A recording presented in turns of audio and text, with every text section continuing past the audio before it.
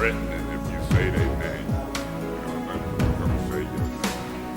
That ain't concerned about giving them ordinance to say their name, not your wife.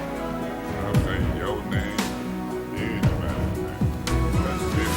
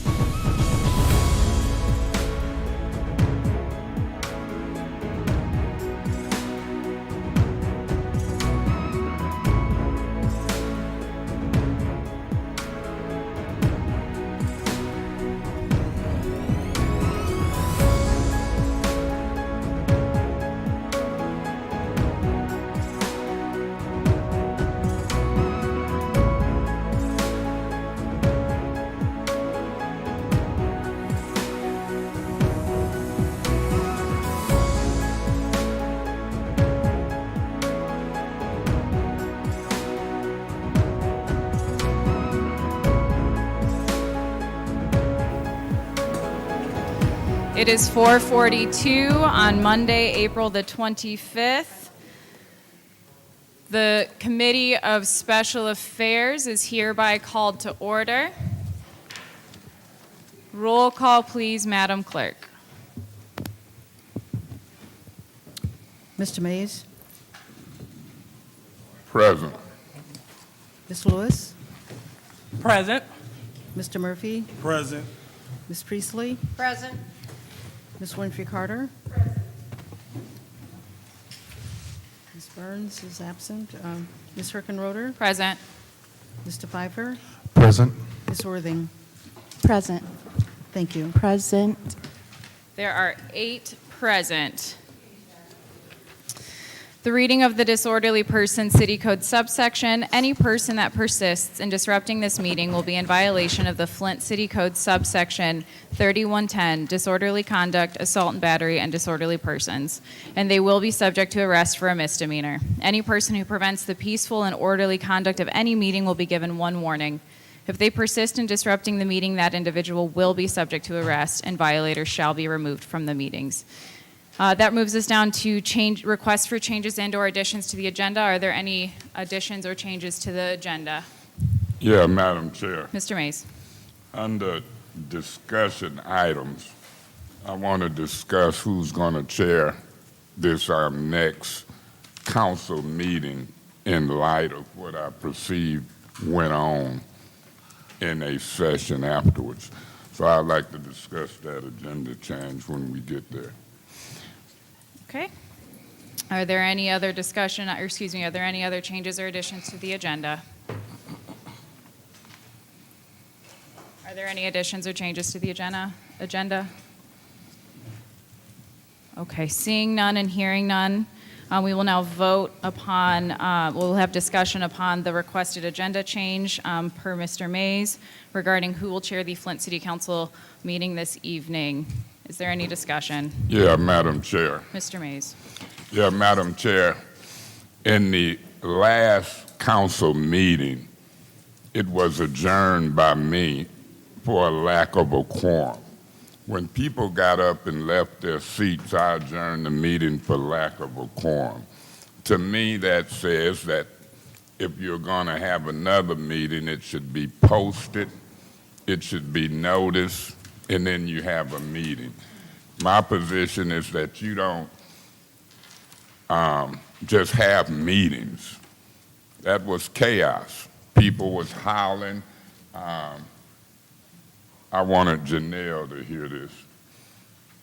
And Janelle went, I guess she responded. I reviewed the tape 2 times. And when you're in a meeting and somebody is presiding, I don't know unless you're on a pirate ship that folks can just have a mutiny and take over. As legally presiding officer at the time, that meeting was adjourned for lack of a quorum. Now, I noticed after that meeting illegally convened, and I want to let this council know probably this week or next week, something should be filed in the circuit court to enforce the charter as it relates to this presidency. So, you know, I'm not interested in getting arrested or my freedom of movement being restricted. The film that night will show 2 police officers surrounding me. They were talking with Attorney Kim. I believe he was telling them how to treat me. They restricted my freedom of movement. Some people would call it an unlawful arrest. But as I watched the film, I've seen 3 and 4 and 5 council people convening with Mr. Kim as he was trying to get appointed city attorney, and in my opinion, using me to give y'all wrong information. He said that y'all could get together in groups of 3 or 4 or more outside of a meeting and deliberate. That's not true. He said that people could holler out, call for the question, motions, and didn't have the floor. That's not true. But then folk voted for him for city attorney. That meeting was convened. I watched it. The group came in. You could see them communicate. Then they met, and they put a motion on the floor to remove the president. They didn't have an opportunity to have the due process procedure. The city attorney's opinion said it should have been a special order on a future council meeting, but this group proceeded. So we'll get to council meeting tonight, and we'll probably see Ms. Herkenroder try to act as if I'm not here, and then she'll try to conduct, with the blessings of the majority, a council meeting. The damage will be irreparable. For example, in that, what I'm calling an illegal meeting after the fact, this council moved $16 million to the land bank. In my opinion, when that meeting was adjourned for lack of a quorum, all of the action that took place in that unlawfully non-posted meeting might not have been legal, even the moving of the 16 million, let alone removing the president. So we'll see what the courts do, and I wanted to have this discussion item prior to going into the next meeting because I'll exercise 3 options. 1, I'll try to give this council an opportunity to admit that they might have did something wrong. 2, I'll sit in my first ward seat and continue to represent folks on important issues without being the president. 3, if it gets too hairy again with them police, I'll sit in the audience. 4, I'll go home and watch it on TV. But the point is, I thought it was outrageous that 2 officers restricted my freedom of movement while y'all reconvened the meeting that had been adjourned for lack of a quorum and proceeded. So I'll be voting for this discussion item, but I'm smart enough, Jan, to talk about it now, because they probably will fight against an agenda change for discussion. Thank you, Mr. Thank Mays. you. Is there anyone else who wishes to speak on this Madam discussion Chair. item? Ms. Worthing. I'll be voting no for this discussion item. The vice president chairs the meeting. If there is no president at the time, this is something, if you want to take it to court, Mr. Mays, be free to do that. But in my opinion and the opinion of our attorneys, we did this legally and did it in the correct way. And I'm looking forward to our council meeting led by Ms. Herkenroder. Thank you. Thank you. Is there any more discussion? In the first round. Is there any more discussion? Yes, in the first round. Is there any more discussion? Hearing none, is there any discussion in the second round? Is there any discussion in the second Yeah, round? Madam Chair. Mr. Mays. I'll just make my point. This is an agenda change.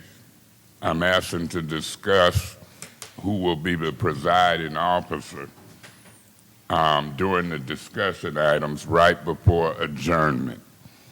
I don't expect that the people on this council who held what I'm calling the illegal meeting after the meeting had been adjourned for lack of a quorum, I don't expect the majority of this council to even allow this discussion.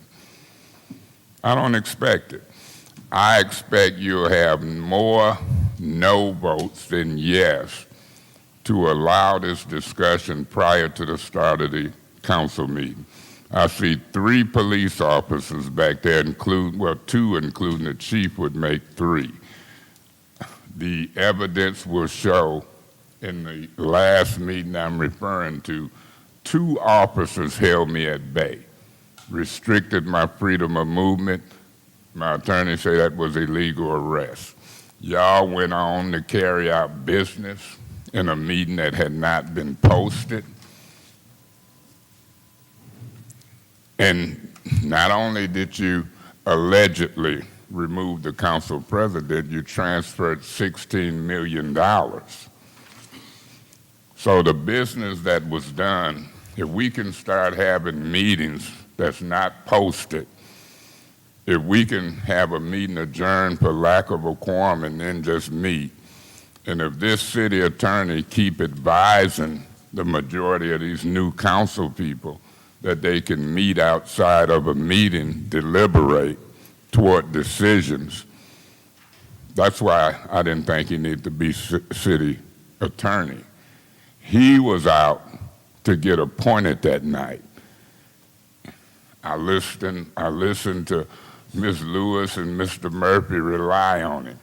Are you telling us the truth? We could do this. Even though his legal opinion said it should be a special order placed on a meeting to give notice. Even though his legal opinion say when they get in that process, I should be able to defend myself or talk in a due process procedure. None of that happened in that, what I'm calling illegal meeting. Ms. Worthing say, go to court. We will. Ms. Worthing is providing that leadership along with Mr. Kim, and I know grown folks should be able to think for themselves. But I'm not out to get arrested attempting to do my job in this hostile work environment with those ranking officers. Today, I will continue to represent the First Ward today, but if that gets hairy, I'll sit in the audience, and my third choice is to go home, watch it on TV until we get to court. But I've never seen such a rogue group of council people having illegal meetings after meetings been adjourned for lack of a quorum. I've never seen a city attorney conspire unlawfully with a group of 3, 4, 5. And we've got the evidence, if not direct, circumstantial, from reviewing the tape. I've never seen nothing like it. The charter dictates the term of president, and the charter dictates the due process procedure for removing any elected or appointed person. There's a hearing that should happen, a process that didn't happen. So I'll be voting yes for this agenda change to discuss it prior to the next meeting. I expect the majority of council people to vote no as they try to cover themselves for these unlawful going on. Thank you. More discussion in the second round? Is there any more discussion? Is there any more discussion? Hearing none, that moves us to the vote on the requested discussion item of who will chair the city council meeting this evening. Roll call, please, Madam Clerk. Mr. Mays? Point of order. What's your point? Madam Chair, this is a discussion of the procedure as it relates to what went on and who might chair, not just a discussion of who would chair. Do you agree or disagree with my request? The discussion item as written down by the chair read, who will chair the Flint City Council meeting this evening? That's not the total aspect of my discussion item. Madam Chair, are you refusing to characterize my discussion item for agenda change to be what happened as well as who will chair? Mr. Mays, if you would like to discuss that, if this discussion item passes, you are well within your right to do that. The vote is for who will chair the Flint City Council meeting this evening. Roll call, please, Madam Clerk. Point of order, Madam Chair. What's your point? Your job is to repeat the motion if you didn't hear it properly after I just went through a long description of it. Maybe the keeper of the records. I'll be voting on the discussion as to what happened as well as who would chair. Why you're fighting against that, I just don't know. Okay, we are at the roll call vote, please, Madam Clerk. Mr. Mays? Yes, for the agenda change. Ms. Lewis? No. Mr. Murphy? No. Ms. Priestley? No. Ms. Winfrey Carter? Yes. Ms. Burns? No. Ms. Herkenroder? No. Mr. Pfeiffer? No. Ms. Worthing? No. The vote is 2 yes, 7 no. The vote is 2 yes, 7 no. That agenda item fails. As such, given that there were no other additions or changes to the agenda stands. That moves us to public speaking. Are there any public speakers? Public, please do not forget to state your name for the record. Hello. My name is R.L. Mitchell. I reside at 759 East Linden Avenue in Murphy's ward. And I'm speaking on the subject of guns. And the gun I'm speaking of, the one about in Grand Rapids, about the sheriff across the street, I remember the teenagers asked them to walk with them. They ain't never addressed that situation yet about the police in Grand Rapids shooting the guy in the back of the head.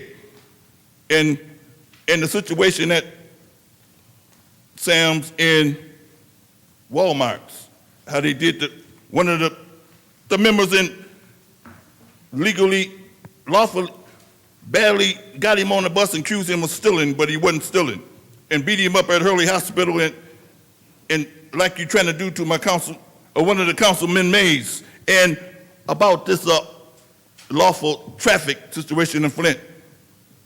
I was asked last week to ride along with a 13-year-old girl, and I'm putting me in the back seat, the mother in the front seat, but she was so happy driving, but she wanted to drive on the main street, but when I started speaking, she speed on the gas, it couldn't hardly stop.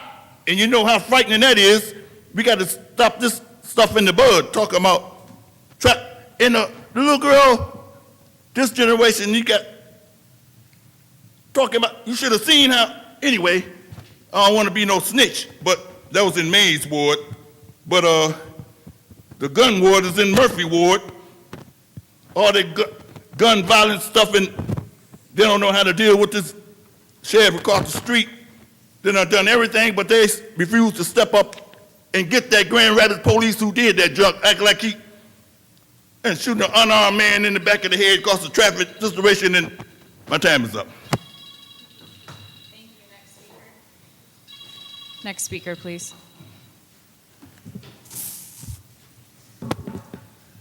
Arthur Woodson. Today marks the 8th year of the water crisis.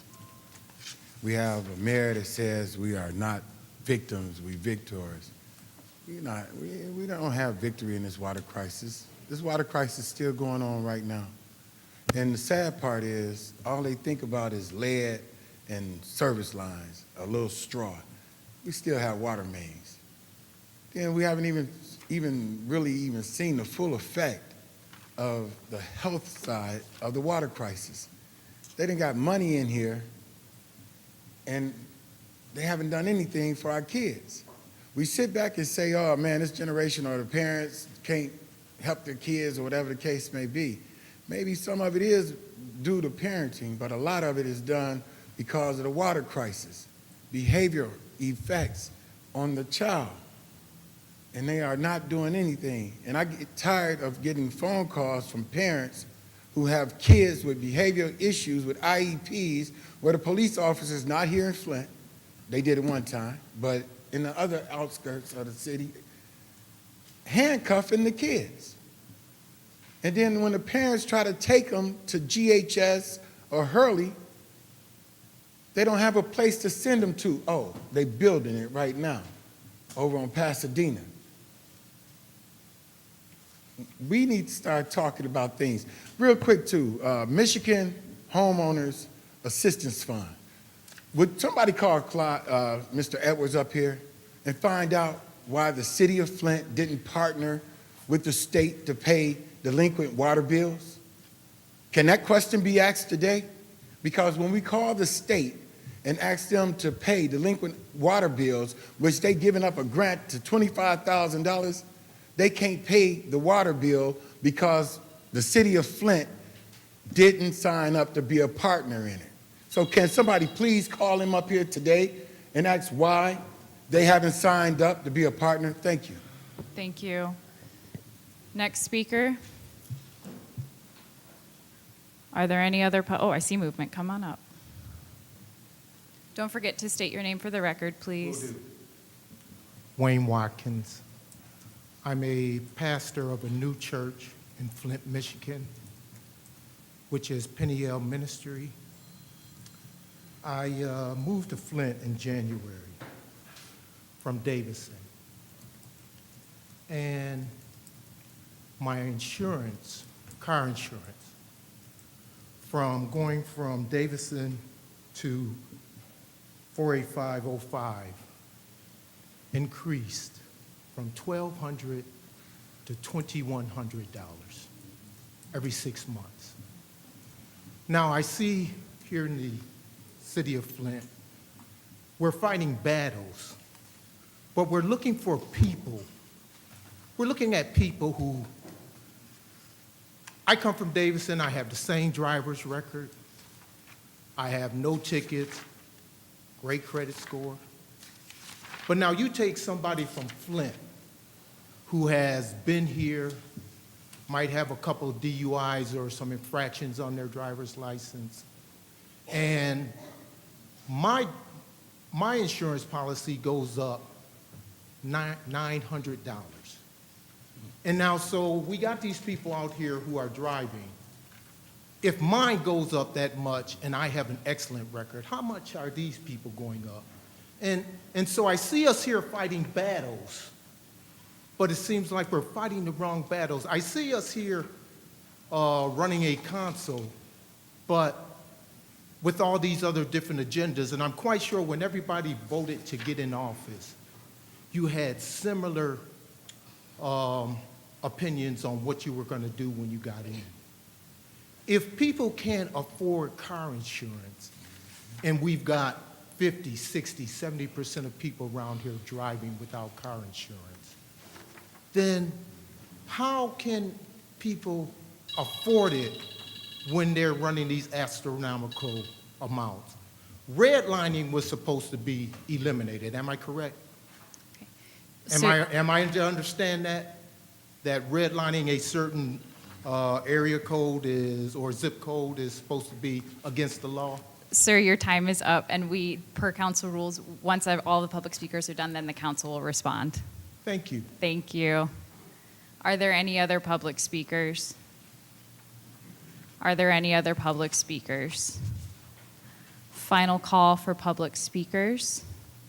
Seeing none, is there any council response? Madam Chair, Miss, was that Worthing? to Mr. Watkins.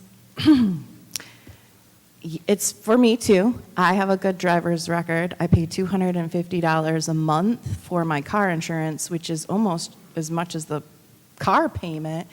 It's a crime. However, council unfortunately has no control over that. That would be the state. And just like many things that I think are backwards in this country, like Families on Medicaid can't get good mental health care. That is a shame. The poorest of the poor can't afford home insurance or car insurance. It is something that our country needs to change, and so far, that change hasn't happened. I don't know why, but I think petitioning your state officials would be a good start for something like that. And let us know if you get something together, because I'd be willing to go to Lansing for that one, because that's a lot of money, $250 a month. Not everyone can pay that, you're right. So I just wanted to put that in there. Thank you for talking. No, unfortunately, no. Are there any other members of council who wish to respond to the public? Yes, Mr. Murphy? thank you. To R.L. Mitchell, I hear you about the violence. I plan on in the council during the add-on to the agenda, talking about the rash of violence in the city of Flint. So I hear you. I got calls about some killings right there on Selby Street last night that happened. To Art, 8 years later, I hear you. I was taking notes about the behavior issues that you talked about. We still haven't been confiscated for what the residents went through. And for the Michigan Homeowner Assistance Funds, I did try to go on that website to apply. One of my residents tried to get some help, and it wasn't smooth sailing to get through there. So I hear what you're saying on that part right there. Hopefully we can talk about that, and hopefully we can talk about where we are now, 8 years later, because it is the anniversary of the Flint water crisis. I think they did something over Claire McClinton with the Democracy Defense League did something over there at Kersley Park. I believe it was today. It started at 2, and it was they also did some kind of flag or memorial in honor of Tony Palladino. To the young man who talked about the insurance policy, I served on a charter, and I was looking in my charter trying to figure out where we put it in the charter, but we did put something in the charter to talk about the insurance thing, so we can do something as a city. There are some good things in this charter that addresses your issue. I hear you. I pay $509 a month on my car insurance for 2 cars. So I hear what you're saying. I look forward to hopefully we can work and do something to address your issue, and I'm gonna look at addressing some of the issues that you talked about. I wrote them down. Okay. Thank you. Are there any other members of council who wish to respond to the public? Madam Chair, Ms. Priestley? Mr. Watkins, I suggest you reach out to the Michigan Insurance Commission. They do have control over the insurance rates in the city. I'm very blessed in that I do have a decent policy, but my homeowner's insurance is almost double what my friend's insurance is that have $450,000 house in Grand Rapids area. So I got you on that, and so if we talk to the Michigan Insurance Commission, those are the only people who can help with rates. Thank you. Ms. Burns? Thank you, Madam Chair.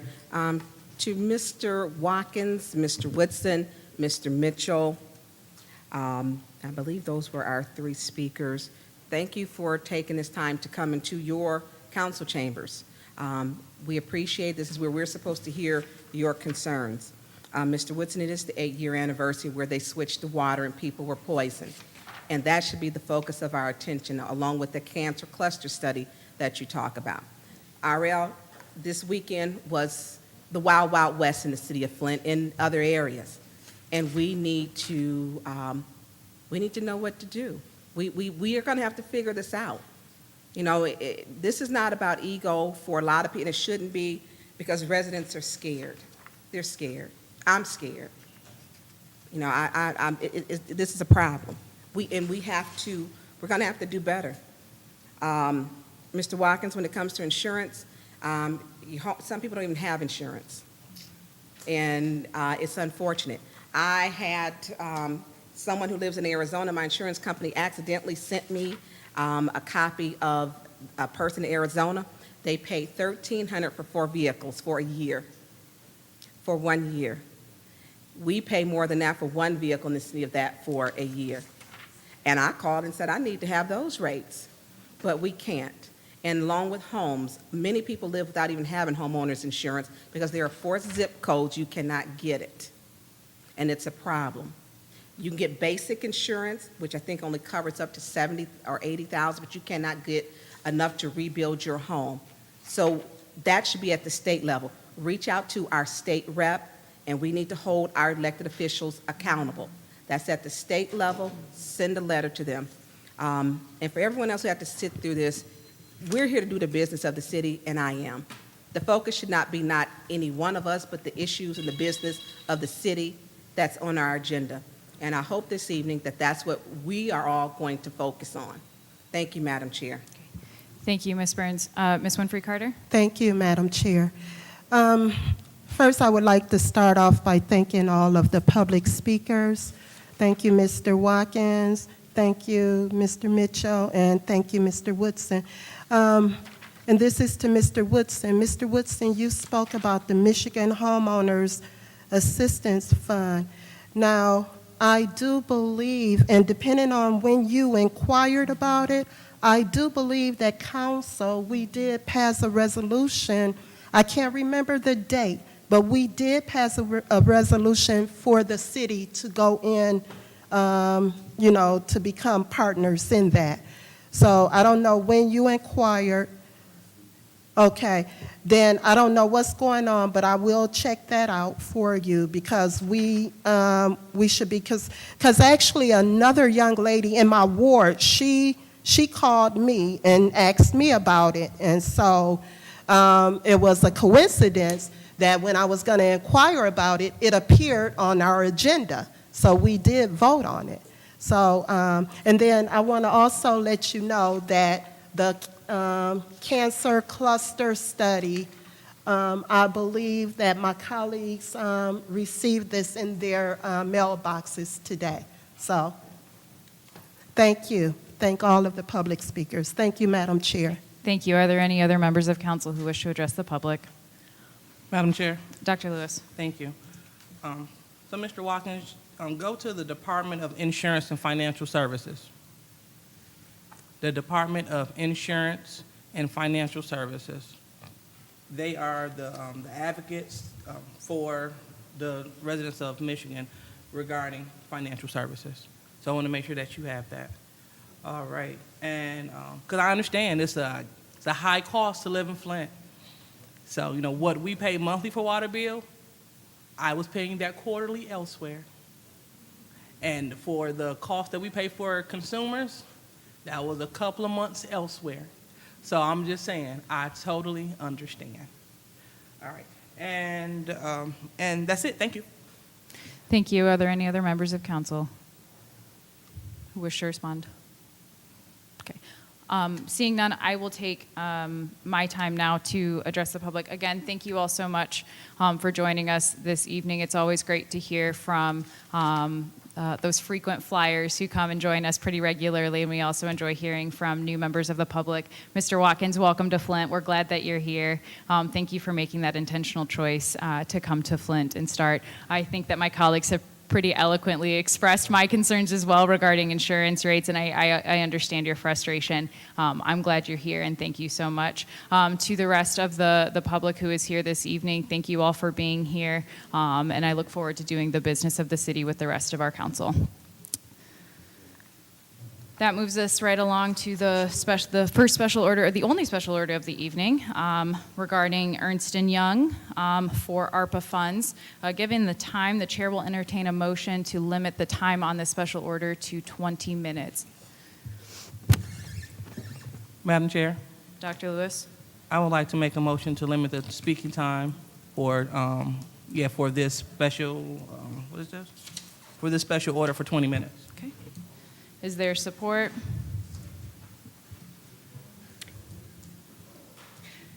Is there a second? The motion on the floor is to limit the special order to 20 minutes. Is there support? Support. It's been moved and properly supported. There is no discussion on a motion to limit debate. Roll call, please, Madam Clerk. Ms. Lewis? Point of order. What's your point? We are not having no discussion on this. There's no discussion on a motion to limit a certain time limit. okay. So we can just, so we'll vote yes for the 20 minutes or no for the 20 minutes. It's just 5 votes. Yes. Mr. Murphy? No. Ms. Priestley? Yes. Ms. Winfrey Carter? No. Ms. Burns? No. Ms. Herkenroder? Yes. Mr. Pfeiffer? No. Ms. Worthing? No. Mr. Mays? No. The vote is 3 yes, 6 no. Vote is 3 yes, 6 no. That motion fails. Madam Chair, Ms. Worthing. I'd like to make a motion to limit debate to 5 minutes for each council person, max. Maximum?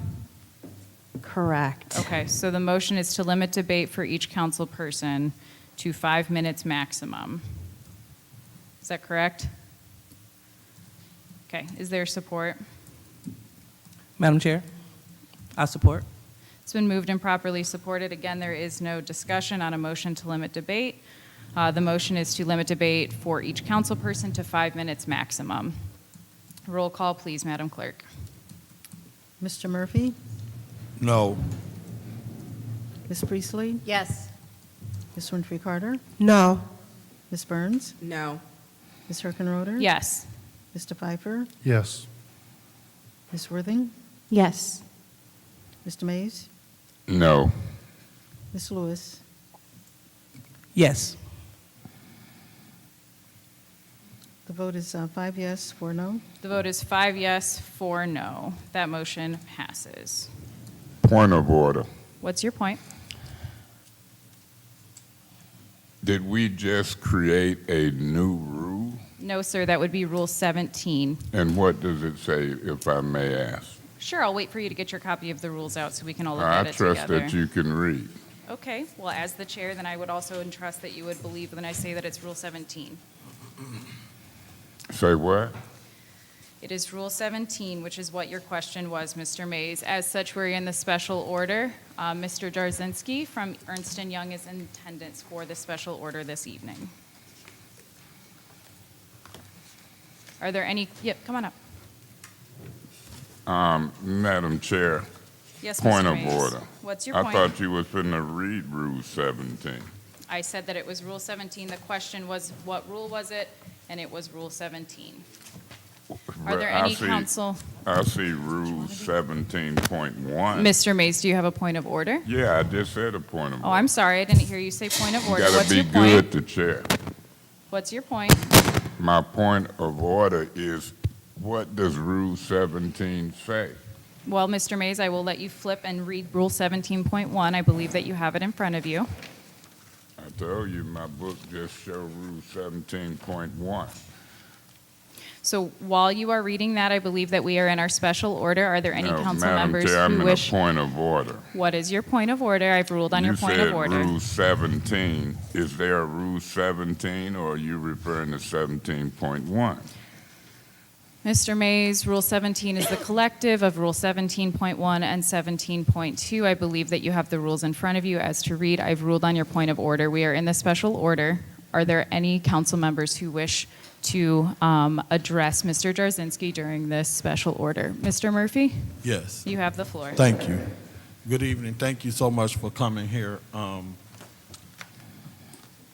got a couple of questions. One is, are you drafting, I've been getting calls for people that's been requesting and acquiring about applying for ARPA dollars, businesses, organizations, or people who faced a shortfall when it came down to the COVID. We had a series of meetings. The council had 4. The mayor had 4. You attended all of the mayor's meeting. You did not attend not one of our meetings. I'm disappointed in that because the compliancy firm worked for the city of Flint, not just for the mayor. And I think even though you might be getting your directions from the mayor, you work for the city of Flint, all of us, not just the mayor and the city council. So hopefully you are aware of that. Hold on, I'll wait, because I want to be able to see you. Could you hold my time?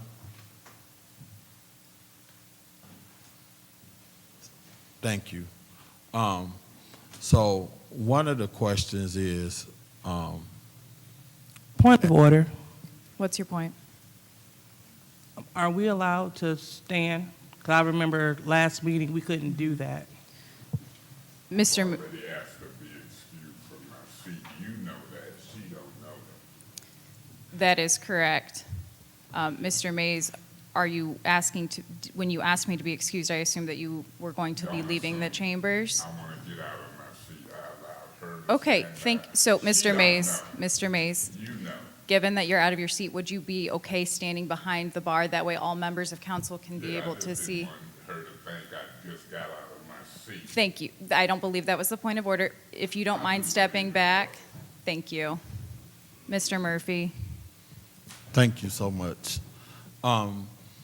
So are you guys putting together a, and this is through the chair, to ask some questions. Are you guys looking or drafting requests for proposals or requests for applications to put out? Where are you guys at with that? I know a lot of people been coming, even the food market, the Sylvester Broom Technology Center. They're just, I'm quite sure my colleagues, we've been getting calls for organizations and agencies ready to apply for some of these fundings. So are you guys planning on drafting application to put out to the public for a request for proposals for people to start applying? If you are, what's the timeline? Is it a week from now, a month from now? Where are we at on that? Yeah. So, first of all, good evening, and my apologies for missing last Wednesday.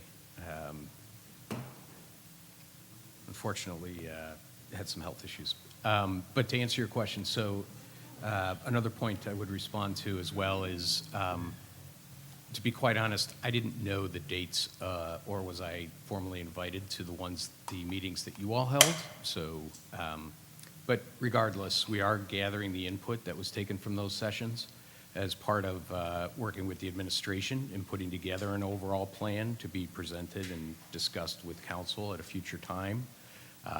That timeline is set with the administration, but it will include what we would call notice of funding opportunities, grant applications, those types of activities as well. So to your point, when folks are looking for money, depending on the ultimate priorities, they're decided by the city and city council, or administration and city council. Those types of applications are being drafted as we speak, depending on the nature of the grant itself, because some will be infrastructure focused, some will be program focused, some will be business focused, such as the Flint. So all of those things are being drafted, and we're working on those types of things now. My other question, have you, the administration met with any of the council people to get the information from the input that we have received from our 4 sessions? Have you guys had any kind of deliberation and met with any of the colleagues, whether it was the council president, Mays, or any other council person, the ad hoc committee, Councilman Dr. Lewis or Councilman Priestley? Have you guys met and reviewed the applications, the one-pagers that we put together for our input sessions? Yep. So I attended a meeting, a meeting with the ad hoc committee. Councilwoman Priestley was there as well. The administration was there, represented by Mr. Whittigan. And through that discussion, we talked about the process that we were working on with the city administration, as well as inquired on the priorities that were identified through the council meetings. And we are in the process right now of obtaining that information. I think they're the one-pagers that you refer to. And those will be incorporated as we gather up the information for everybody to consider. So at this point in time, if organizations are reaching out to us, the big question is, when can we apply? What would be your recommendation and what we should tell them? Are we prepared at this point in time for them to try to apply? What's that process going to look like in your vision as the consulting firm that will be? I think, let me restate the question. I think what you're asking is, when will people be able to apply for funding? Yes. Okay. So to break that down a little bit, part of the input sessions that we attended with the city and your input sessions as well were to assist with the development of an overall plan in terms of how to prioritize and spend the funds. Once that agreement, or at least an overall plan, is put in place, and they have the primary expenditure categories, there will be dollars that will be available under those. So for example, public safety or housing assistance, those types of programs, each one will have an application process. And so those will be available at that time.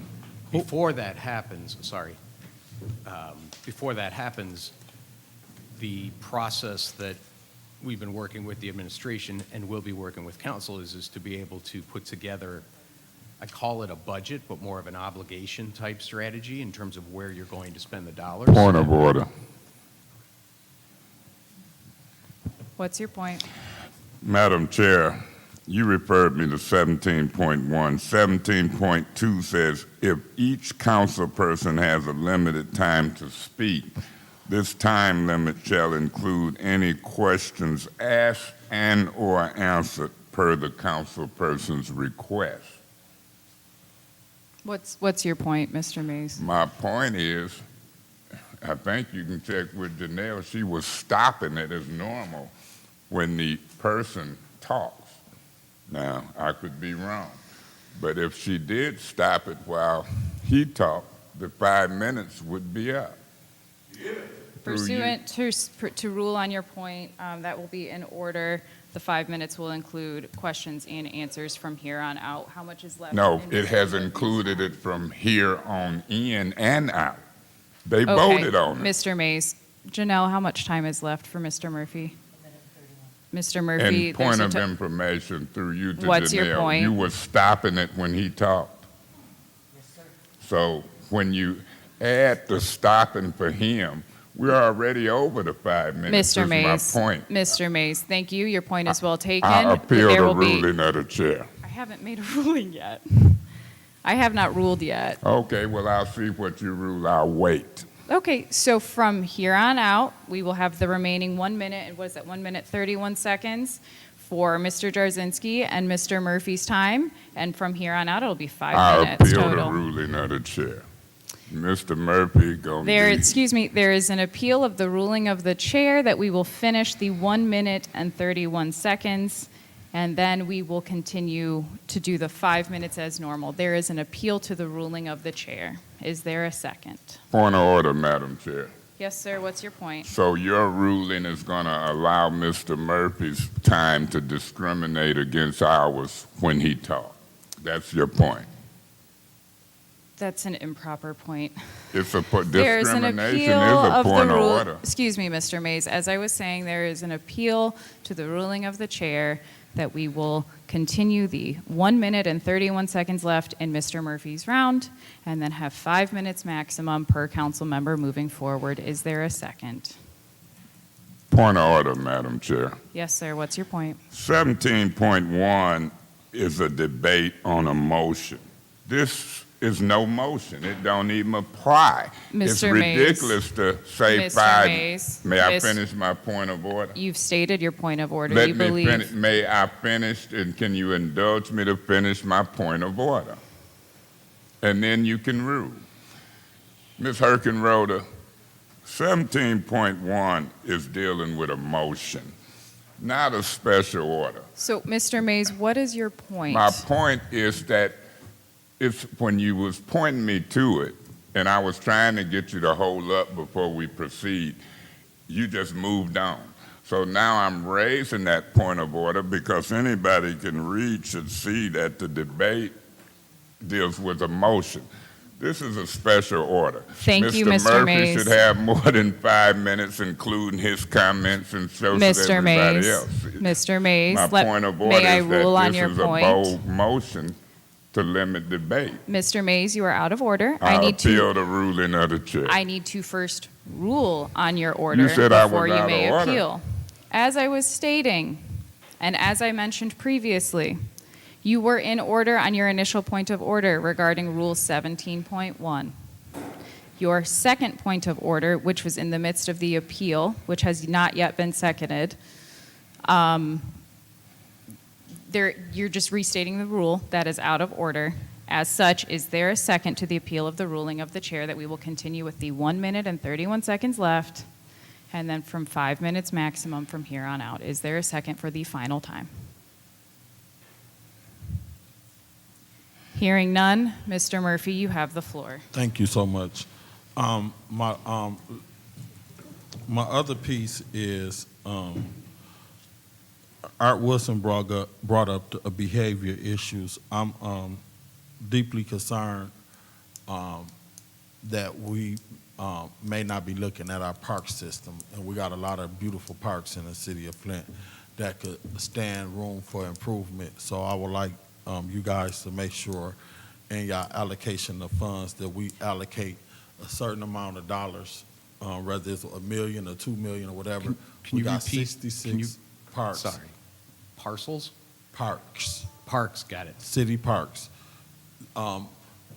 When we have nice, beautiful parks for kids to go and play in, that help deal with behavior issues that kids may be facing due to being exposed to lead. And my last piece is, could you clarify, was the, for the record to the public who has been asking questions, the Miller Road project that we approve with ARPA dollars, I think it's in Fife, Councilman Pfeiffer Ward, and the $16 million that we approve for demolition of properties owned by the land bank, was that legitimate, and did that qualify up under ARPA dollars? Because we was getting, what I was getting calls or email or maybe where the ARPA dollars, and I'm wrapping up, the ARPA dollars could not be used to tear down properties that was owned through the land bank. Thank you. So, You can answer that in 10 seconds. okay, the answer is both are eligible expenditures under the Rescue Plan Act. Perfect. Thank you. Ms. Winfrey Carty, you have the floor next. Yes, thank you, Madam Chair. Thank you for being here and doing this special order. I had one question, and I think you may have answered it for Councilman Murphy. Did you get some proposals, I believe, that went to the council office? I think different organizations were sending their proposals to the council office with that one sheet form that the council made.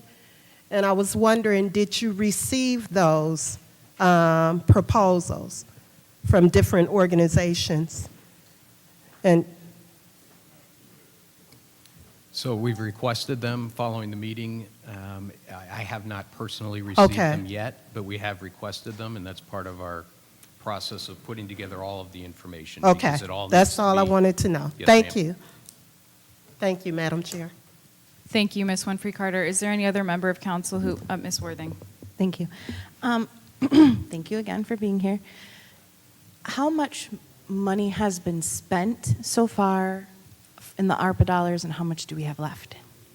The funding that's been spent to date, that's been an actual expenditure, is related to the premium pay. So I want to say $2.6 $6 million was spent on premium pay. That was the first responder pay that council passed, I want to say, a couple months ago. Additionally, from an obligation perspective, the Miller Road sewer replacement is an obligation, but that has not been expended at this point. So, the way we would view it is you've got 94.7 million, you've spent 2.6, you've obligated another, I want to say, 1.9. I could be wrong on the number. Point of information. Yes, sir. What's your point? It's another $1 million obligation to your firm too, correct? No, that's not an obligation. That's a contract we have with the city. The expenditure would be for our time and materials over the course of the year. Point of information through you, Madam Chair, to the Speaker, but that $1 million would add in to the other. It'll be part of your administrative expenses, yes. So it's another $1 million, correct? If we get there after the first year, yes, it would be $1 million.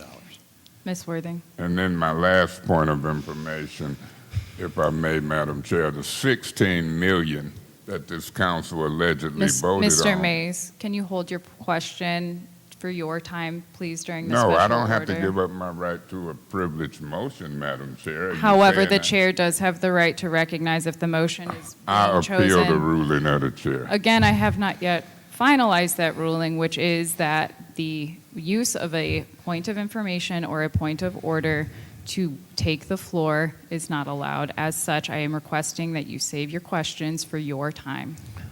Madam Chair, I don't have to save my privileged motion no different than anybody else. Thank you, Mr. Are you Mays. ruling that I can't use a privileged motion? If so, I'm going to appeal it. That was not what I said. Ms. Worthing, you have So the then floor. I could proceed with my point of information as it relates to the 16 million? Mr. Mays, please hold your point of information until your 5 minutes, given that you have already Point of asked. order, Madam Chair. Please let me finish, Mr. Mays. No, point of order stops everything. What is your point? My point of order is that you have no right to discriminate against me as it relates to a privileged motion. Mr. Mays, that point of order is not a proper point of order. Second of all, the chair is the one to say whether or not a point of information is a valid point of information or whether the speaker is trying to abuse points of information to obtain the floor. Given that this was your third point of information, I will again deny that point of information, ask you to save that for your 5 minutes, and return the floor back to Ms. Worthing. Ms. Worthing, you have the floor. Thank you. Point of order, Madam Chair. What's your point? It's well-founded that you don't rule on a point of information. The point of information is to the speaker. Mr. Mays. Let me finish my point of order. The point of information is to the speaker. It's the speaker's discretion whether he or she answers, not Mr. yours. Mays, So Mr. my Mays, point that of isn't order- proper. Mr. May I Mays, finish my point of order, Madam Chair? what's your The point? point is it's to the speaker, not for you to rule upon. And as the chair, I will again rule that you, regarding Rule 26.3. I appeal the ruling of the chair. I have not yet It- ruled. You have ruled. Regarding Rule 26.3, the presiding officer must rule with either proceed or denied. As such, I ruled as denied. Ms. Worthing, you have the floor. Thank you. I wasn't quite finished. So Go ahead. another way to look at it is, out of the 94.7, in theory, actions have been taken on the premium pay, the water main, as well as the land bank amounts. So 16, you've roughly, 20 has been taken back. And administrative expenses, if you want to put it at $1 million, would be another $1 million. Thank you. And that leaves us with how much left? Roughly 74 million, 73 million. Okay. It's a lot of money still. It just gave me, working with millions is really difficult because to us normal folk here in Flint, $1 million is like, we'll never see that. So I was having a mini panic attack every single time we said, oh, 16 million, oh, 2 million, and we still have some left, so that's good. I don't know. I think Quincy already asked my other question. I don't think I have any other right now. Thank you. Thank you. Mr. Mays? Yeah, thank you, Madam Chair. Brian, let me say this. I don't think I have a problem talking to you on a regular day. I'm sure that those applications will get to you and you can vet them. I asked you to come here on a special order. You were sick, they told me. Now you're here today. Clearly this council is missing something. Rule 17.1 says the council may decide by a majority vote to limit or determine the time that will be devoted to discussion of a pending motion. There's no motion pending before this council. When she cites Rule 17.1 and everybody up here condones it, that's only limited in debate of a pending motion. And so I'm going to use my 5 minutes totally different from theirs. And I'm the one who called you here because y'all work for the council as well as the administration. We've got $94 million to spend. It's serious business. This is a fight about who's going to spend what money. My job is to help some folks in the city. My ward is primarily black. What I've noticed is certain folks come up here, 16 million for the land bank. You got colleagues who say they wouldn't vote for a dime until everything was budgeted. That turned out to be a lie. They voted. Whether it was in a legal or illegal meeting the other night, they voted. I just like for them to show themselves as to be true. They voted for a Miller Road project. And 1-point-some million and turned down 600,000 for black folks in the first ward.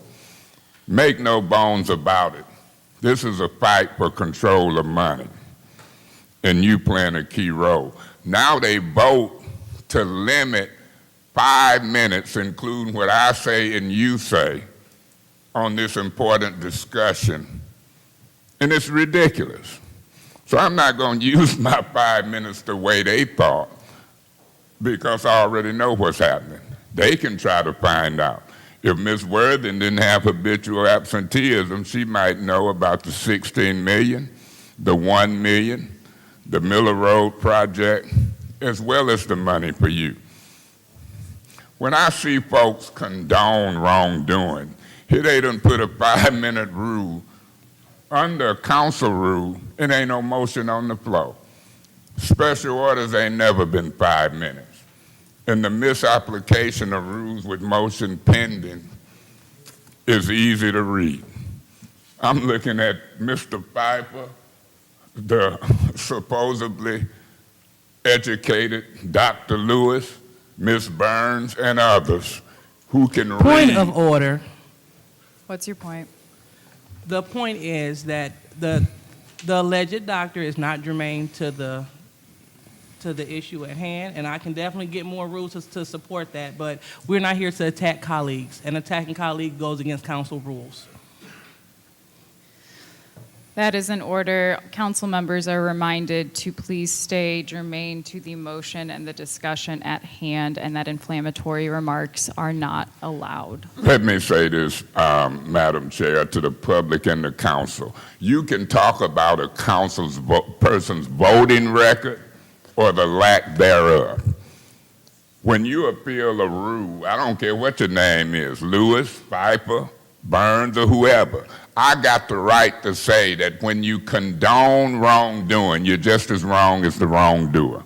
And I'm going to name your names, and I'm going to talk about your absentee and voting records and your knowledge, whether you're a doctor, dentist, or Indian chief.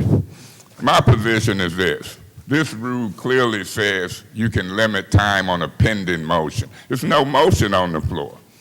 When I point of order that you were out of order ruling on it, when I was talking about Mr. Murphy, everybody sit still.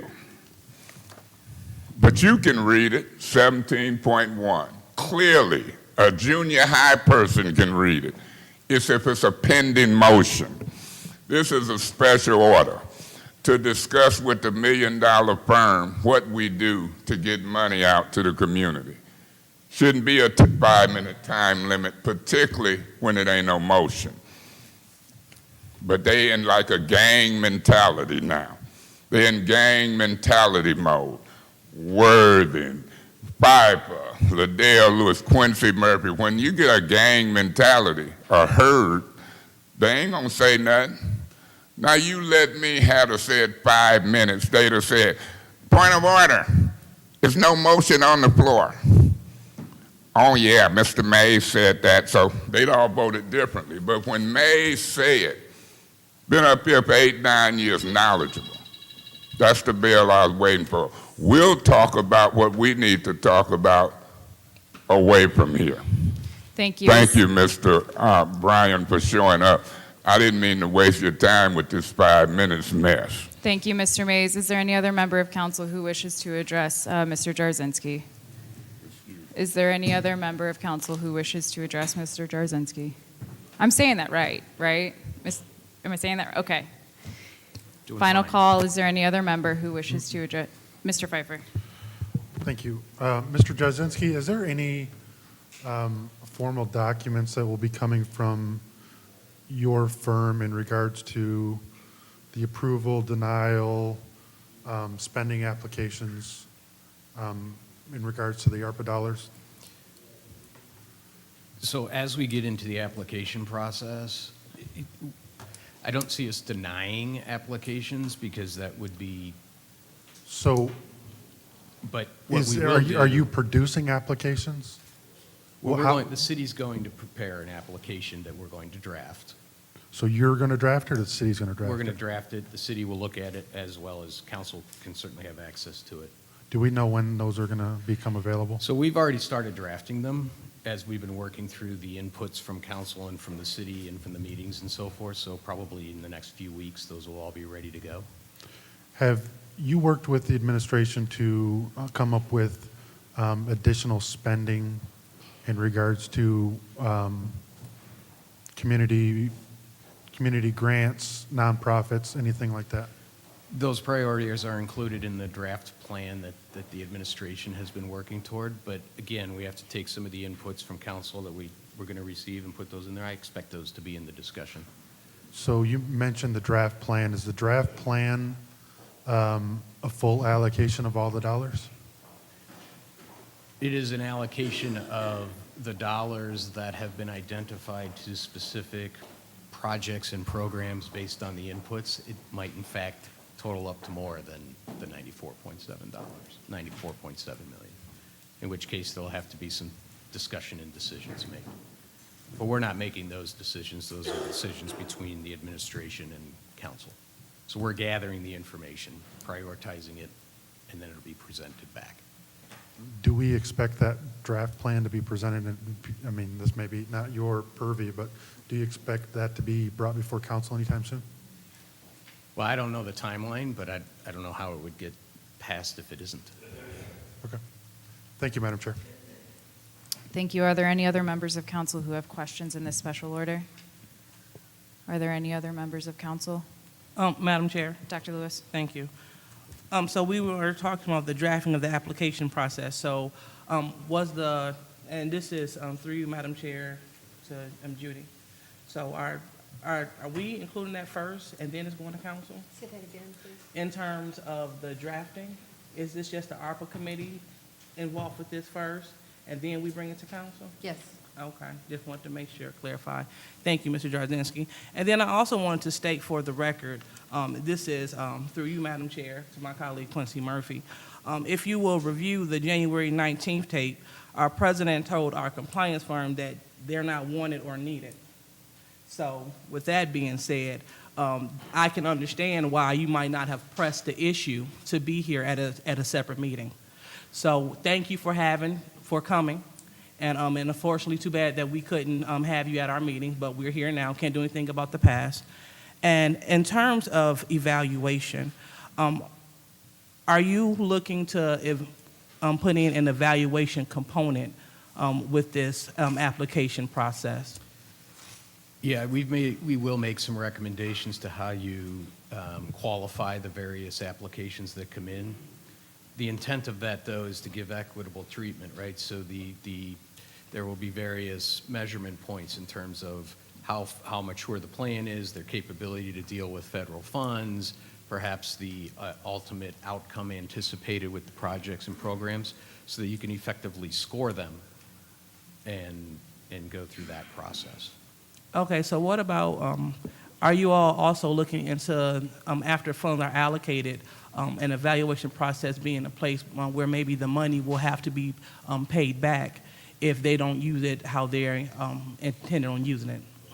Yep. So depending on the nature of the actual program or project, if it's given to a not-for-profit, for example, to spend the funds, we will monitor their spending at various points across the process. We'll also educate and train them in terms of how to use federal funds, so how do they procure their services and so forth, as well as to the extent that projects are undertaken by the city directly, we will be part of the procurement process and we will maintain all of that documentation. Another example would be for the land bank, who has dealt with federal funding before. We will do a risk assessment and we will do monitoring of their activities throughout the life of the funding that's associated from the city of Flint. Okay, so you will be monitoring everyone that receive a penny of the funds? Yes, ma'am. All right, thank you, Mr. Jarzinski. Thank you, Madam Chair. Madam Chair. Ms. Priestley? Madam Chair, Mr. Jarzynski, I just call you Brian. One of the concerns, which we discussed when we talked, was those companies or agencies or groups who want to receive funding grants from us. Is there anything that you can think of off the top of your head that would disqualify one of those requesters from receiving these federal dollars?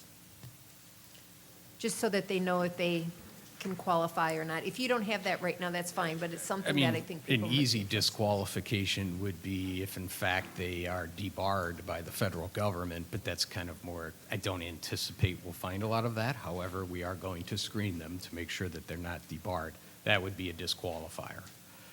Beyond that, through the application process, our intent is, I expect that there will be different levels of capability in terms of filling out an application. And our objective is to make sure that people have a chance, an opportunity to put together a complete application. So as we go through and push out these notice of funding opportunities or applications, we have to make sure that we're doing it in a way that isn't, for example, only online, right? Because then you've not disqualified, but you've not made it accessible to everybody, for example. As well as people go through the process, some of these things will require financial forecasts, those types of commitments from other parties and so forth, and we will be working with whoever wants to apply to make sure that that information is gathered. Honestly, if some people don't come up with that information, that could be a challenge for them, and it will be reflected in their, the overall evaluation. So probably having some working days where they can come in and get assistance in applying for those funds would be a great thing to have down the line, as soon as we get those processes in place. We plan to have access for folks at City Hall. Wonderful. Thank you very much. Appreciate that. Thank you. And then I believe everyone has asked questions. Ms. Burns, did you have questions? Madam Chair, no. I have Mr. Jarzinski's number, and 5 minutes is not going to do me much good for me and him, so I will not use this time. So I'll contact you, Mr. Jarzinski. Okay, I just wanted to make sure. Jarzinski, did I get it good this time? Jarzinski? Jarzinski.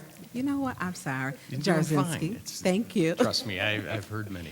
Okay. The other thing I would say is, as this group has questions or insights and so forth, thus far I've only received a few through Mr. Whittigan, but feel free to use that. We try to respond very quickly. You can also, I think everybody has, I know Councilwoman Burns, you have my contact information, as do some of the others. We're available to you. We can answer simple questions. We can also theorize with you. We have no challenge with that. Okay. Thank you. And then I do just have a couple of questions. So we know that this funding doesn't need to be entirely allocated until December of '24. So has there been any thought about either multi-year projects or members of the community who are maybe not right now in a position to be able to submit an application, but in '23 they are able to.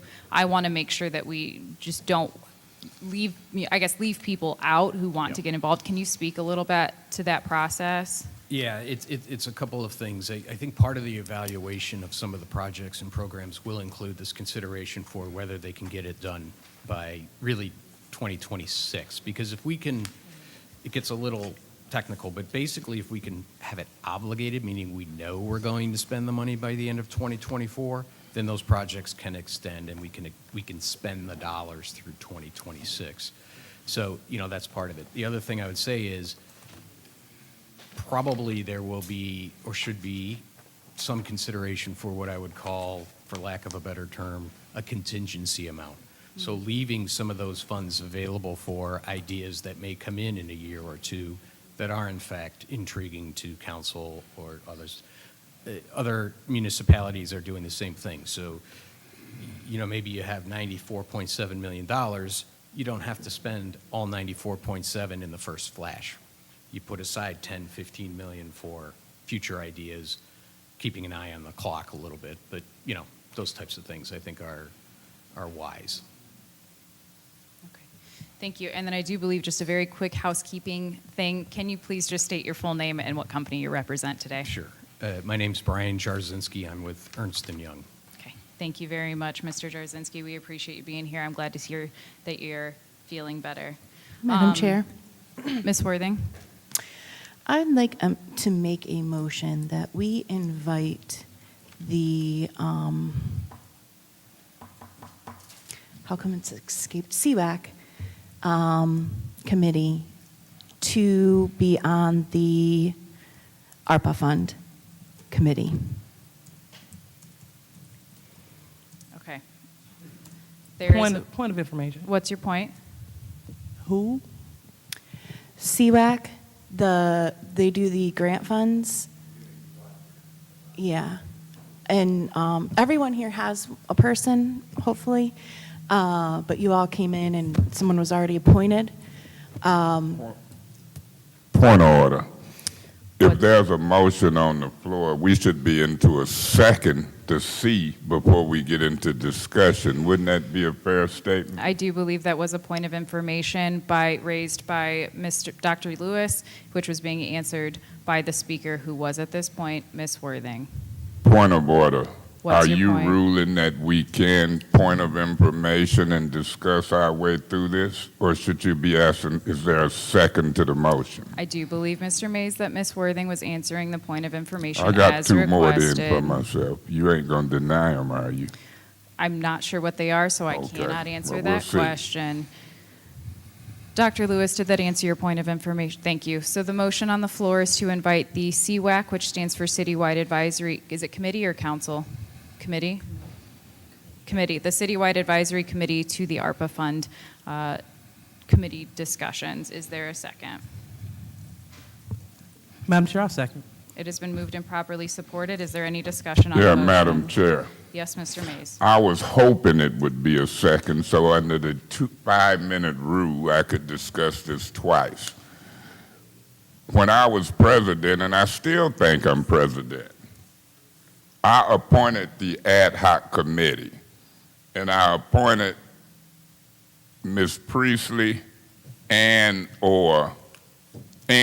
Ms. Lewis.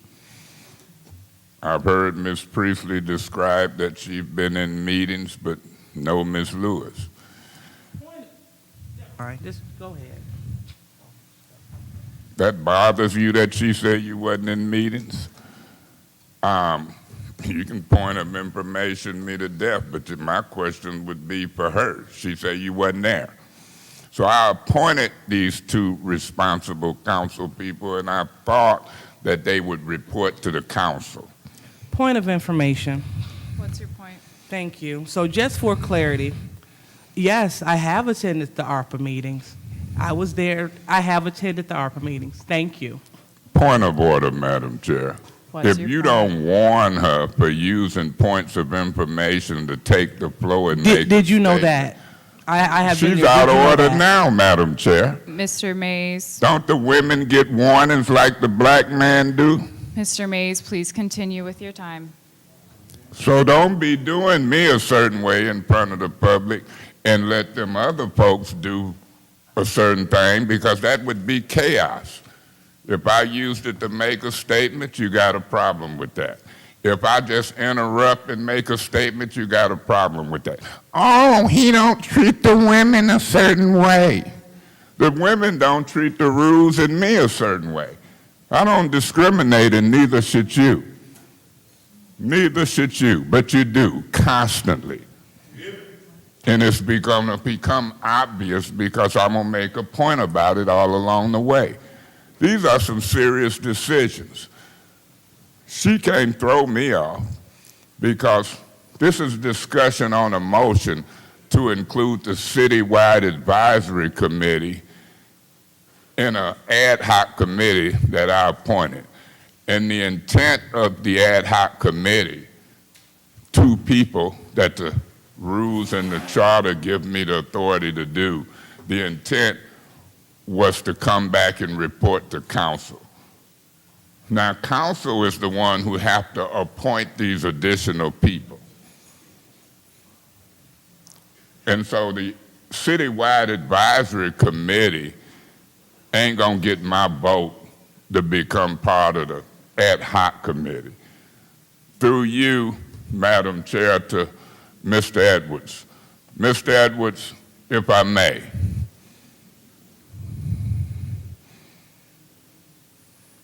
Now we back under the rules where you stop the time while we wait on them and when they speak. It's over there. Ms. Worthing, you say no, we're not, and here you done used a motion to put a limit on the $1 million firm, and ain't no motion was pending. So I don't listen to nothing what you talking about as he walk up here, because your bearings is way off. And Ms. Birkenroad is too for allowing a limited debate and what NAM motion on the floor. I said that on purpose, NAM. Just ridiculous, lawlessness.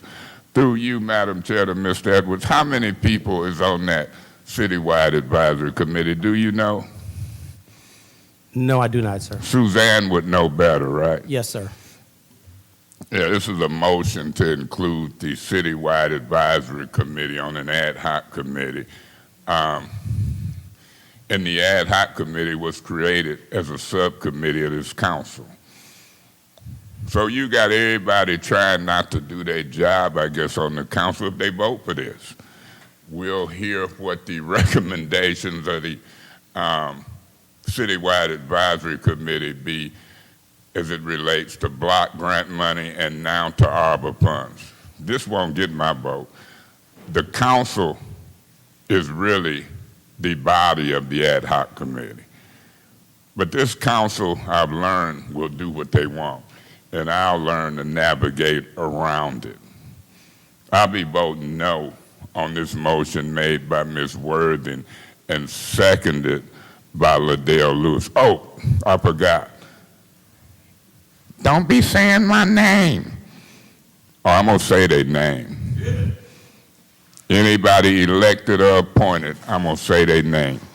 And I'm gonna talk about their voting record, their attendance record, put me in jail. I'm gonna say their name.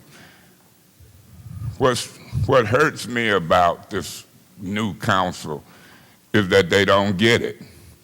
They violating the rules.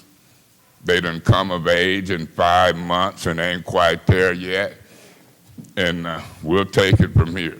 I'll be voting no on turning this Madam over Chair. to the citywide advisory committee. That's my first round communication. Thank you, Mr. Mays. Ms. Worthing, you have What the was she floor. interrupting me for? Point of order, Madam Chair. Couldn't What's your I have point? the courtesy of just finishing up before you and her start engaging? Is y'all in a certain Mr. Mays, sorority? Point of order. What's your point? Ain't it proper for me to finish up before you give people the floor? I was about done. Wasn't that kind of rude, That's not a proper point of order. Ms. It Worthing, is. Ms. You Worthing. just don't want to Mr. recognize Jarzynski. it from the brother. Excuse me, Mr. Edwards? excuse me. Ms. Worthing, hang on. Okay. Ms. Worthing, you have the floor. Thank you. No, wait, don't, actually, can you let Ms. Brian, before I forget, that I have another question for him. Thank you. Appreciate that. So, the reason why I did this is not because I don't trust my colleagues. It's to add more community input into this, because when we do these forms, and we haven't gotten there yet.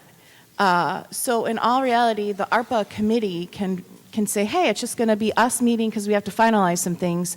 But then let's invite the people from CWAC that want to join when we look through these applications as a precursor to coming to council. They do that with the grant funding. They look through the applications. It's not council deciding who gets what. Point of information. What's your point? Through you to the speaker, Ms. Worthing, have you forgotten we paid $1 million firm to vet those? Proceed, Ms. Worthing. Thank you, Mr. Jarzynski.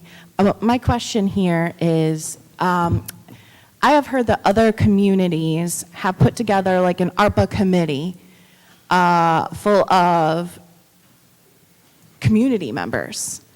Do you know about these ARPA committees and what the requirements and what it should look like are? There's a couple different ways communities are doing it. There are some that are putting together maybe more public-facing or non-government related folks. There are cities that are specifically utilizing internal city administration, depending on how they're thinking about spending the funding. There are cities that are completely opening it up through an input session process and so forth. So there's all types of different ways that communities are looking at these, but that absolutely is an option to get a voice of whether. Now, the only thing I would say about that is I think it would be wise to find somebody who maybe represents some of the priorities, to limit the number of folks maybe a little bit. And I don't mean limit in a bad way, but try and get it to a core group for that type of committee setup that can provide, or it could be even a separate group that provides advice or brings some of those priorities into the ad hoc committee, something like that, those types of things. There's all types of different ways that type of input is being done. Now, in this case, with the administration and what City Council has done, you've gathered some of that input already.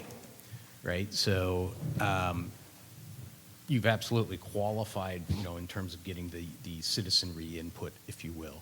But you could set it up however you want. Thank you.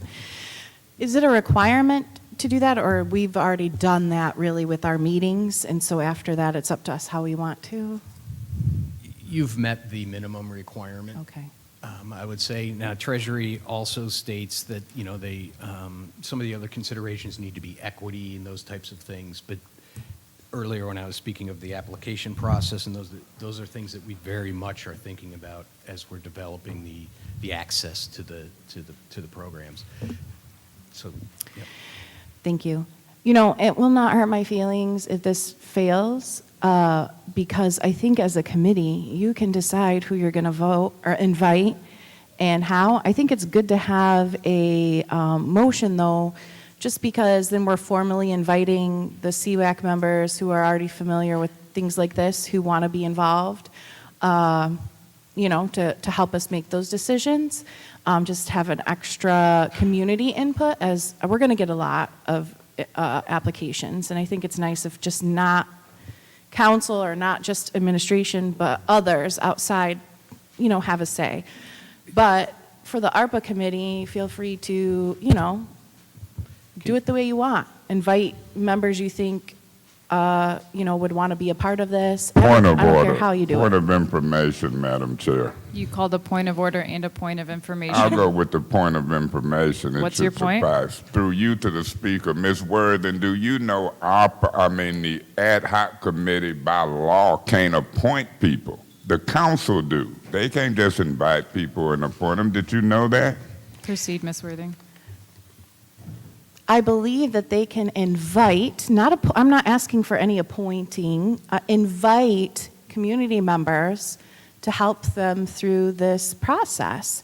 If I'm wrong, someone do a point of information and let me know, but I'm assuming it's a committee. They can invite community members for input. And that is my suggestion, so that it's not only overwhelming for council, but that they have, community input throughout the whole process. Just so that, the community has this input. If they want to do like Mr. Jarzynski says, vote this down and say, hey, before we vote on this, we're going to have a public community where anyone who wants to come and speak on this does it. That's fine, but they're the committee and they're going to be doing that work, so that's up to them. It's just a suggestion. Thank you. Thank you. Is it Mr. Murphy? Thank you. Thank you, Councilman Worthy and Council Dr. Lewis, for putting this motion on the floor to have discussion. But unfortunately, I won't be supporting this motion. I'm with Councilman Mays. We paying a firm $1 million to tell us who's eligible and who qualify. I don't think we need to have this extra advisory committee in place. Furthermore, we had a series of Point of information. What's your point? Does the speaker know that that's not what I said? They aren't deciding who gets the money. They can tell us if they qualify or not, but they're not deciding who gets the money. Point of order, Madam Chair. What's your point?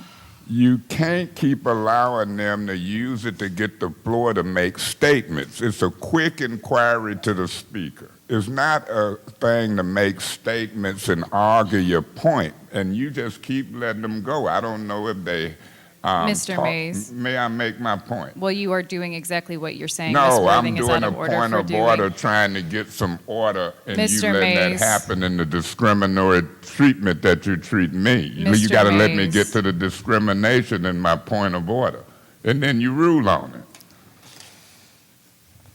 Proceed, Mr. Murphy. Point of order. What's your point? You must rule on that raised point of order. You can't ignore it. Mr. Mays, perhaps. And if you ignore point of order, if you ignore it and don't rule, it says that the chair shall be removed. You have a duty to rule on it, not to ignore it and then just go on. Mr. Mays, because you are sitting in front of me, you did not see that I was in the process of starting to rule on the point of information that was raised by Ms. Worthing. Point of order, prior Madam to- Chair. Please, Mr. Mays, Point let me of order, finish. Madam What is your Chair. point? You hadn't decided to rule. You had went on back to the speaker. Now quit lying. Mr. Mays, Point Mr. of Mays. order. What's your point? Well, for one, Mr. Mays is out of order, and secondly, he cannot use point of order and point of information to get the floor. That is correct. And as I was stating, Mr. Mays, as I I was appeal the stating, ruling of the chair. A point of order can get the floor. And you ruling that I can't because she said it, I appeal the ruling of the chair. That's exactly what a point of order is to get the floor. And I appeal your ruling that I can't. there is an appeal to the ruling of the chair that Mr. Mays was out of order for using a point of order for going on about something which I had not yet been able to rule on. Is there a second? Is there a second? Final call, is there a second? Hearing none, that brings us back to our original point of information, which was raised by Ms. Worthing. Ms. Worthing, thank you for your point of information. Mr. Murphy, proceed. Thank you. I'm familiar with the community wide advisory committee. I can remember when Betty Ramsdale was the chair. I can remember applying for dollars. The community wide advisory committee was put together to deal with community block grant dollars. The city of Flint always have historically received funding grant funds. when they receive grant funds, an advisory committee is not always put together to advise on different dollars. Giving you an example, the city of Flint received neighborhood stabilization $1 when we was dealing with the housing crisis. Up under the NSP 1, those dollars was, our advisory committee was not put together to look at those dollars. NSP 2 dollars were brought to the city of Flint. The city of Flint, or the council, the mayor, the administration, the city council did not put together an advisory. Cities, if you do your research, cities have always received grant dollars for specific things. Even agencies have received dollars to do specific things, and the advisory committee was not put together. I am not interested in having a whole bunch of chiefs and not enough Indians to deal with this funding. We ready to rock and roll.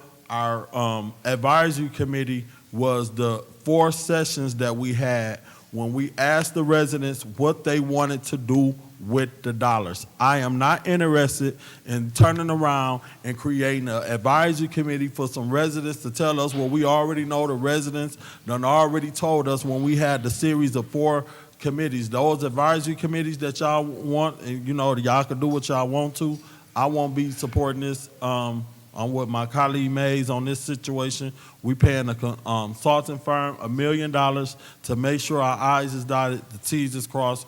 We ready to get this application rolling for people to apply for these dollars so that we can start moving this money. It's been here long enough. It's time to move forward. So I won't be supporting no advisory. I also believe that the attorney had weighed in on did we need an advisory committee to help deal with the ARPA dollars, and he gave a response. If he didn't, maybe Suzanne Wilcox gave a response to that inquiry. I can't support no advisory committee, and this is just another, to me, a stall tactic to stop the money from coming, because if you do an advisory committee, you got to have people coming in. I'm just not with it. Thank you, Mr. Murphy. Ms. Burns, you wanted the floor. Thank you, Madam Chair. I will not be voting for this, and my reason is number one, we had a total of 8 meetings. We had 4 that we all attended for the council, and then we had 4 for the mayor. I attended our 4, and I also attended 2 of the mayors. And the CWAC, the Citywide Advisory Committee, they are members of the community, so they would have had 8 opportunities to join us to find out what's going on. I don't want to add an extra layer, as Mr. Jarzynski was stating. We need to simplify it and get down to the business. We have an ad hoc committee we need to take care of. We have enough distractions, unfortunately. I'm ready to do business. Let's, we know what the community wants. We've heard it. And then we have council meetings they can share. We're not eliminating their voices. We've heard their voices. And they can email us individually. We have an ad hoc committee. Let's move this forward so we don't have enough, and I hate to say it's Native Americans. We don't want to have too many chiefs in the room, so we can get some things done. So I will be voting no. I will not be supporting this because we have had 8 meetings. Thank you, Madam Chair. Thank you. Dr. Lewis? Thank you. So I'm a little disheartened to hear my colleagues speak about this committee. And the reason why is because that fake PhD that I hold, this is what I specialize in, doing research, formative research. And this is part of a formative process. See, this is the community's money. This isn't my money. This isn't Judy's money. This isn't the administration's money. This is the community's money. And so in this formative process, the residents, they're just not here to attend a meeting and go home. This is a formative process to make sure things are fair and equitable across the board as we proceed. A great example is this. So they were there to tell us what they wanted to see.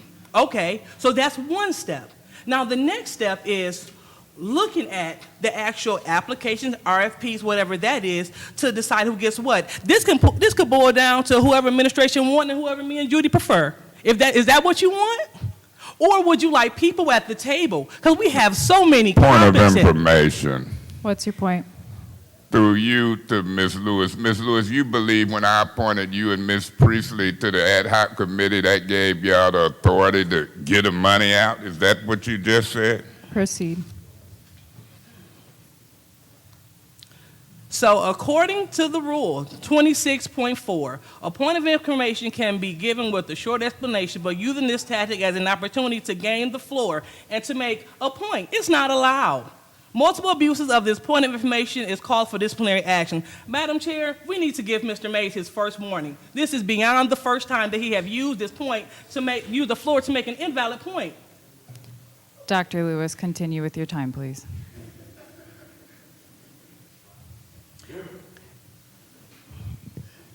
As I was saying, so with this being said, we need the community input at every single step.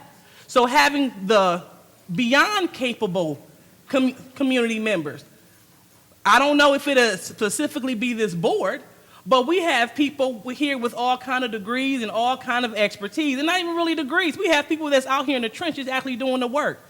I want to give people an equitable opportunity to chime in on who should get the money in the community. So we will have the checks and balances. It's all about checks and balances. So again, those listening sessions, those were for us to listen to see what categories we should have. We did that. Now we're at the next step. Now it's time for us to determine who gets the money.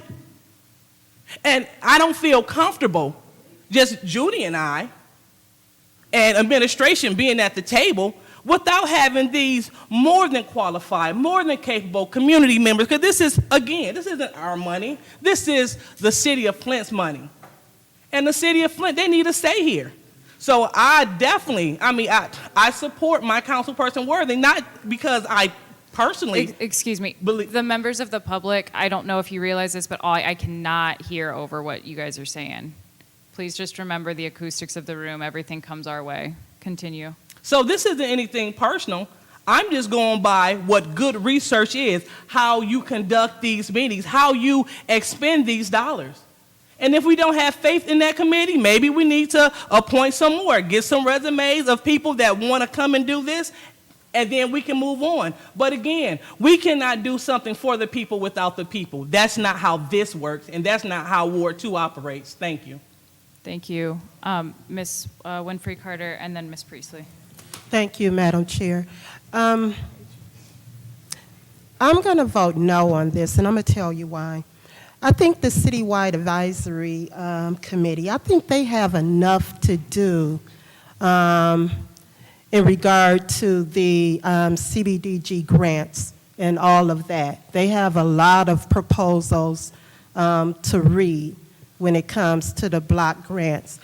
I would say, I do understand what you're saying, Councilwoman Worthen, but I would say if we're going to have community members come in and help, let's think of another way to do this as opposed to inviting the Citywide Advisory Committee, because their work is really a lot to go through all of those block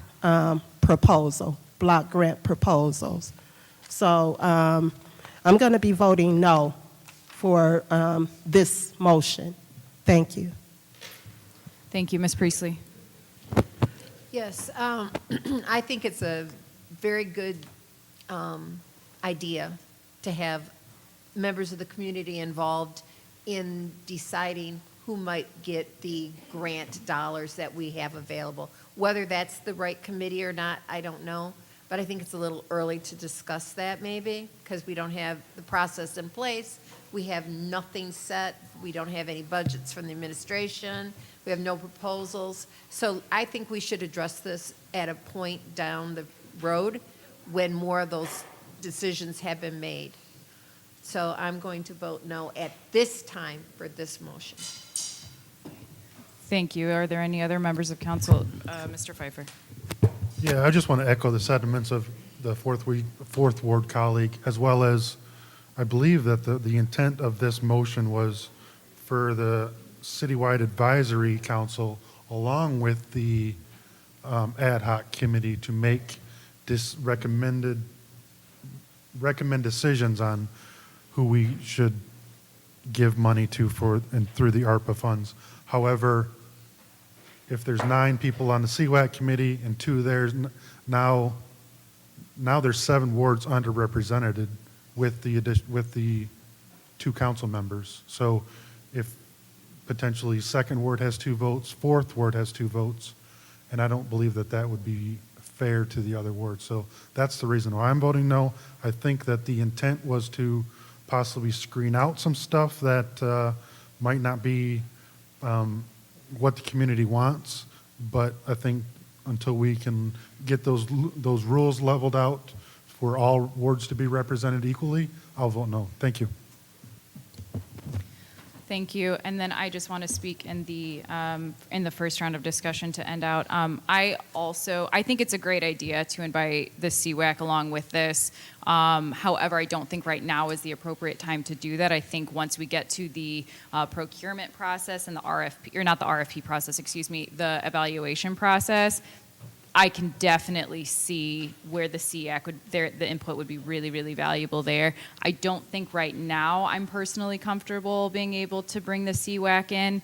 I think once we get more of the applications back in and in line with the spending priorities, which we have not even had a budget for, I would be more than happy to support a motion of this nature. However, at this time, I do not feel comfortable bringing in the CWAC.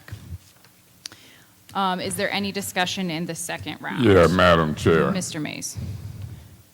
As I listen to these discussions, I hear something that's kind of troubling.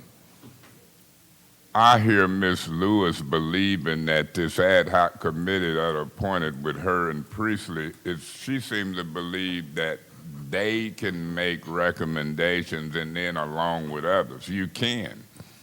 But the intent never was to leave the council out. See, I'm elected, one of 9 elected members in the city. When I have those listening sessions, the 4 that y'all talking about, that's only part of my listening. My phone rings every day. I'm in the grocery store, whatever. I done listen to the public.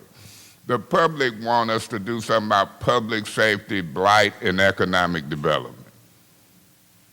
Public safety, blight, and economic development.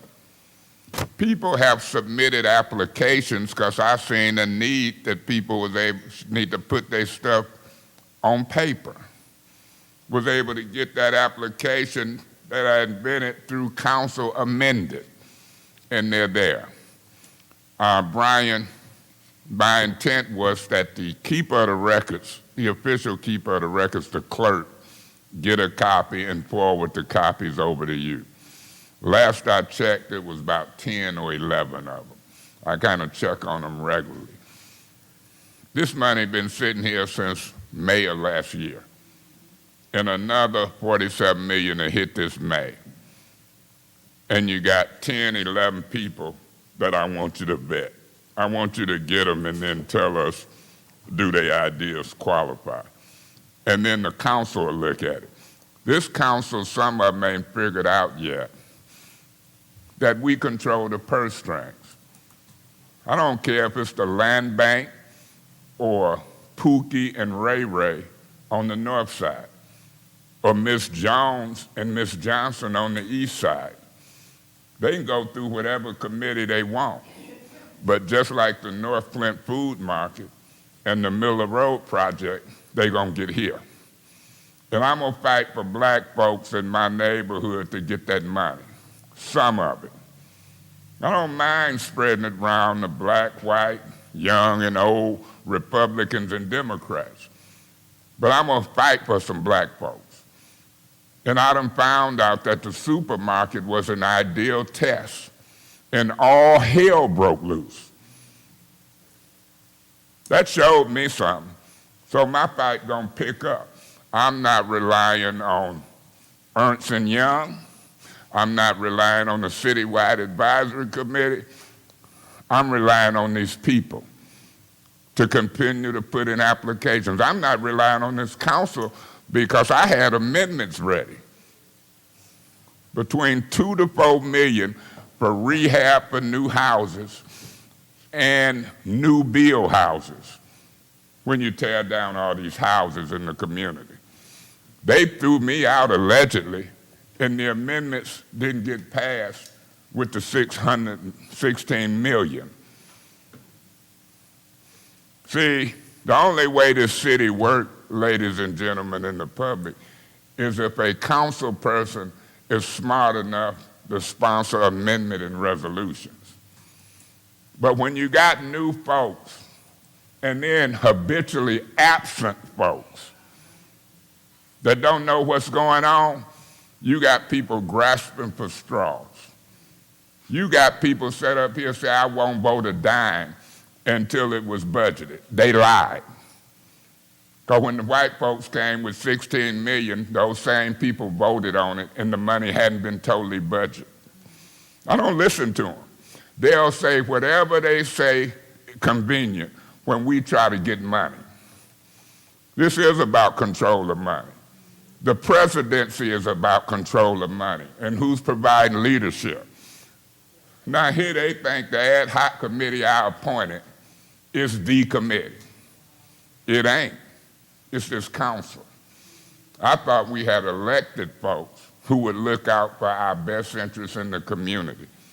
I found that to be different in the infant stages of these council people. They won't even follow their own rules. It's like a gang mentality. And some of us up here who look like me are enablers. I call it a cultural difference between white and black folks. Trying to be nice and not calling it institutionalized racism. I'll wrap up by saying this. I don't know who pulling their strings, but it ain't me, and it ain't the people I represent. Thank you. Madam Chair. Madam Chair. Was that, I heard Both of us. I heard multiple. I'm It going to was go us with, too. I'm going to go with Mr. Pfeiffer because he spoke last time. Okay. And then we'll go to you, Ms. Worthing. Yes, you may. I call for the question. There's a motion on the floor to call for the question. Is there second? Yeah, Madam Chair, I'll second that call for the question. Okay, it's been moved and properly supported. As a reminder, a call for the question does not have any debate and requires 6 votes. Once we vote on the call for the question, if that passes, then we will move on to the main motion. Roll call, please, Madam Clerk. This is on the motion to combine the two. This is the call for this is the call for the question. Okay. Ms. Priestley? Yes. Ms. Winfrey Carter? Yes. Ms. Burns? No. Ms. Herkenroder? Yes. Mr. Pfeiffer? Yes. Ms. Worthing? No. Mr. Mays? Yeah. Ms. Lewis? No. Mr. Murphy? No. The vote is 5 yes, 0 no on call for, I'm sorry, 4 no on call for the question. 5 yes, 4 no. The vote is 5 yes, 4 no on the call for the question. The motion fails. Mr. Pfeiffer, you still have the floor.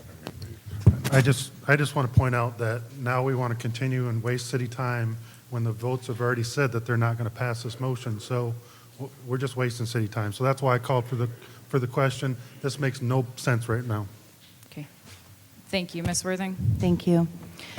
I can see where one colleague didn't make sense, but I was just going to say one more thing, that I appreciate Ms. Lewis, Ms. Priestley, and Ms. Herkenroder, who understood the heart and purpose of the motion. It's another stage, as Ms. Lewis said, in this process. And I wish Ms. Wilcox was here so she could explain how CWAC works better than I could. But we're not in control on the council for grants. So there was some misinformation that was presented earlier. There's a committee, and they look through the applications and they rate them. They're trained on it, they look through them, and then it comes before council. We can look through anything we disagree with and change it. The point is that we have community members looking through this. It's impartial. There's people from each ward on the CWAC, so it's not, first ward gets it all, ninth ward gets nothing. And that's my intention for this ARPA committee.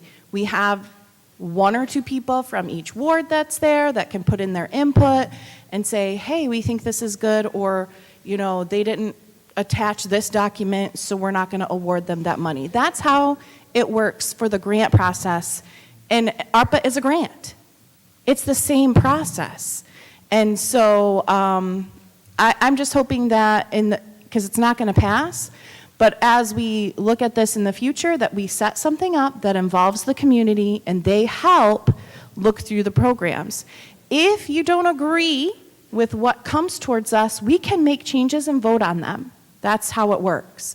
However, there's no way that we can all sit here and read through all of the applications and say, hey, we're going to do this, this, and this. It's just not possible.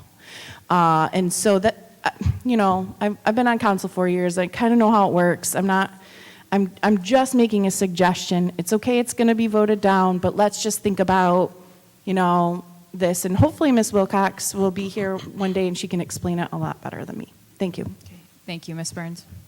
Thank you, Madam Chair. Just for clarity, Mr. Jarzynski, before you leave, because this has come up before, and Councilman Pfeiffer, that's why I kind of want to lay this to rest so we can have some clarity. It had come up before about the citywide advisory board, and as the monies had come in, that it was viewed as some question if it was a grant, and because it is a one-time allotment of money, and it did not go through the to Suzanne or through the planning department. Can you explain to all of us here and to the public that how this money, do we look at it as a community block grant dollar, or is it looked at, how is it looked at from the compliance firm so we have clarity? Because CWAC deals with community block grant dollars. So that was my reason, because I've had this conversation, I believe, with Councilwoman Lewis before, and I think we disagreed at that time some months ago with having a citywide advisory board over this money. I think that conversation may have been at length. But can you give clarity with the ARPA funds and then how it's viewed as it comes in, and does it come in as Councilwoman Worthing stated? She stated it is block grant or grant money. It's grant money, or it's grant money, but it has. So CDBG has very specific requirements attached to it, right? If you're going to undertake programs, there's very specific ways that you measure this. This funding that was granted has a broader, different set of rules in terms of how it's utilized. The overlying foundation of how the dollars are spent, though, is all under the same federal law of uniform guidance at the end of the day. But there's a much different category of how the expenditures can be undertaken. So the difference is the money for ARPA is different how we spend our community block grant funds, correct? It is, although I'll tell you there are some expenditure There's some categories that similarities. very closely tie to CDBG and in fact refer to some of the metrics within there, but they're different funds. Okay, thank you. I'm done, Madam Chair. Thank you, Mr. Murphy. Thank you. I heard my colleague, I wanted to respond. I know Pfeiffer wanted to call for the question, Councilman Pfeiffer, excuse me. But I wanted to clarify, I heard my Councilman Mays talk about some black folks up here that may not think like he do. We all were elected to think our own way. As a black man, I have a right to think how I want to. It may not necessarily, when I first got elected, I always said I'm not on nobody's side, I'm on what's right side. And sometimes I support Councilman Mays, sometimes I don't. Sometimes I support Councilman Dr. Lewis, sometimes I don't. This situation, I don't agree. So it ain't about my color. And I'm so frustrated so much that every time we don't agree with one another, we got to call a race card. We got to call our black card, or some of us need to denounce that. And because I don't agree with my colleague, don't make, because I'm black, I know who I am. I'm confident in me as an African American to be up here and make a conscious decision without being criticized by my colleague because I don't speak or think like him. It ought to stop and be denounced, and I'm denouncing it now. But my reason for not going with the community-wide advisory is not because I don't think it's equitable, because I wrote that down when you spoke about equitable. I didn't think that Councilman Mays appointing you two guys as the ad hoc committee, and I hope that's not what you guys think, because that's not what I think, and that's not what I'm going to go for. We're going to have some problems. If you guys thinking that y'all on the ad hoc committee to make recommendations on where the money going, okay, I just want to make sure, because it sounds as if you guys think, or from what you were saying, Dr. Lewis, is that you guys think that y'all being on the ad hoc committee and then having a meeting with the compliancy firm, that you guys are going to be the people who are making the decisions on where the money going with the mayor and administration. This was my thought frame of you guys being on the ad hoc committee, and I just want to make this clear on my behalf, is that I thought that you guys were just working to do some of the preliminary work, as if me and Councilwoman Alley was on the ad hoc committee when it came down to the Ajax plant doing the environmental study. When we did that ad hoc committee, we actually came back to the council with whatever so I'm thinking that you guys are on the ad hoc committee, and even if y'all do look at grants or proposals, at the end of the day, with the compliancy firm and with the mayor, and maybe you could correct me if I'm wrong, my assumption is with the compliancy firm, with the mayor and the council, once the applications, the requests for proposals go out for people to apply, once you guys look at those proposals, y'all will be making recommendations to the city council on how much funding that each agency or organization should get, and then maybe we can move those dollars once it gets to us as a group of council people and not as an ad hoc committee. So that was my assumption of the ad hoc committee. My assumption was not that it wasn't going to be equitable, because I'm not interested in having things that's being unethical when it comes down to who getting money. So maybe we seeing things differently when he appointed you guys as the ad hoc committee. I'm thinking that all of the council will look at all of the applications once all of it come in, and then if the mayor and the administration and the compliancy firm and the ad hoc committee or whoever y'all decide that's going to make these recommendations of this application, will come back to the whole body, and we're going to make a decision as a collective body. That's what I think is equitable. That's what equitable look like to me, not because we don't want an advisory committee that's already got their hands full dealing with community development block grant dollars. I'm not interested in that. And like I said before, historically, funds have came to the city of Flint, and NSP 1, NSP 2, do your research on it, you know, because I know you said you do research. When you do your research, the research will show that there was no advisory committee to recommend those dollars. Thank you. Okay, thank you. Ms. Priestley? Yes, from you to Mr. Murphy. I look at our role on the ARPA committee as a liaison between the council and the administration. The one meeting we have, I did report back to the council that that the administration is working on defining their priorities. We aligned our priorities together. We talked about the land bank money. I also encouraged Mr. Jarzynski to search for more money. Lots more money, so that we can spend more money on projects as well as block grants. I have no intention of having this committee, and I know that that was not Mr. May's intention, to come back and say, we recommend this and this and this and this and this. Now, Dr. Lewis and I were invited to meet with the land bank, and we did come back and say, we think it's a great proposal. We talked to we talked to Brian, we talked to the administration, I talked to the mayor, and so I brought forward the recommendation that we approve that, but it was not our proposal. It was proposed to us. And I do not want to look at every application for dollars, so I think having but that's down, that's down the line. Let's look at that down the line.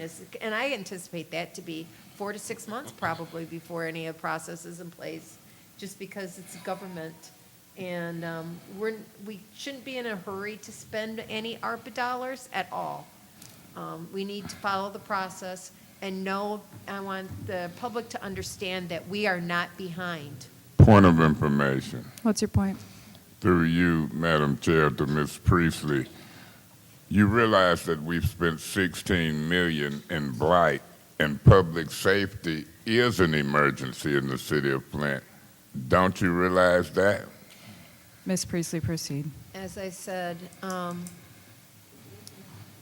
we're getting there. We're not behind. Just because we've had money sitting in the bank since May doesn't mean we're behind. And we should not be in a hurry to spend our money. We need to be very deliberative and use it to the best way so that people aren't going to be asking what happened to the $100 million like they do with the water fund. Thank you. Thank you. Dr. Lewis? Thank you so much. I would like to just reiterate my point. No, this is once in a lifetime money. This is historic money. So we must keep that in mind as we go for spending it. I don't think, not in my lifetime, that they're going to drop $94 million in our lap and say, do good by it. So how do we approach this? I heard at the different listening sessions, people proposed, hey, look at what Kansas City is doing. Look at what Detroit is doing. Look at what St. Louis is doing. And they're doing what we're saying. They're getting the community involved in selecting the outcome of this money. It's a formative process. They are including. We have 4 meetings. You know how many Detroit had? They had 68. I know their population is a little bit bigger than ours, but again, they had more. Oh, 680, no, sorry, 68, yeah. So they had almost 70 meetings to make sure that they got everyone. We didn't even have a virtual meeting, so the people that's still staying home and staying safe, so they can tap in and give us their feedback. Point of information. What's your point? Through you to Ms.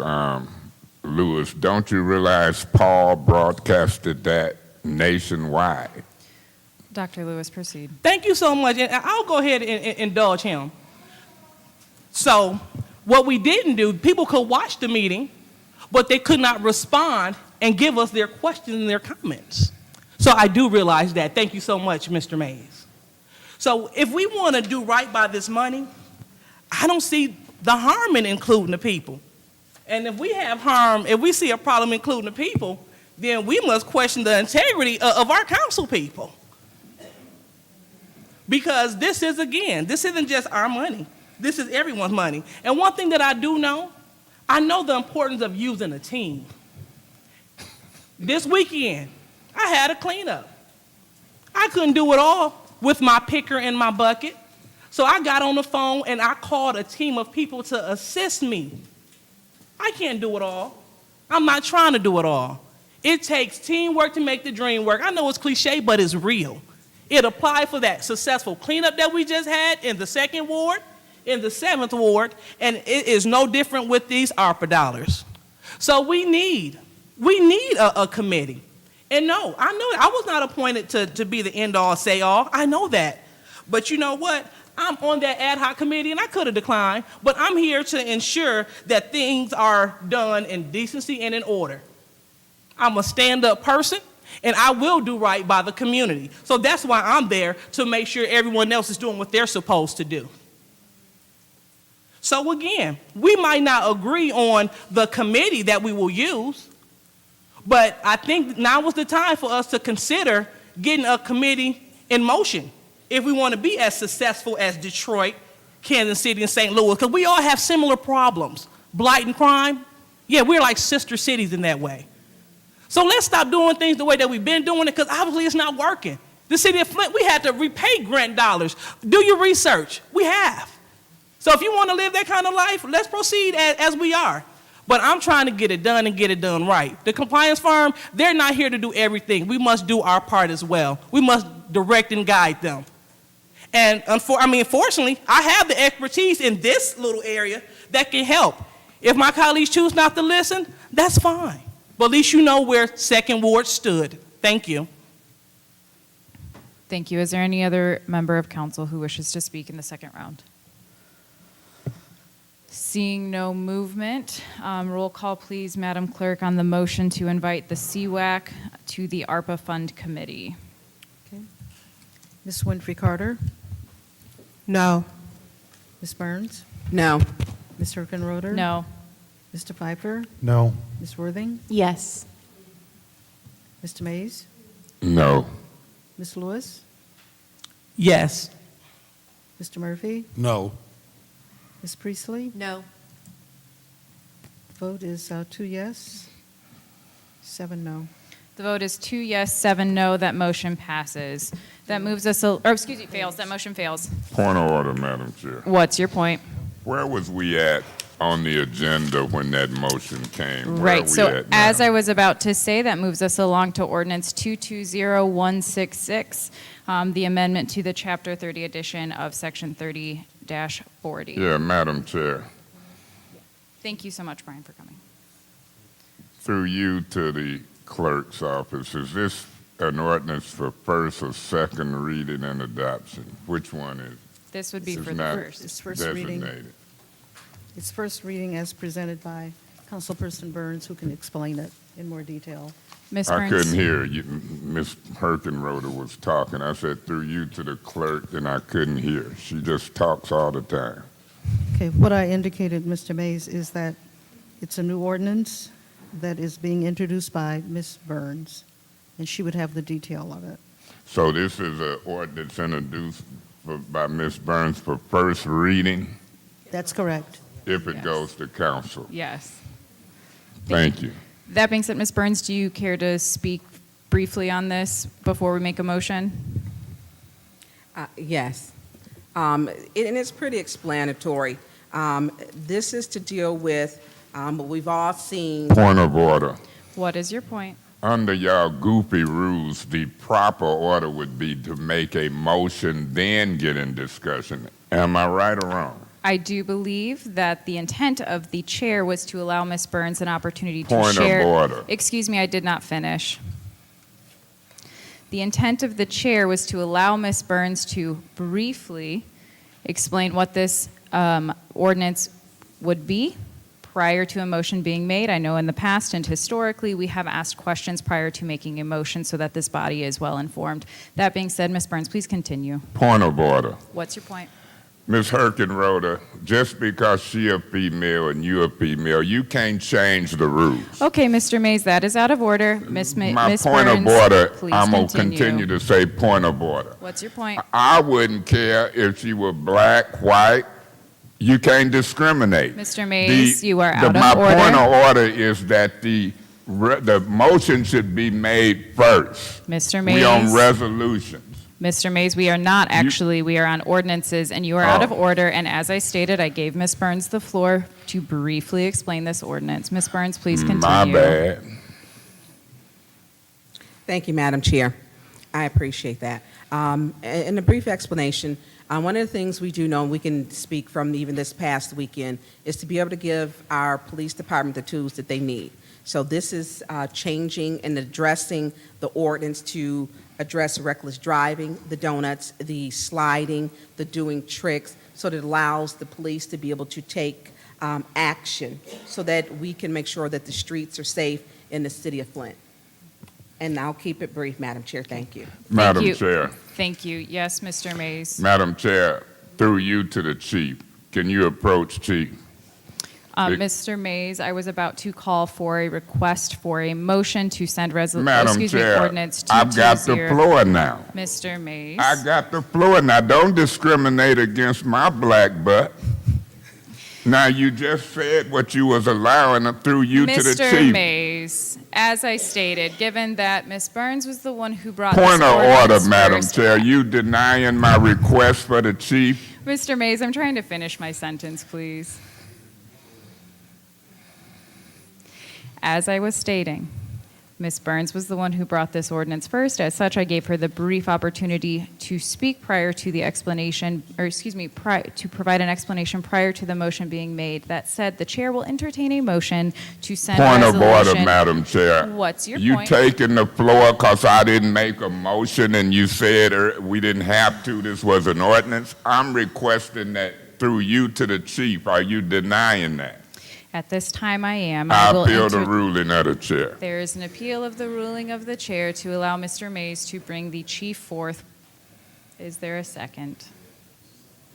Is there a second? Madam Chair, Ms. Winfrey Carter. I'm going to support that appeal. It has been moved and properly supported.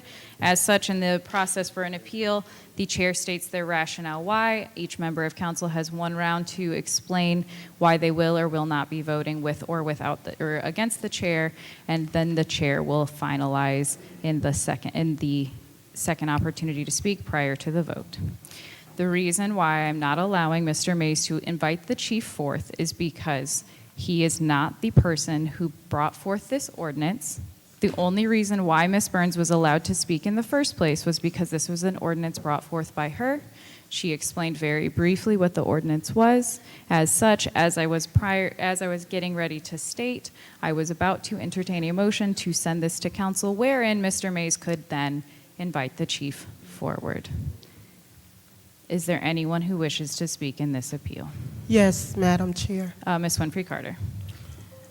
The reason I supported Councilman Mays' appeal is, number one, first, we got to be fair, okay? Secondly, I myself thought that maybe Chief Green could shed some more light to this ordinance.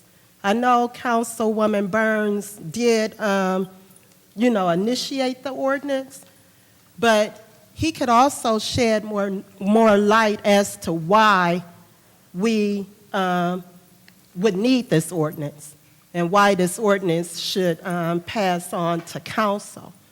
So, come on, we got to be fair, and let's continue to have common courtesy, and that's all I'm saying. Madam Chair. I didn't see any reason why the chief shouldn't be able to come up to further explain. We shouldn't have been talking before this ordinance anyway. We should have made the motion to move it to council. You should have asked for a support to the motion, and then we should have had discussion. So, since we're doing it, let's go ahead and allow the chief to come up and speak on it. Okay. Madam Chair. Thank you, Ms. Winfrey Carter. Ms. Worthing? The appeal isn't to allow Chief Green to come up and speak. It's the order of how this works. It is customary for the person, especially like an appointment, for that person to speak and introduce. The next order of business was to make the motion, because if we allow Chief Green to come up here before we make that motion, then there are no rules, and it's just everyone speaks for however long they want. It'll last for about 3 hours, and we have to have a motion on the floor, which limits us to 2 5-minute rounds each. So I will be supporting the chair, because it's not that she's refusing or she's not being fair or she's not, following the right procedure. It is because she wants to follow the right procedure, which is to get us in the rules so we limit debate. So I will be voting yes. Thank you. Thank Madam you. Chair. Mr. Mays. Madam Chair, when them police officers had their neck on their knee on George Floyd's neck, he said, "I can't breathe." You got your knee on my neck politically. We just had a short discussion about you didn't have to make no motion. After I settled for that and said my bad and tried to proceed, then I tried to do it your way, and I asked for the chief. Now, with your knee on my neck, you don't want to allow that. Now you want a motion first. You can't have it both ways. I wish you would get your knee off my neck. I can't hardly breathe. You and Ms. Worthing got your knees on my neck, and it's being condoned by a majority of council. That's the way I feel. That's the way I see it. I've said earlier, wrongdoing and unfairness, when people condone it and sit quietly, they just as wrong as the wrongdoer. Now, some folks in our community, they hate when you talk like that. But it is a different standard for black folks, in some cases white folks, males and females. It's not to be tolerated. The charter that we work under say no discriminatory treatment for race, sex, national origin, or political affiliations. This charter deals with political affiliations, in addition to race, sex, national origin. I appreciate you seconded the appeal, Ms. Winfrey Carter. You're a senior council person, I'm a senior council person. Ms. Worthing have, but she haven't provided that leadership. I know she would twist and turn to agree with this lady here. Maybe they got something in common. I always say politely, it could be a cultural difference. But it's a major cultural difference when you don't see you treating folks differently in a public arena. There's enough people watch this to see the different treatment. That's why I use the analogy. Get your political knees off my neck. I don't plan to go nowhere. I was elected into my third term, and I've had to combat folks on this council for years. I thought that this would be different. I'm finding out fast, this is worse. This is the worst in the infant stages of a council that I've experienced. Some people say, Mays, just be quiet. I wasn't elected to be quiet.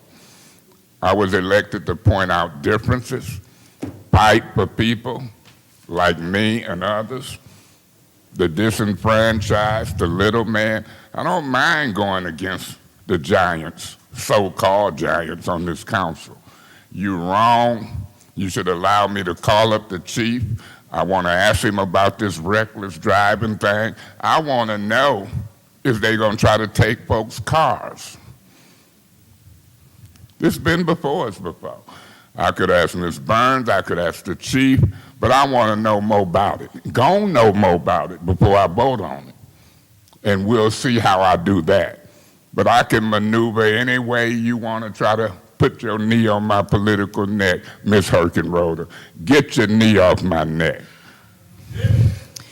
Okay, is there any other member of council who wishes? Mr. Murphy. Yes.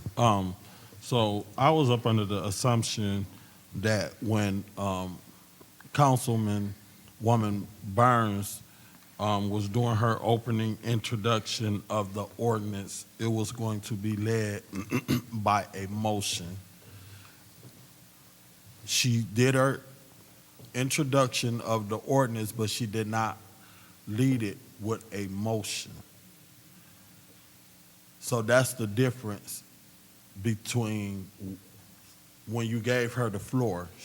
You gave her the floor and she opened up with her speaking, but she did not come with a motion.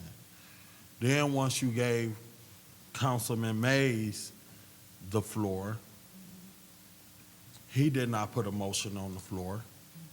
He could have put a motion on the floor. It could have been second. In the middle of his motion, the motion could have requested the chief to come up and ask some questions. The problem is if he brought the chief up here prior to putting a motion on the floor, that would have gave him leeway to talk with no limitations. So therefore, we would have been in a gray area where it would have been unlimited because it would have been a motion. A motion would not have been on the floor. And my understanding with the chair is that you wanted to put a motion on the floor and then allow Councilman Mays to get the floor, then allow him to bring the chief up here to ask questions. Therefore, we in a time limitation where we get 2 5-minute rounds to talk about the motion and the ordinance. So all of his questions would have still been answered just with a motion on the floor. That did not happen, so it sounds as if you was trying to get order to put the motion on the floor because Councilwoman Burns did not do that. That's what I was thinking that you was about to do, Councilwoman Burns. I thought you was opening up with your introduction of the ordinance on why this is here today, with following up what I put a motion on the floor to be seconded by whoever. That did not happen, but you gave him the floor. Then when you gave him the floor, it did allow him to call the chief. So that's where he wins at on this appeal because you did give him the floor. The problem I have with Councilman Mays is when you go and you deliberate your appeal and all of that, then when you get to talking about this, the worst council, you lost me there. It is. Because I'm not you can think of us how you want to think of us, but then when you get to saying this the worst councilman, then you lost me on why should I support you when you saying we the worst Point of councilman. information. What's your point? Through you to Mr. Murphy, do you realize you don't have to support my position? Mr. Murphy, continue. My point that I'm trying to make to my colleagues is I see both sides of this situation. It could go either or. So on one hand, I support the appeal of my colleague Mays when he said he did get the floor that allowed him to call the chief up here. But then when you go talking about this the worst councilman, council people you have worked with, that lost me. That's all I'm saying. I'm done. Thank you. Are there any other members of council who wish to speak in this appeal? Are there any other members of council who wish to speak in this appeal?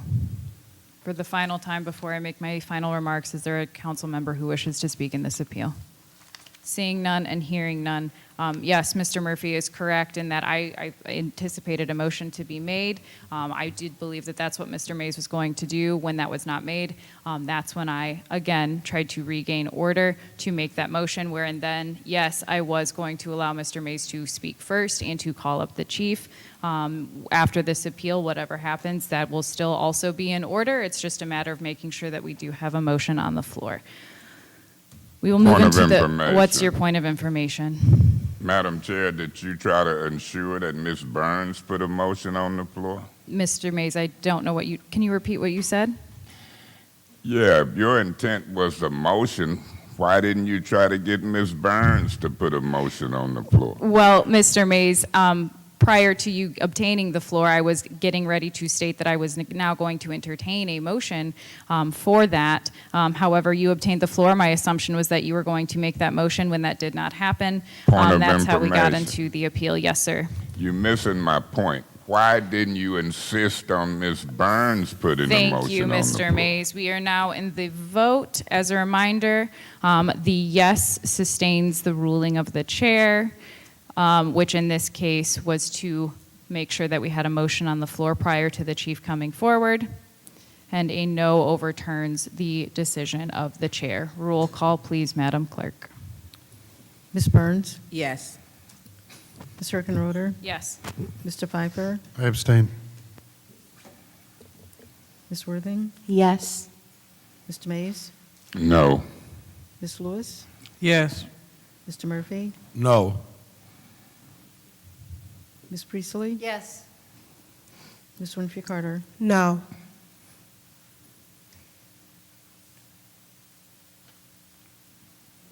The vote is 5 yes, 3 no, and 1 abstention. The vote is 5 yes, 3 no, 1 abstention. The ruling of the chair stands. The chair will entertain a motion to bring Resolution 220166 to first reading for council. Madam Chair, Ms. Burns. I would like to put a motion on the floor to send item number 220166 to council. It has been moved. Is there support? Madam Chair. Ms. Burns, or Support. Ms. Ms. Priestley. It has been moved and properly supported. Madam Chair. Is there any discussion? Yes, Mr. Mays. Yeah, Madam Chair, through you to the chief, may he approach? Chief Green. And while he's walking up here, if Ms. Burns was going to make the motion and you wanted that to happen, you had control of that. You didn't treat it differently until I got ready to speak. Now, we had argued that about a motion. Good evening or good afternoon or whatever it is, Chief. How you doing? Chief, you familiar with this ordinance Ms. Burns sponsored? I think she mentioned she talked to you.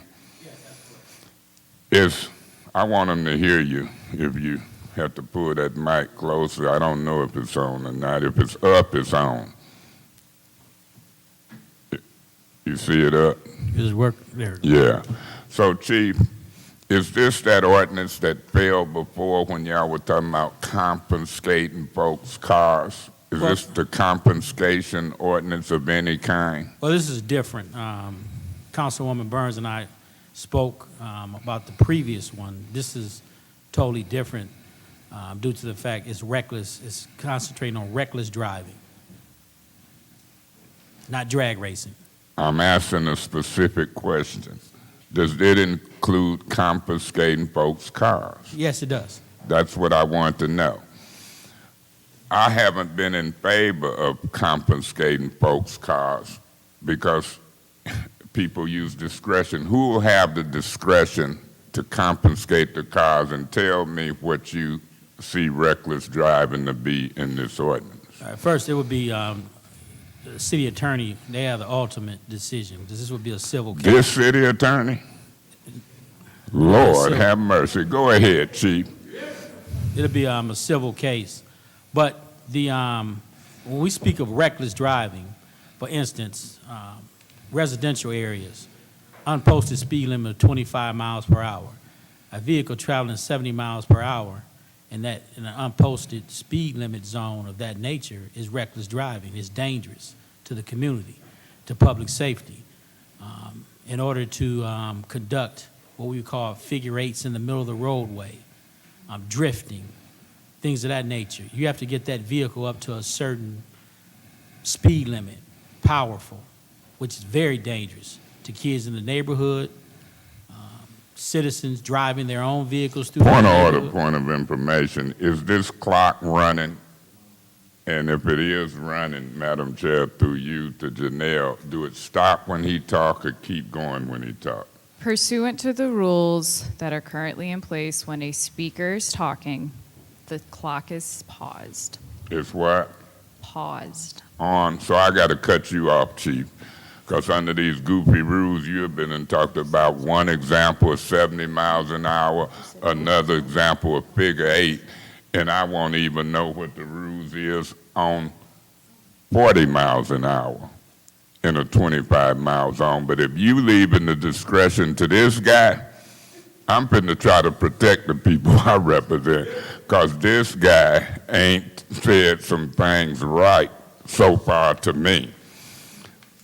So I know I ain't gonna support it. The discretion to confiscate ain't on the police, it's on the city attorney's office The discretion would be for the officer first. to impound the vehicle. The initially. first line Yes, discretion. That's correct. Let me ask you this question. Why wouldn't we start out with 30, 60, or 90 days in jail before we take a car? Do the car have to be registered to the person who were doing the figure eight? Or can it be their mama or daddy's car? Well, the target is the vehicle and the driver, number one. The driver should be the target. That's correct. The vehicle should be somewhere down the road. No, I disagree with that. Well, we can respectfully disagree. I'm not cutting the police loose on cars. They bad enough on Negroes, some of them. So I know I ain't finna turn them loose on cars. I would like to see a progressive approach. 30 days in jail, 60 days in jail, 90 days in jail, 90-day $500 fine. That's the limit. I heard one of my colleagues when I reviewed the tape, she thought you could give Ms. Lewis $5,000 fines to folks. We topped off, Ms. Lewis, I meant to tell you, at $500. So when I heard you describe fining businesses $5,000, talking about we can get $25,000 in a day, we're not the state legislature. We don't have that jurisdiction. Isn't it true, Chief, we can go $500 and or 90 days in jail? Yeah, we could, yes. Yeah, that's the most we can do locally. And I spent 28 days in jail. I know I don't want to spend 30, 60, or 90. I'm not going to do a donut for 90 days. In my little Chevy Impala, I don't even know if it'll do a donut. But the point is, I'm going to go after the driver before I go to the car. Is that progression in that ordinance? Well, if you allow me to explain and clarify. Let's see if they allow you. Hell, I talk to you all day. It ain't me in these rules, it's their rules. Let's see if they allow you. When we say we're targeting the vehicle, for instance, an officer observes an individual conducting a donut in the middle of Clio Road in Pasadena, attempts to initiate a traffic stop. The driver of that vehicle flees. Excuse me, Chief. Mr. Mays, I believe the chief is trying to answer your question. Point of information. What's your point? She howling, talking about I stopped it. I thought you said you didn't stop it. That was the public ruling. No, Mr. Mays. Oh, you say you do stop it when the speaker speaks. When a I thought speaker she said speaks, you you don't pause stop it. No, sir. Okay. Continue, And please. Point of order. What's your point? And can we also not have council members shouting and directing orders at our staff? That is also in order. Yes, Point we of will remain. information. Excuse me, I need to rule on Point this. of information. Mr. Mays, I need to rule on the point of order, and then I Okay. will entertain your point of information. Yes, Ms. Worthing is correct. We need to make sure that we are directing any questions to the staff as an entire council body in a respectful manner. Now, Mr. Mays, what Point is of your- order, Madam Chair. would you like me to address your point of information or your point of order I didn't first? ask it. You told me to wait. And So then now I said I'm I would going to address your point of point of order, information. and you What should is your stop. point of order? Let me say this. I've been dealing with this staff for 8, 9 years. Mr. And Mays, let me what's your finish my point? point of order. I didn't holler at the staff. I rolled over there, and matter of fact, the staff kind of hollered at me. Mr. Mays, that is not a point of order. It is a point of order when you trying to rule that we shouldn't holler at staff from what Ms. Worthing said. Mr. Mays, I will again revert back to where Point we of were at. information. What is your point? Was you talking to this black man when you said for Ms. Worthing not to holler at staff? I said, and I believe the record will also state that I said all council members and members of this body. Chief, you have the floor. Point of information. I just happened to be one who got hollered at by staff in front of this group. Chief, please continue.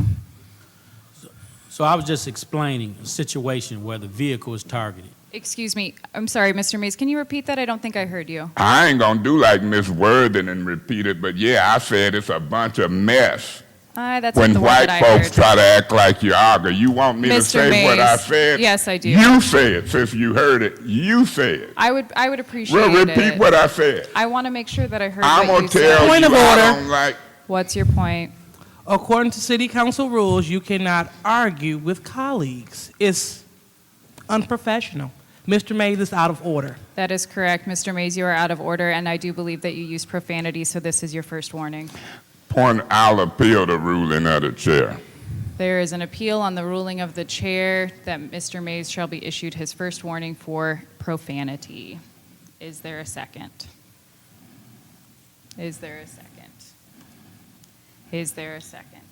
Hearing none, that appeal dies. Mr. Mays, you've had your first warning. Please continue. May I ask to be excused, because you won't get the pleasure of Yes, throwing you me may. out. May Yes, I you be may. excused? Yes, I have you to listen may. in the audience. Yes, you may be excused. Chief, please continue, and I apologize. I was explaining a situation when a vehicle is targeted.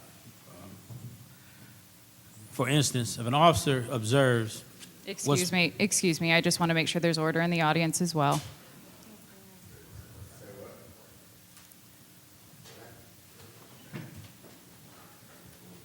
Chief, please continue.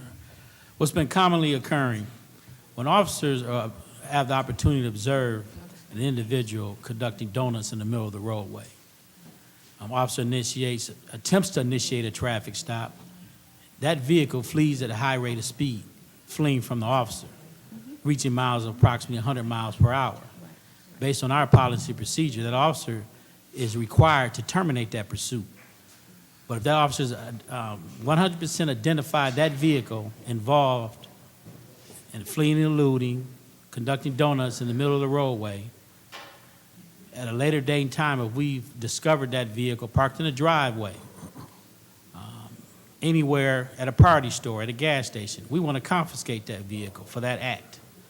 That's an example of targeting the vehicle. Other than that, if the vehicle is impounded for donuts, reckless driving, things of that nature, it's at the officer's discretion to impound it. If he does impound it, there is a civil process, and the individual receiving that vehicle or that vehicle being returned to the rightful owner. Thank you. I do believe Mr. Pfeiffer wanted the floor next. Thank you, Madam Chair. Chief Green, how does this ordinance strengthen the Michigan Vehicle Code already that's in place? Well, it protects the city as far as the ordinance, as far as when these individuals flee at a high rate of speed. Other than that, we're forced to issue a citation. I don't think to your point though, I don't think that this says anything to do with fleeing. So this is just straight, if they get pulled over for reckless driving, this has nothing to do with fleeing or beyond the act. So I understand your point, but this ordinance doesn't say anything about getting them after the fact and fleeing. I believe you could do that. Well, I was just using that as an example. It covers the entire act, reckless driving. It gives us a little bit more, say, teeth into the. So if somebody's doing donuts or figure eights or whatever else, we can't pull them over and impound the vehicle? No.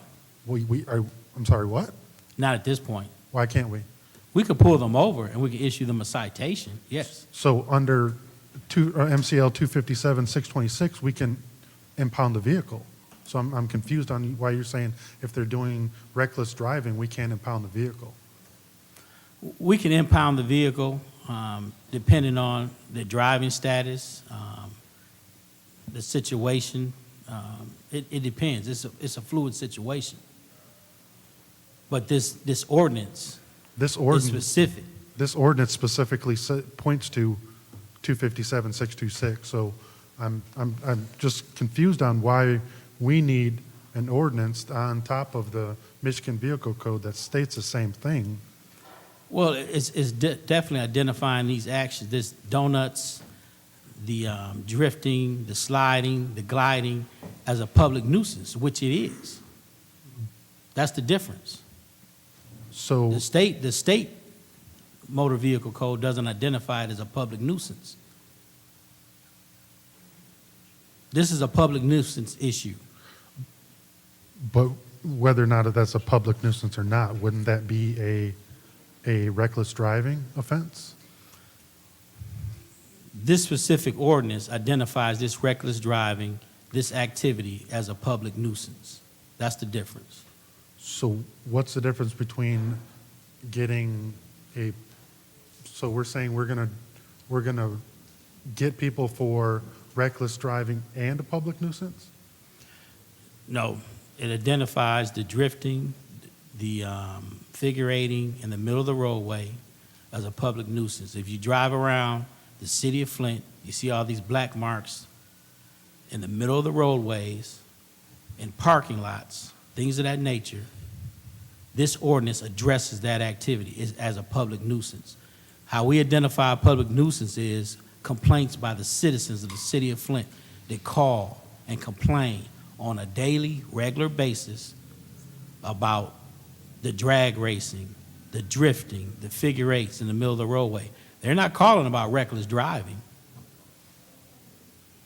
They're calling about this public nuisance, is what we identified as a public nuisance. And under this public nuisance, that allows us to forfeit that vehicle. Under the State Reckless Driving Act, it does not.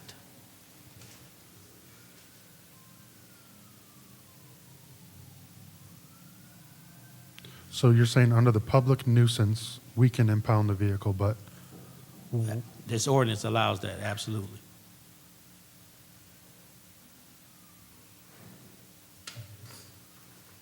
is it, through you, Madam Chair, to the city attorney, is there a ordinance on public nuisance that specifically calls for impounding vehicles? That would be what this ordinance is. I guess the distinction that I would draw is that, state law provides for criminal penalties, and the police can obviously make arrests when they, have probable cause to believe that there is a criminal violation of either state or local statute. What this ordinance does is provide the city with essentially another tool in its toolkit to address these kinds of problems. By addressing it not from necessarily the criminal aspect, which we can already do, but addressing it as a public nuisance, as the chief is saying. It makes it clear that the city considers this kind of behavior to be a public nuisance, which allows the city to take certain steps that are permitted under state law to address public nuisances. Among those would be filing an action in the court to enjoin the public nuisance, which can include the forfeiture of the vehicle itself. So this, and I'm just confused because what he's saying, what I'm reading, and what MCL code is, they don't mesh in my mind because this doesn't say anything about forfeiture of vehicle. So that's what I'm just trying to gather. Does the nuisance ordinance state that we can take their vehicle? State law allows for forfeiture of basically any property that So if is state law constituting a already nuisance. says that, what's the point of this? Because state law doesn't define that very clearly. There's a great deal of ambiguity in terms of whether it could cover that. So by enacting this ordinance, the city council would be declaring that reckless driving is a public nuisance in the city and that the city can then act accordingly. I mean, I'm not opposed to this. I just think that it might not be ready for prime time because it doesn't address any of those questions. Like if we're going to have this on here, why not state all of these that they'd be subject to impoundment or fines or whatever else? It doesn't say anything about that. And there's no public nuisance ordinance that states that it would fall under that, is that we can impound their vehicles under public ordinance. There's a specific state statute that allows municipalities to take action to enjoin against nuisances. So it's a specific power that's been granted by the legislature to municipalities, as well as to counties, prosecuting attorneys, some other entities like that, that allows the city to file a legal action to enjoin a nuisance. And what this ordinance does is state clearly and unequivocally that engaging in this kind of reckless driving in a residential neighborhood is a public nuisance, and that the city can and will treat that as a nuisance and take the actions that are necessary to abate the nuisance. I mean, I don't think that this should be only in residential neighborhood. This should be anywhere in the city. So why is this only pinpointed to residential neighborhoods? Through you, Madam Chair, to the chief, why is this only for residential neighborhoods and not down Miller Road? Well, I agree. I think it's determined by the speed limit of that area also, 35 miles per hour. I think that's Miller Road, so. So I guess I would make a substitute motion that we send this to legislative to have more conversation. There is a substitute motion to send Resolution 220, Ordinance 220166 to the Legislative Committee. Is there a second? Madam Chair, Ms. Winfrey Carter. I'll support that motion. Okay, it's been moved and properly supported. Is there any discussion regarding this motion? Madam Chair? Was that Ms. Worthing? So I understand that the nuisance law from the state, which we are able to enforce, is vague. Yes. So we are writing this ordinance to clarify that reckless driving is a nuisance, Yes. so then you can enforce That's that. correct. I get that part. That makes sense. To the city attorney, is there a reason why it's in a residential neighborhood and doesn't include all? That was how I understood that the request for the ordinance be drafted, that, the body could make that, expand that if it so chose. I'm just trying to work through some of the angles in my head here real quick. Can you include? The advantage of doing it, limiting it to residential neighborhoods, does simplify some things, but there's no reason that it couldn't be expanded to other areas of the city. As the chief mentioned, driving 70 miles an hour in a residential neighborhood is kind of, by definition, reckless driving because you're driving at 70 miles an hour in a 25 mile per hour Point zone. of information. Mr. Mays, I believe that you excused yourself from this meeting. No, I didn't, Madam Chair. I can get up and excuse myself to go to the bathroom, anything if you believe in wrong about me. Mr. Mays, the chair was under the impression that you wanted to be excused from the The chair meeting. was wrong. Mr. Mays, are you requesting to rejoin the meeting? I don't have to. Once I'm excused, I can come back. Mr. Mays, you were excused from the meeting by your choice. I was excused to go pee Mr. Mays. or whatever I did. Mr. Mays. I got a point of information. You refusing the point of information before I forget it? Mr. Mays, you were excused from this meeting, and I quote, to go sit in the audience. I appeal the ruling of the chair. There is an appeal to the ruling of the chair that Mr. Mays asked to excuse himself to go sit into the audience. Is there a second? Madam Chair, I'm going to support that appeal. Okay, it has been moved and properly supported. First of all, my apologies, Chief Green. As I believe the record will indicate, Mr. Mays did ask to be excused to go sit in the audience. The chair did interpret that to mean excused from the meeting entirely because I do believe that there was also a comment regarding his first warning and not wanting to be escorted out of the meeting. As such, the chair assumed that Mr. Mays was going to spend the rest of special affairs in the audience. Is there any discussion? Yes, Madam Chair. Ms. Winfrey Carter. When I get up and I ask to be excused, I'm just asking to be excused. I might want to go sit in the audience and speak to someone.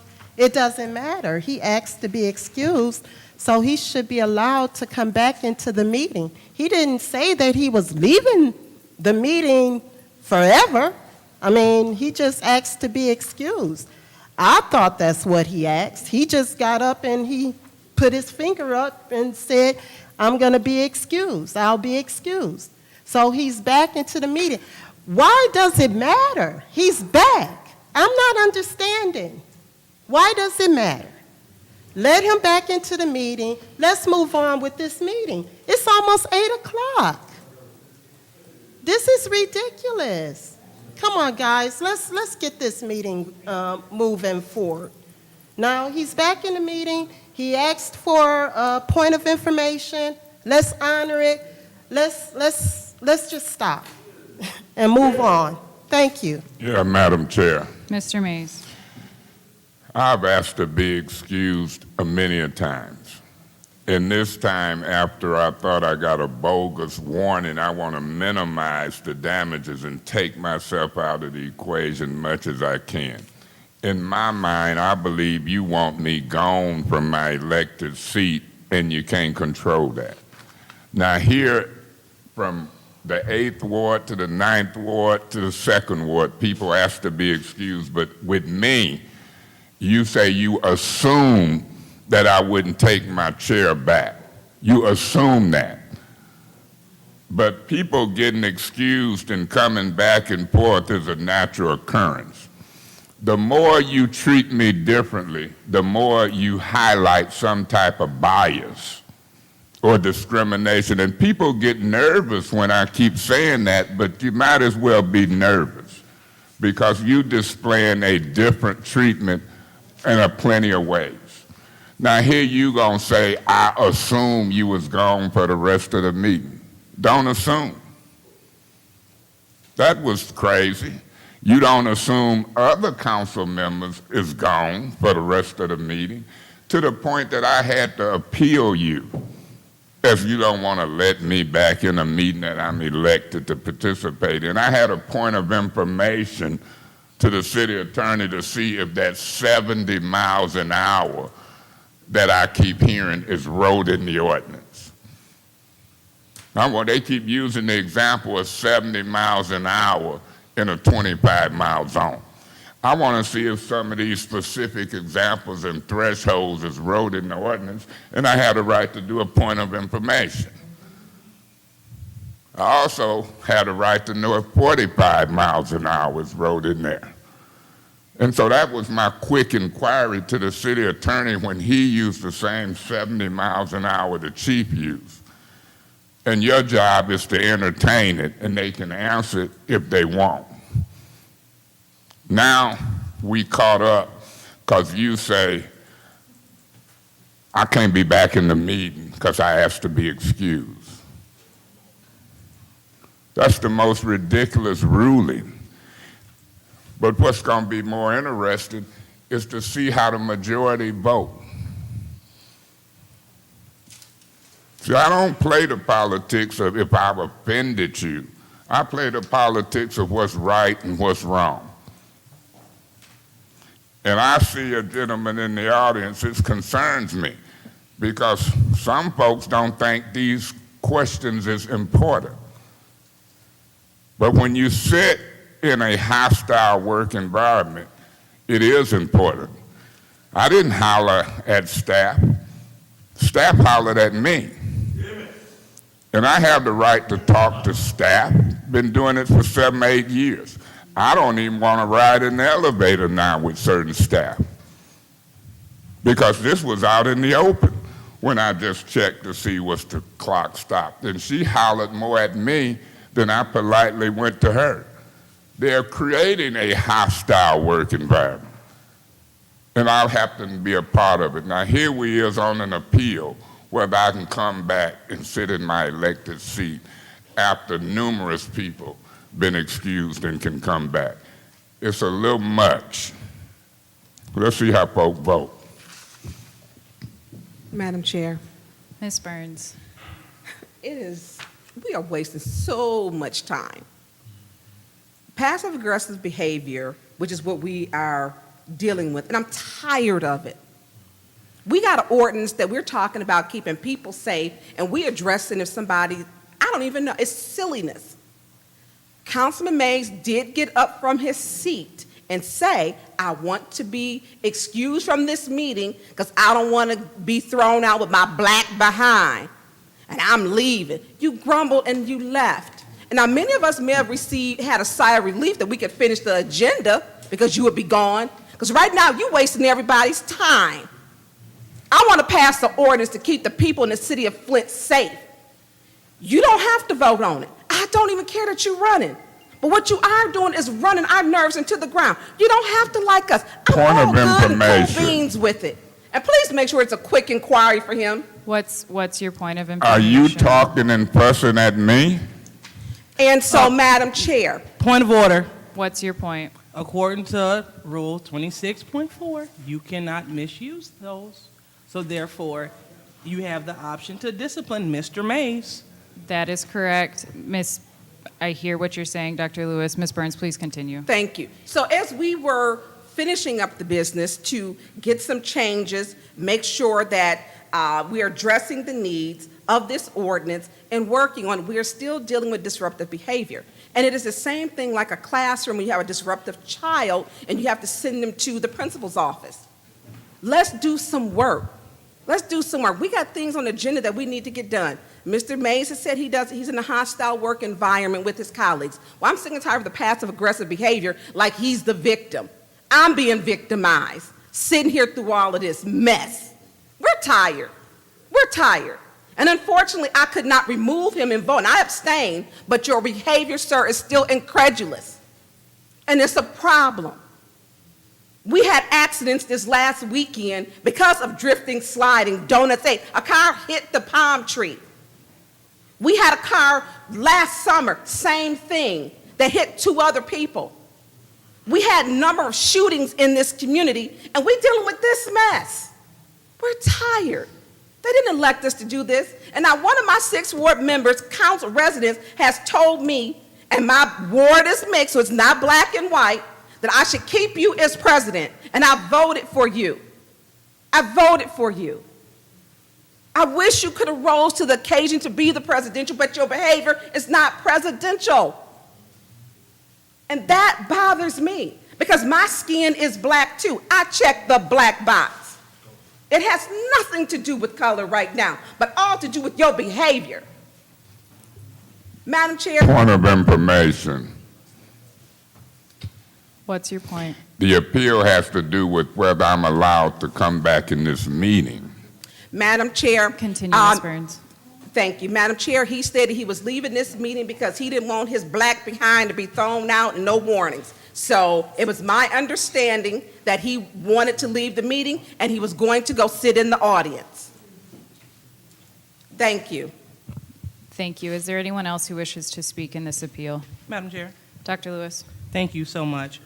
Not going to beat a dead horse, but as he uttered obscenities from his seat, he stood up and said that he's removing himself from the meeting to sit in the audience. Exactly quoted from Councilperson Burns. See, if you approve this behavior, if you agree with this, then you are not involved in moving the city forward.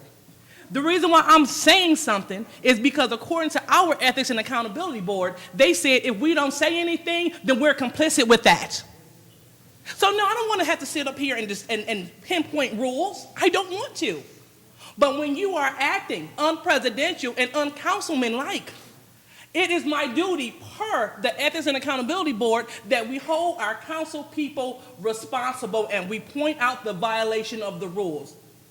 I will no longer be in compliance instead of sitting here allowing this to just pass, because it's not going to pass, and he's going to keep doing it. So because, again, this isn't the way I feel. These are the rules, and these are the things that came out of his mouth. Point of information. What's your point? Ms. Lewis, can you cite a rule that says if we're excused, we can't come back? Well, I will tell you, your direct quote said that you excuse, see how Mr. Mays likes to manipulate and play on words. And a lot of times we don't say anything for the sake of expediting things, but that time is over. He said out of his mouth, see, he say so much, he don't remember, he don't recall. He say so much. But you said that you are excusing yourself because you're not going to let the white lady throw you out. That's what you said. So when you made that statement and then you made your way to the audience, you excused yourself for this meeting. Point of information. Therefore, What's your point? Isn't it a fact that I normally go into the audience and come back? I didn't say I was excusing myself forever, did I? That is denied. Continue, Dr. Lewis. Again, violation of Rule 26.4. So as I was saying, unless we have all night to go back and forth with the senior council person who knows enough of the rules to play these games and keep us here all night, please vote for him. But if you want to vote for what we were elected to do, if you want to vote for the council rules and for order and civility on this council, please support the chair. Thank you. Thank you. Is there anyone else who wishes to speak in this appeal? Madam Chair, Mr. Pfeiffer. I just have, so the whole thing was he left and he came back and you asked him if he wanted to come back and he didn't want to answer that question. Is that a true statement, I guess, to the chair? I'm sorry, are you asking me if he asked that question? Or No, are you I'm saying he removed himself and then came back, and then you asked him the question, are you wanting back in the meeting? And he said he don't need to ask that question. Is that what happened?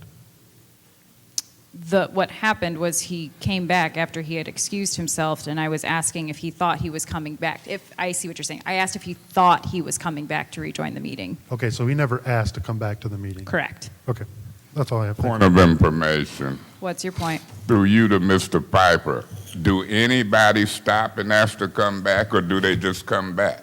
Okay. Is there anyone else who wishes to speak in the? Yes. Mr. Murphy. Here's the deal.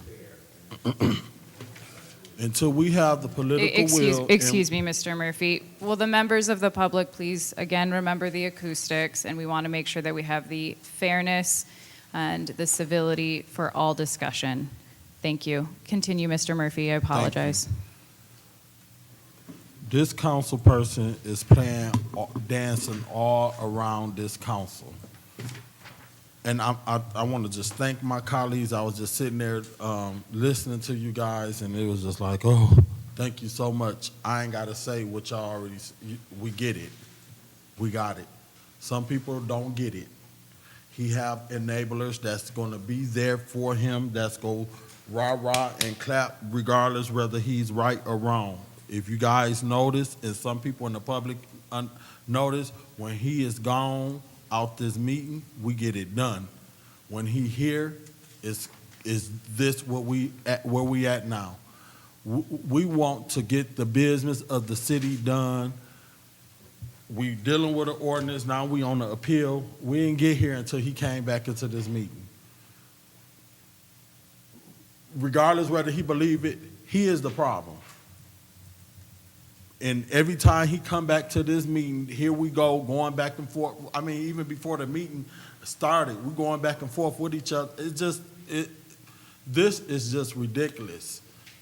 What this senior council that's been here for 8 years, that claim he got more experience and all of this different stuff on us, is putting us through where we can't even, it's from the time we've been elected, to come here to try to get the business done, threatening to recall us because he don't like what we do. That's what democracy look like. If that's what you so choose, but this appeal is frivolous.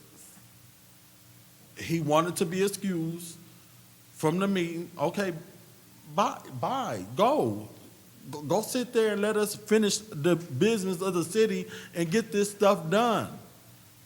Let us let us do us. You don't agree with us? Stay out there in the audience and let us do what we need to do and get the business done and get done. There's 8 of us that still want to sit here and get the work done. You come back in the meeting and then here we are here with all of this appeal stuff because you want to come. You just trying to dance all around us, and it's rude and disrespectful to the new council and just the council. Our time. Even the public time, we ain't even, here it is going on 8 o'clock and we ain't even started. Point of information.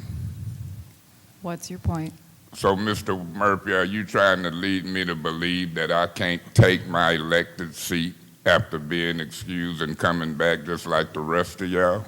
Continue, Mr. Murphy.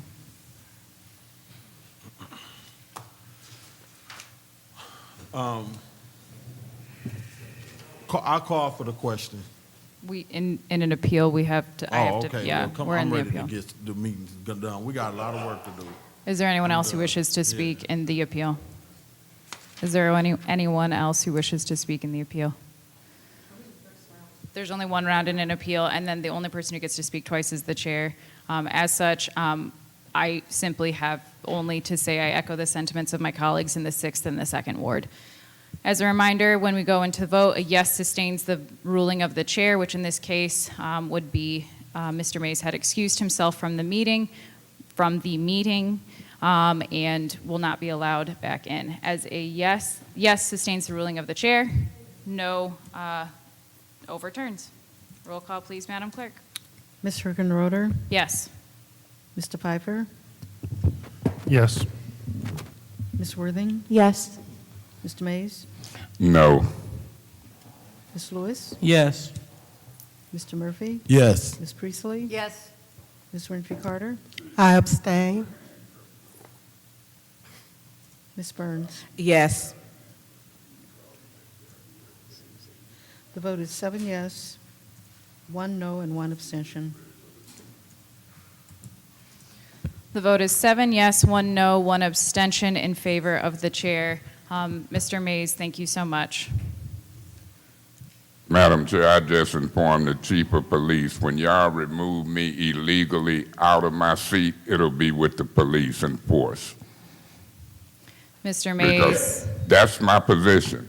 So the cameras can get ready, y'all can get ready. Mr. I will Mays. fight for my elected seat. When folks is excused and they come back and forth, this first ward councilman won't be Mr. Mays, you do not have discriminated the against. floor. So Chief, Mr. you might well Mays. get ready. Mr. Mays, you do not have the floor. But I got my seat. You will be excused from this meeting. You excused yourself from the meeting. You may go sit in the audience. Mr. Mays, you may go sit in the audience. This is your warning. Mr. Mays, are you refusing to leave your seat to go sit in the audience? Seeing no movement from the councilman in the 1st Ward, Officer Metcalf, can you please remove Mr. Mays?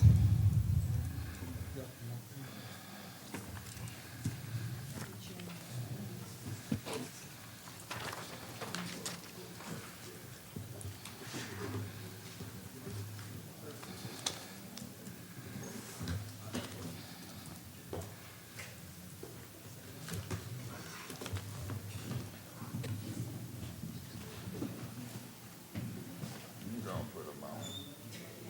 Or you can snatch me and drag me, but I ain't getting up there, Ms. Council. See, you can arrest me and cuff me. That's what you do. I was elected. And I'm not to be treated differently than white folks.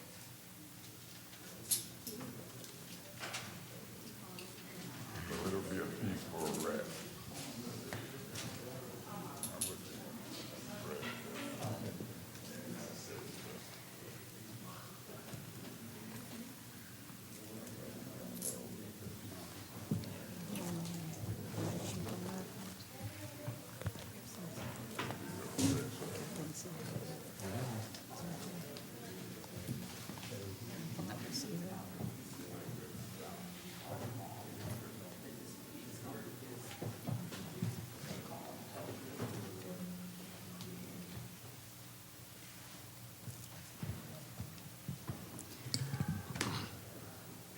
Thank you to my council members. I do apologize for that delay. We were in the first round of discussion on the new substitute motion to send Ordinance 220166 to legislative. Is there any discussion, Ms. Burns? Was that or? Madam Chair, I, unfortunately, with the distraction, could you state that again too, please? Sure. There was the initial, as a brief recap, there was the initial motion to send Ordinance 220166 to council. Mr. Pfeiffer put forth a substitute motion to send ordinance 220166 to legislative, and we are which was moved by Mr. Pfeiffer and seconded by Ms. Winfrey Carter, and we are now in the first round of discussion. Is there anyone who wishes Yeah. to speak? Mr. Yes. Murphy. So, I really want to see this get passed. I want to see it go to council. One of the reasons, a couple of reasons, I'm not sure to the chief, and I know you may not want to talk about it, but on Selby Street, I don't know, something I've been getting complaints about them either drag racing on Selby Street or reckless driving, so I don't know, would this help support the issue that's going on Selby Street? I got a call last night about someone, a killing, or I don't know whether they was reckless driving or was they shoot. I'm not sure, but there's something going on Selby Street dealing with whether it's reckless driving or drag racing. So I'm not sure what that situation is. And then I got a call last night again or this morning while I was at work where my niece was in an accident where it was they were drag racing or something, and she was driving down the street and they hit her car in the middle of a high-speed police chase. I'm not sure whether it was the Flint police or the state. I'm yet to talk to my niece. She okay. She was banged up a little bit, but so it's a whole bunch of issues going on, and I'm not sure whether this is going to address that issue. But what I do want to see, I want to see it move forward to council so that we can vote on it. I'd rather have it in place than not have it in place and work on it while we got something in place versus us having nothing in place. So what you're saying sounds as if we are, we have them, they could do donuts or whatever in the streets, and there's nothing on the books with teeth to address them doing donuts and the black marks in the street, and this will address that situation, is what my understanding is. But I don't want us to leave out drag racing, because if they drag racing, that's a situation, and we ain't addressing that. So through you to the chief, do we have something on the books that will address drag racing? Yes, we do. So we already got something in there that address drag racing. We don't have nothing to address reckless driving. We have laws on the book to address reckless driving, but what this does, this identifies that activity as a public nuisance, and that's what we're trying to deter, is this type of activity by specifically identifying it as a public nuisance. Okay. And especially in your ward, Councilman, as you stated, Selby, Leaf Street, James P. Cole. James P. Cole, those are the areas where if you drive through James P. Cole and Leaf, you see it's very prevalent there as far as a total indication of the figure eights in the middle of the roadway. This will go along with, this will assist us with cameras we will be placing in those areas with a live feed that would give us not only a recording of the activity, but also help us identify those vehicles. And then my other question through you to the chief. I believe, and I remember one of my church members, Jacqueline Nicholas, died on Pearson Road through a high-speed chase on the corner of Pearson and North Street. And I believe we put something in place to stop high-speed chases in the city. I'm not sure if that's the case. If that is the case, how is my niece being, I don't know who hit her, whether the person that was running or the police, I don't know yet because I haven't talked to her. But she is okay. She didn't have to be hospitalized, thank God for that. But are we still doing high-speed chases in the city? No, absolutely not. That's the reason why we're asking for this ordinance, due to the fact our policy, departmental policy, does not allow for high-speed vehicle pursuits for this type of violation, drag racing, figure eighting, things in the roadway. Our officers are, if that's the only offense, they're ordered to terminate, and they're prohibited from engaging in the vehicle pursuit. Okay, well, I'll talk to you off the records because I'm not sure what happened with that situation. But if we're doing high-speed chases in the city, that's a problem. But I'll be supporting this ordinance going to council. That's it. Thank you. Okay, Ms. Winfrey Carter, then Ms. Burns. Thank you, Madam Chair. I'll be supporting the ordinance.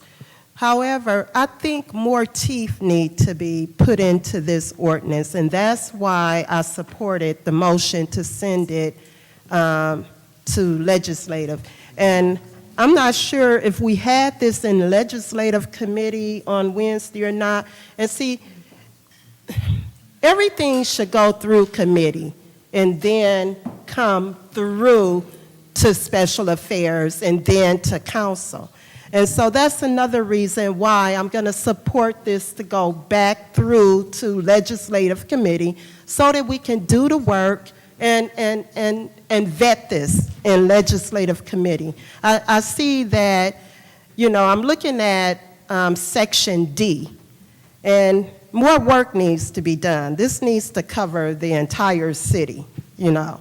So I'll be voting to send this back to, send it first to legislative committee. Thank you, Madam Chair. Thank you, Ms. Burns. Then Thank you. Ms. Priestley. I'll yield the floor to Councilwoman Priestley. Okay, we'll switch. Ms. Priestley, then Ms. Burns. Thank you very much. I will vote to send it back to legislative committee because I think that in a residential neighborhood needs to be struck from this, because otherwise they can be doing this on Dort Highway.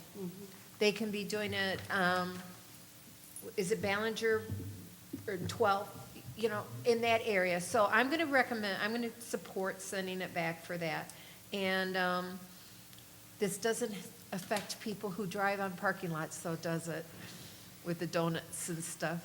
My nephew did this last week in a church's parking lot and ended up in a ditch, destroying their container around their waist, cans, and his mother bailed the car out. So I'm totally 100, and she knows how I feel, but I'm totally in favor of this action, but I do want to see it throughout the city and not just a residential neighborhood.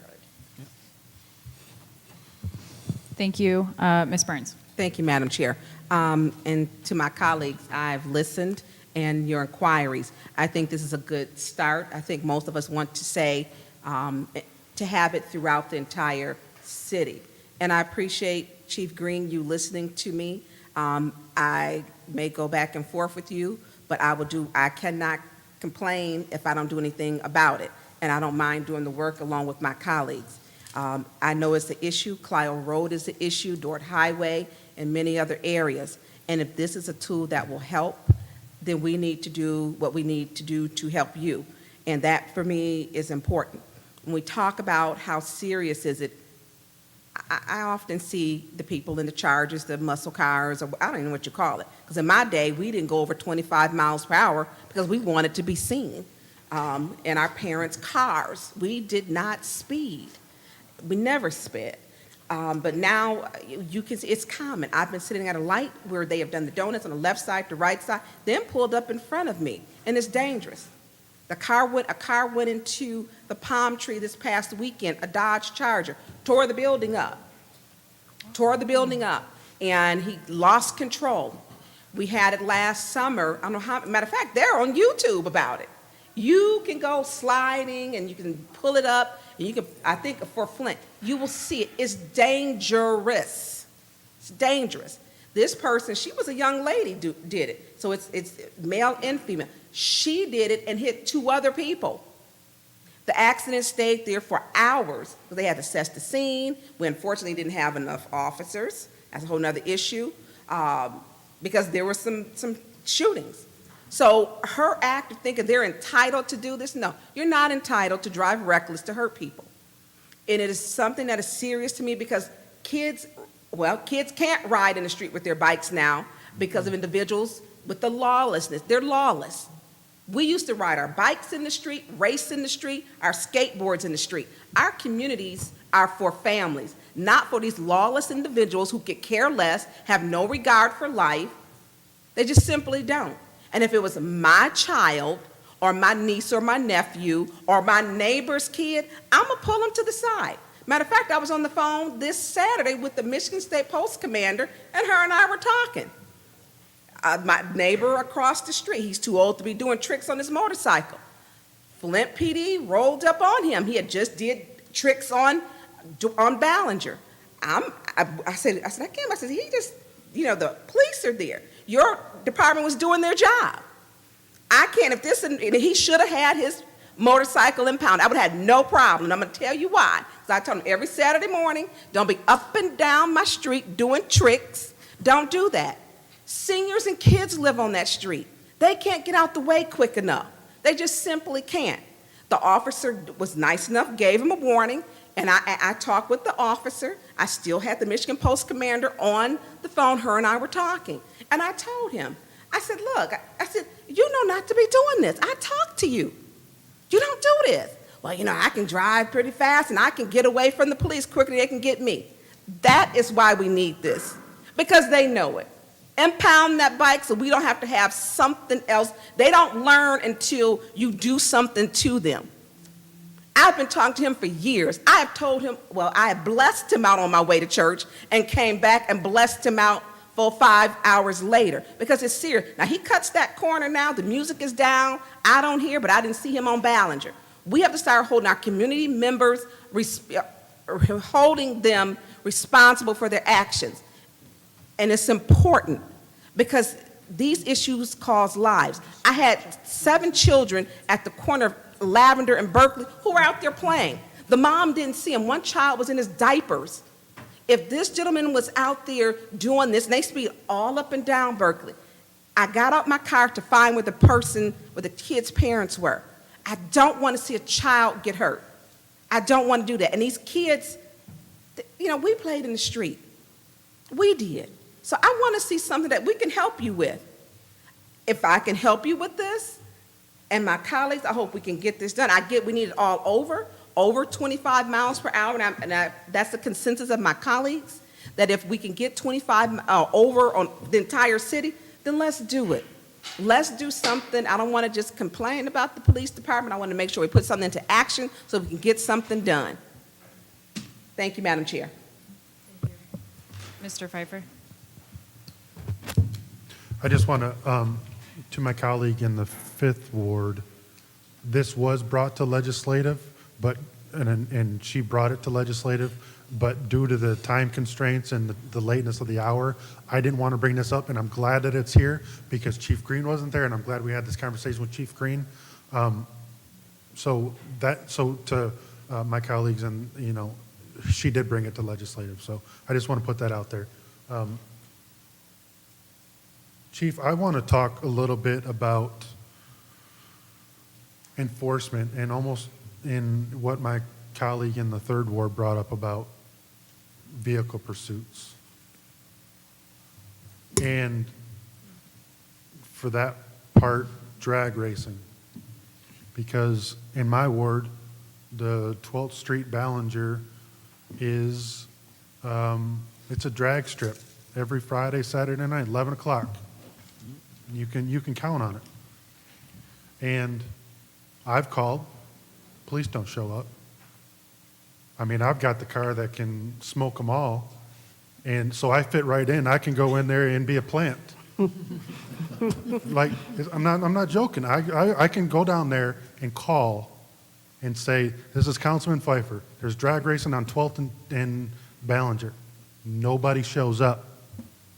And it's concerning that if they do show up, all they got to do is run.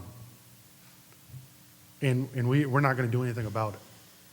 So help me, because I'm all for this, and I want to expand it to give it more teeth and throughout the city, and possibly add, you know, an extended drag racing component. So explain to me how we're going to start enforcing these. We can put death penalty on the books for drag racing, but if we don't enforce it, explain to me how we are going to add another law to the books that we can enforce. That's a great question. So what we've already started enforcing by hotspot policing. So what we've noticed, for instance, drag racing is becoming prevalent in certain locations in the city of Flint, different locations. We target one area, we experience displacement. They move to another area. So what we're going to roll out is our hotspot policing initiatives in multiple locations without tipping them off. We're going to use technology and enforcement teams. We've already laid out the plan to do that. Hasn't been totally rolled out due to weather. Now we're moving into the warmer months. You're going to see more activity as far as hot spots where they're conducting this type of activity, and we're going to be there. But technology is going to play a major role in it. Enforcement teams, and we're just going to be a little bit more aggressive. This ordinance is going to support those efforts. And you're correct.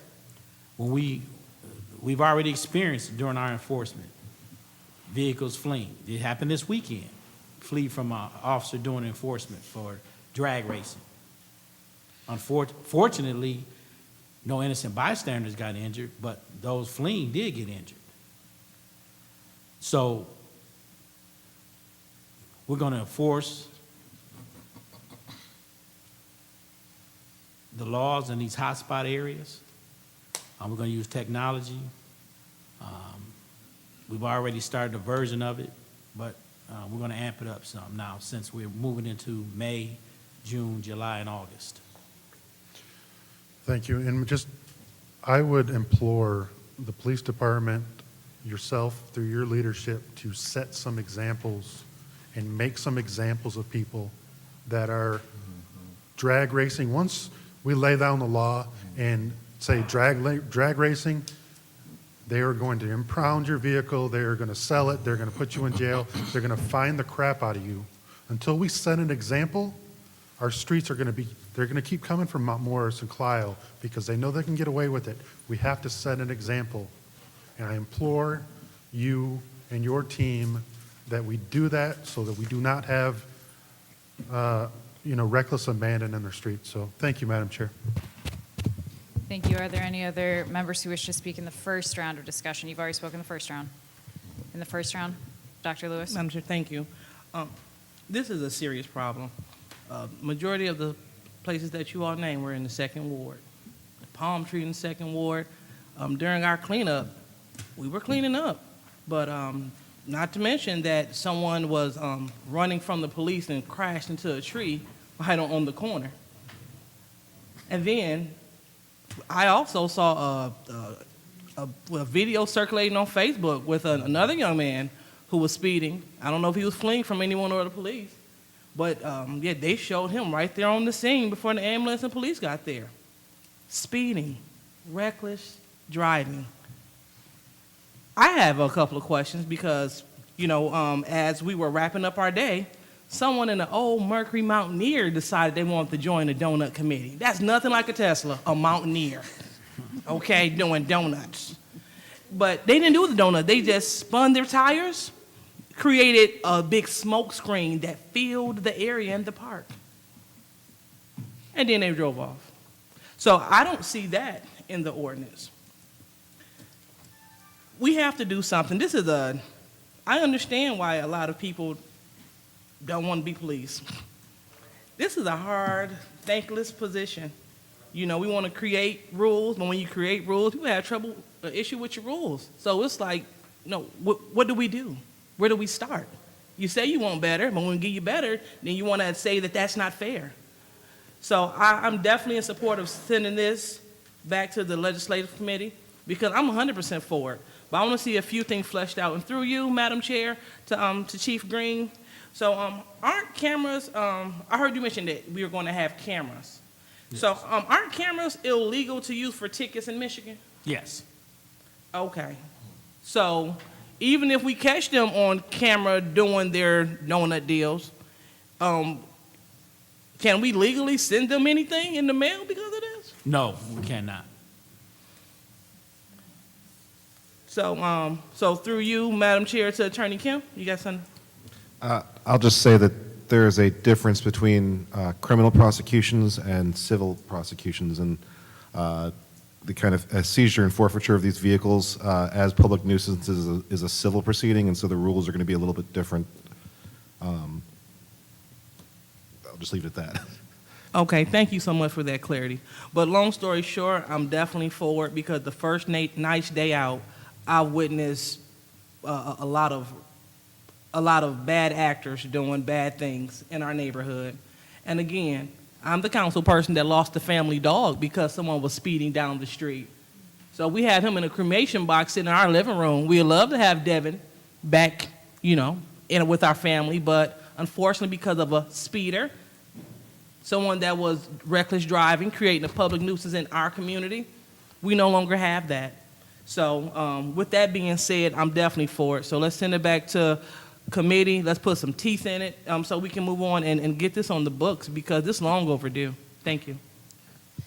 Thank you. I do believe that everyone has spoken the first round except for me. So I will just very briefly, I think that, every single one of us, regardless of where we are in the city and what ward we represent, has experienced reckless driving in one way, shape, or form or another. I know that, we all get calls, we all hear about everything, whether that be on 12th and Ballinger, whether that be on Dort Highway, wherever that may be. Hearing the discussion from a number of my colleagues, it does feel like the overall flow of the body is to make sure that we do put more teeth in this and that we clarify exactly what this ordinance is, which I do wholeheartedly support and will be voting to send this back to legislative. I do have a couple additional questions, predominantly to get people's brains thinking about the future as we keep going forward with this. But we've heard a lot about prevention tactics and techniques, which you mentioned is going to start very soon, and I understand the warm weather is probably going to lead to a greater uptick in that as well. I will simply pose this question, whether there is an answer to it or not. I do just want to help kind of plant some seeds. But what CPTED, or crime prevention through environmental design, strategies has Flint PD considered to use in conjunction with an ordinance of this nature for when we know that we don't have the capacity for our police officers to be at every single, donut or smoke screen in the second ward or anything like that? What CPTED strategies has Flint PD considered in conjunction to ordinances similar to this? Well, definitely technology, cameras. They're going to assist us. Speed bumps, speed trailers. What is that? Speed trailers. So, have you seen those trailers that indicate what your speed is as you're traveling down the road? So deploying those in different areas.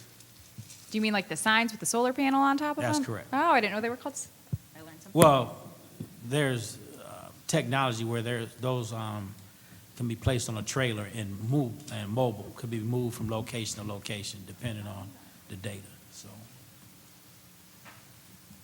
So I guess with that, And similarly, in the same vein as my colleague in the second ward, I guess the 8th and the 6th, and pretty much everybody actually. So that enforcement side of it then. So we know in the state of Michigan we can't do automatic ticketing. So how are we, and I know this is a little bit different, I apologize for being slightly off topic, but how are we going to make sure that we are able to enforce this as we continue forward for our city? Well, we have to continue to be aggressive with our enforcement teams. We have enforcement teams out weekly, one team out in different locations. We have to double that or triple it, whatever it takes. A lot of that is dependent upon our manpower, which our staffing levels have increased. So we'll be able to have the staffing to accommodate that. But so what I'm hearing you say is that when we have more police officers, we will be able to catch more people doing things of this nature. well, we'll have more, say, enforcement teams, and those will be on special overtime assignments. But in addition to that, also will be the officers that are normally working their normal shift when they're on their unobligated time. They'll be out trying to deter this type of activity. So the officers will pick up these calls then when, for example, Councilman Pfeiffer calls? Yes. Okay. I mean, they can call the officer, they can call me. All right. You that. heard it here first. I receive the calls. All or right. email. Thank you, Chief Green. Is there any discussion in the second round? Yes. Mr. Murphy. This is my, I know this is thinking outside of the box, but it seems like they like the race. So have you ever thought about maybe the police department could find a drag race strip for them to do the donuts and the drag racing and charge to get in, and some speculators and some vendors and generate some revenue to bring on some extra police officers? I mean, because it seems like that's what they like to do. And if they had a central location, ideal spot, I'm not sure, maybe the old Buick City site, maybe we could, James P. Cole, I know that's been historically known as a drag strip, but have you guys thought about creating, we got a lot of land in Flint somewhere, maybe we could use ARPA dollars and create a crime prevention for the drag racers and put 2 strips of asphalt down or something. I'm not sure, but I mean, it just seems like that's what they like to do. Well, that was brought up, Councilman Murphy, about a year ago. They stated that was a project that the city of Detroit PD had initiated. Mm-hmm. So I inquired about that through a lieutenant at the Detroit Police Department, and his response was, yes, but it was a disaster. Mm-hmm. And then I understood, and then once you look into it, the liability for the city is astronomical. It's just not, it wouldn't be feasible. Mm-hmm. But Detroit PD, he described it and didn't get into detail, but he didn't want to be associated with it, but he described it as a disaster. Okay. I'm just asking, thinking outside the box. Yeah. Because I might want to go watch. All right, I'm done. Thank you. Vice President Carter. Thank you, Madam Chair. To your point, Councilman Murphy, I did do some research on that very thing, because I was at a family reunion last year, and we were talking about the drag racing. And one of my cousins said to me, he said, I go drag racing. And I think he goes to Kentucky someplace and goes drag racing.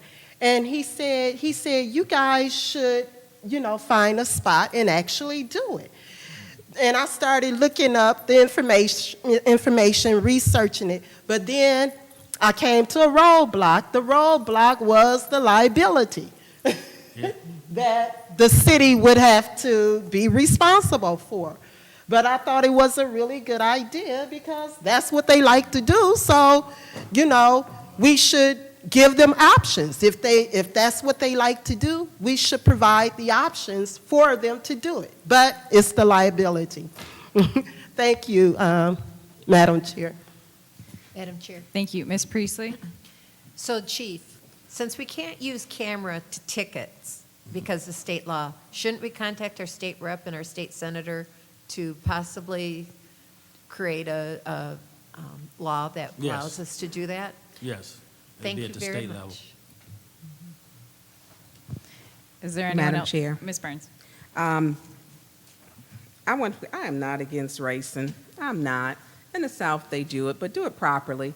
I am not going to, and I understand my colleagues when they say, how do we find out what people can, for the racers? I think they should kind of work on that themselves, because Auto City Speedway will be happy to take their money, which is out there in the country. You can pay a fee, and they can go out there and do it, but not on our residential streets. They need to do it where it's safe at, and it's not safe in a populated area. In the South, they do it, because it's country roads. I like going to monster truck shows, and I've always taken my kids because I've done it as a child. But I want to make sure, and Councilman Pfeiffer wants to add some teeth. I don't want to just put too many teeth in this to where we can't get this. We may do maybe another ordinance or something. You and I were talking. But I would like to get something on the book so they can start making, they can start enforcing it so that we can stop the car tricks, the sliding, the gliding. They're so bold with it. Like I said, they put it on YouTube. And so it's not like they're trying to hide it. And it's very prevalent in every neighborhood. So I appreciate us. I want us to send it back to legislative to have it to be added for the entire city so that it will cover to give you more access because it's everywhere. You always state you have the data, so you know where it's at, so you can use those as target areas. And let's, get it cleaned up so people will know. If you want to drag race, go pay the guy out to Auto City Speedway. He could use the money. And you can drag race on a racetrack that's for racing. And they got bleachers. We can go and watch then. So I think that would be a good way to use that for them, not on our city streets. It's dangerous. People sit on these sides. And I think about the palm tree on Clio Road. There were people in that vehicle. If someone was standing on the side and that car hit them, because it tore the blocks, the cinder blocks, that side of the building, it tore, the car was in the building.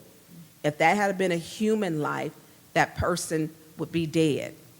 And it's deadly when they do it. They're not race car drivers, they're not NASCAR drivers, and we think about those vehicles. They got rollover bars, they wear a helmet. There's certain safety precautions. They're out there putting on their best gear in their car saying, hey, let's do it. I'm not a fan of it. And my son-in-law races, and I'm in Detroit, as a matter of fact. They live in Detroit. And I'm not a fan of it. I'm just not. Maybe because I'm a mom, but it's not safe. Go to Auto City Speedway, not on our streets in Flint. It just not. So, Chief, I hope this will help you in your department. Enforcement is an issue in everything. That I will always say, and enforcement was an issue this past weekend, but this will help because I want to make sure not only am I talking about the things we need to change, but I want to do some things to help change the issues in our city to make it better and safer for families and for people and for seniors. Seniors can't move. I can't move as quick as I used to. My reaction time is not as quick. And these cars move so fast, you can't even look in your rearview mirror to even see them because they move so fast. Now, I miss the slow days when you ride in your parents' Cadillac. You didn't move. You had your trues and you had your little, I miss that. This is scary now. It's scary, and a lot of seniors are scared to leave their homes, and especially where I live on my street, Miss Parker is scared. She can't move. She's 90. She's a retired teacher, and she's terrified because of the people with the car tricks, which led me to talk to one of the young people on the street. He's now 32, who was having issues, and he did stop because Mrs. Parker, and I spoke with him, but we got to be responsible. I appreciate you working with me on this, and whatever we can do. I think my colleagues, I think we're all in agreement. I do want to address Councilman Pfeiffer's issue because he has stated, and that's a dangerous curve, because when that curve right there, when it's icy, you can't do anything. I've come around that curve before, and there was nothing, and I was really, I was not drag racing, Councilman Pfeiffer. I was not, but I had no control, and that scared me for the first time. And I've been driving since I was 12 on the country roads on our property. But thank you for working with me on this, and thank you, Madam Chair. Thank you. Are there any other council members who wish to speak in the second round of discussion? Do I see move, Yeah. Dr. Lewis? Thank you. So again, I'm really into looking at what works, thinking outside of the box. So yes, I know quite a few places, they have accommodated this crowd with the drag race strips, and we can find one down in Lapeer, the Lapeer International Dragway. So they're doing it there. So let's see how they're doing it, how they're maintaining, operating, what the liability looks like. I mean, it's just something to look into. It's not saying that this is what we're going to do, but it's something to look into, all things considered. But when you flip that same can, it's like, okay, will the people go to the drag strip, or do they want to race where they are? A big issue in the second ward was, when people were clustering on Clio Road in the summer, they're not really hurting anyone, but guess what they were doing? Throwing down litter and stuff like that, and you were tearing up the local businesses. They come back in the morning, and they just glass all over the parking lot. It's just a mess. So it begs the question that if we put a trash can right there, will that solve that? So to me, that's the way I'm looking at this whole dragway piece. Yeah, dragway piece. If we accommodated them with this, if we looked into it, did all of the due diligence, found an opportune spot, found out the liability was little to none, or maybe this is a private endeavor that a private company would take this on, I don't know. But after we do all this, what if they still want to drag down Myrtle? So are we targeting the correct crowd? Is this the crowd that wants to do it legally, or is this the crowd that want to do it down Myrtle? That's something that we must consider going forward. But all things considered, I'm definitely in support. Thank you. Thank you. Is there any more discussion in the second round? Is there any more discussion in the second round? Final call. Seeing none, that takes us to the vote on the motion to send Ordinance 220166 to legislative. Roll call, please, Madam Clerk. Mr. Pfeiffer? Yes. Ms. Lewis? Yes. Mr. Murphy? Yes. Ms. Priestley? Yes. Ms. Winfrey Carter? Yes. Ms. Burns? Yes. Ms. Herkenroder? Yes. The vote is 7 yes, 0 no, to move to legislative. The vote is 7 yes, 0 no to send Resolution 220166 to legislative. The motion passes. The chair will entertain a motion for adjournment. I make a motion. There's a motion for adjournment. Is there support? Support. It's been moved and properly supported. Roll call, please, Madam Clerk. Ms. Lewis? Yes. Mr. Murphy? Yes. Ms. Priestley? Yes. Ms. Winfrey Carter? Yes. Ms. Burns? Yes. Ms. Herkenroder? Yes. Mr. Pfeiffer? Yes. The vote is 7 yes, 0 no to adjourn. The vote is 7 yes, 0 no to adjourn. It is 8:33. We are adjourned.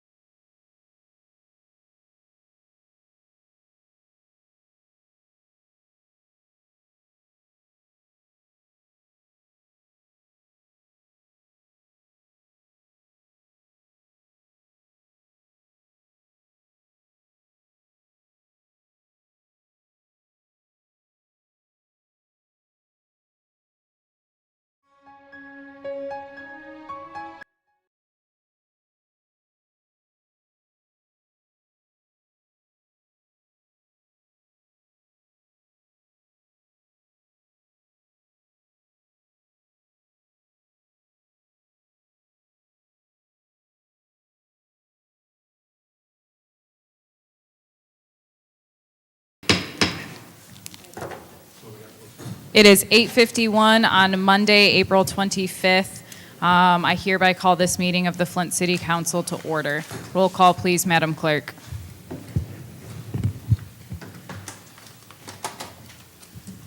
Ms. Lewis, Present.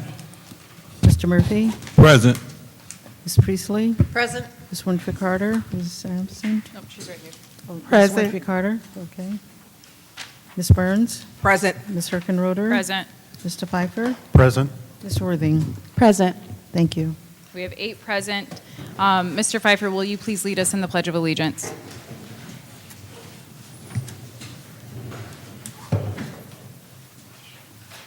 I pledge allegiance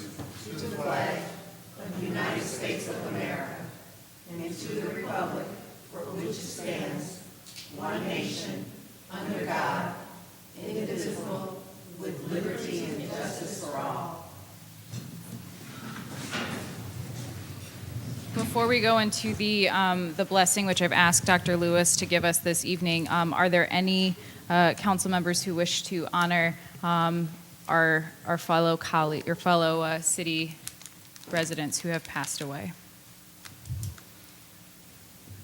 Is there a moment of silence requested?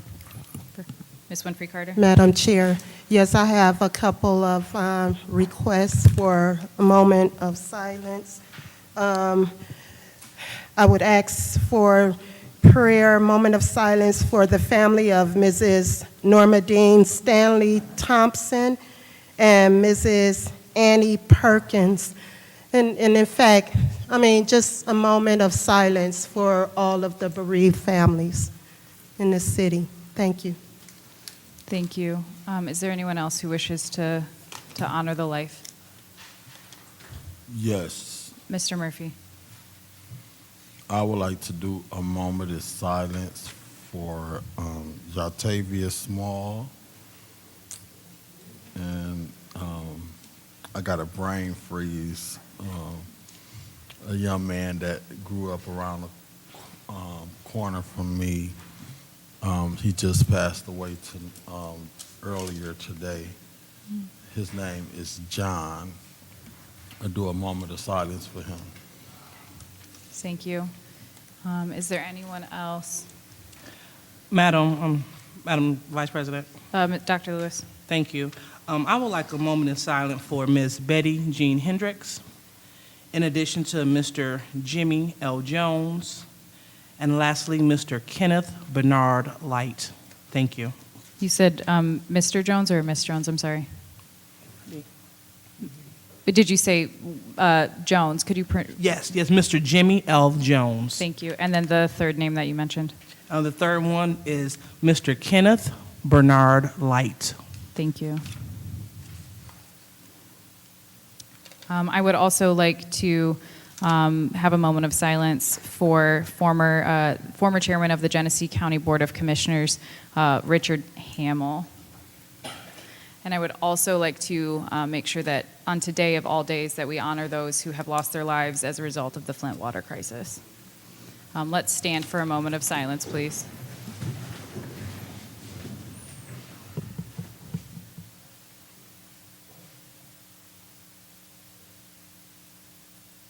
Thank you. Dr. Lewis, can you please lead us in a blessing this evening? Thank you.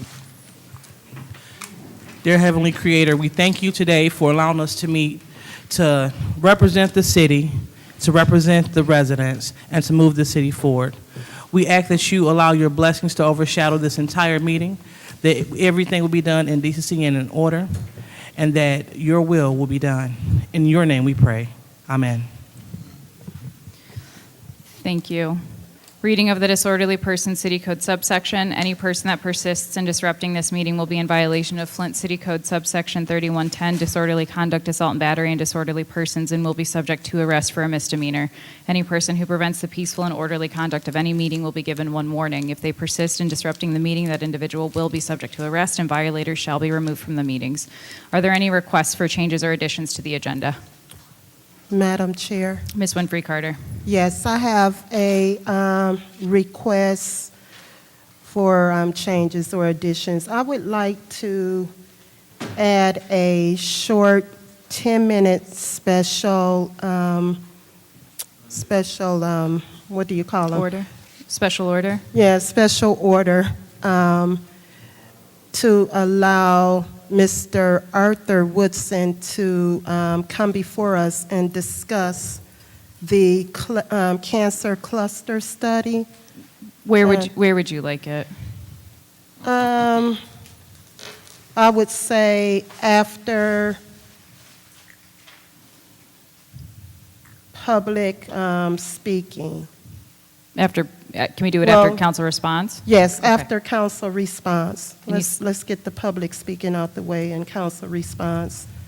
And then I would like for him to come and discuss. I think each of you have this in your mailbox. And I think it's important. Thank you, Madam Chair.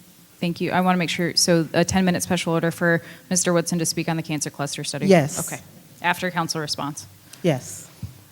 Are there any other additions or changes to the agenda? Yes. Mr. Murphy? I would like to speak on a rash of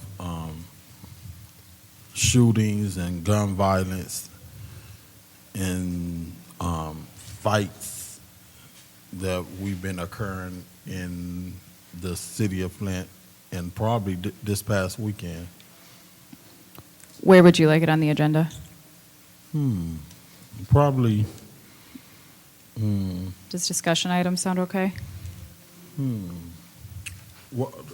What's the pleasure of my colleagues on that particular issue? I know this is a hot issue. Where would any one of my colleagues would like to speak on this? Because it don't really matter to me. Madam Chair, Ms. Burns? through you to Councilman Murphy, I would also like to speak. So if we can do it, because I've got some, I don't know if Chief Green is gone, but I do have some questions, but also even if in his absence, I would still like to have the discussion with the violence, the uptick, so that we can get a handle on this, a consensus with our pre-spring, we're not even summer yet, with what's going on. So discussion items would be fine for me, or wherever. I'm neutral. We're all flexible. We're flexible. The chair would recommend putting it in discussion items. I think she wanted. If that works for everyone. Yeah, so that would be discussion items after the ordinances. Okay. Does that work? Okay. That'll be fine.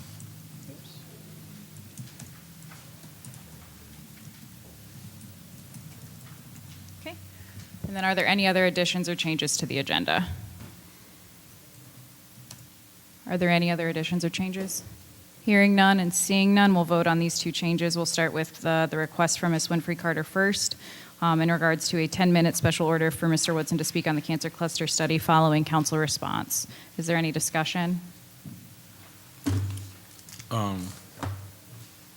Mr. Murphy? So is this a report from, that we have in front of us of a study from the cancer? I have not read through this yet because I just received this tonight, but I'll be for 10 minutes, Mr. Woodson, 10 minutes, not 11 and a half or 10 and a half. 10 minutes.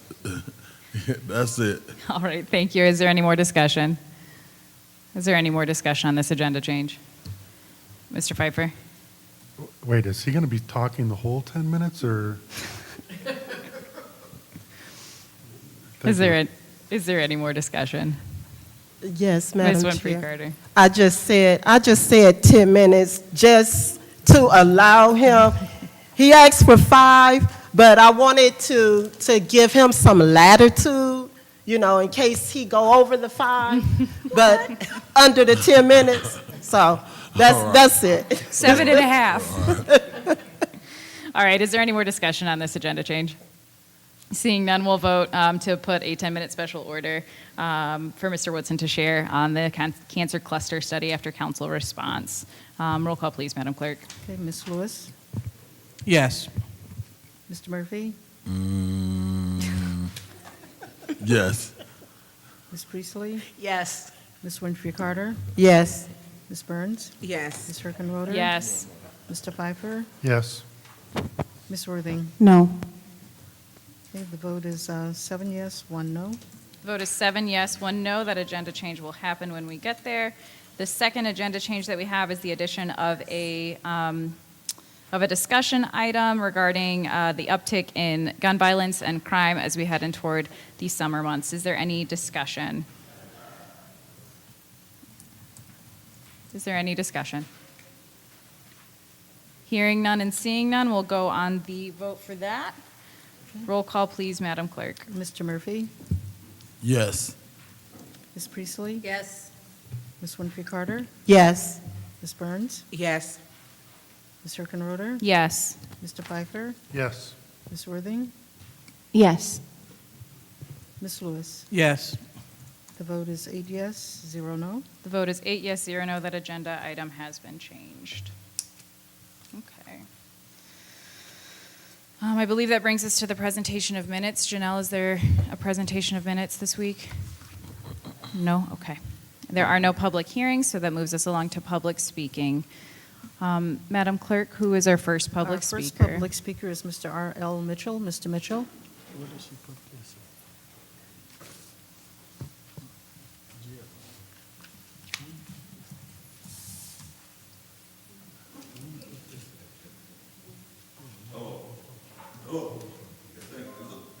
You're good. Hello? You're all right, R.L. Okay. Go ahead. My name is R.L. Mitchell, and I'm going to speak on this nuisance situation we got in Flint. To you, Madam Chair, to Tim. Tim, congratulations for making the whole Flint Police Department out of a nuisance. While you making them goofy rules, you and the police chief were talking about taking them kids' cars and pounding them and stuff and giving them the right to tote gun. They got gun laws, they can open carry, but the police of Flint, chief of police done made himself a nuisance in the whole, everybody in Flint, everybody in the police department. Because in Grand Rapids, they ain't got the guts to go over there and check one of their homeboys for putting a bullet in the back of one of their heads, talking about Black Lives Matter. And what you did, the president, and back to you, Madam Chair, the peoples of the church advise you to read Ezekiel, the whole scripture. That's what you done to the council. And then for the city of Flint and the whole America know what heathens is all about. Heathenism and Lewis and the woman with the financial money and stuff talking about act like they can run the council without the president, and look at my council over there, Curious got his hand on his cheek. And one of us talking about marijuana over there in the Buick department and trying to go outside the box and cherry picking and talking about putting a race. Anyway, about these little kids, 12 years old, you see what the police is talking about like this is a police state, like there's a police running. Nobody gonna run to read the people. In another miss, the woman who took my house and ain't here today, what her name was? The land bank, Miss, I can't call her name now, because she done took my house and tore it down without building a new one, and still went over there on Miller Road and gave $16 million with them goofy laws that China Tim done with the chief of police, and y'all think it's all you junkin'. Read Ezekiel, the whole chapter for you, Madam Chair, because dealing with the president that way. Take that. Thank you. Next public speaker. Our next public speaker is Ms. Jan Marie Arbor. Ms. Arbor?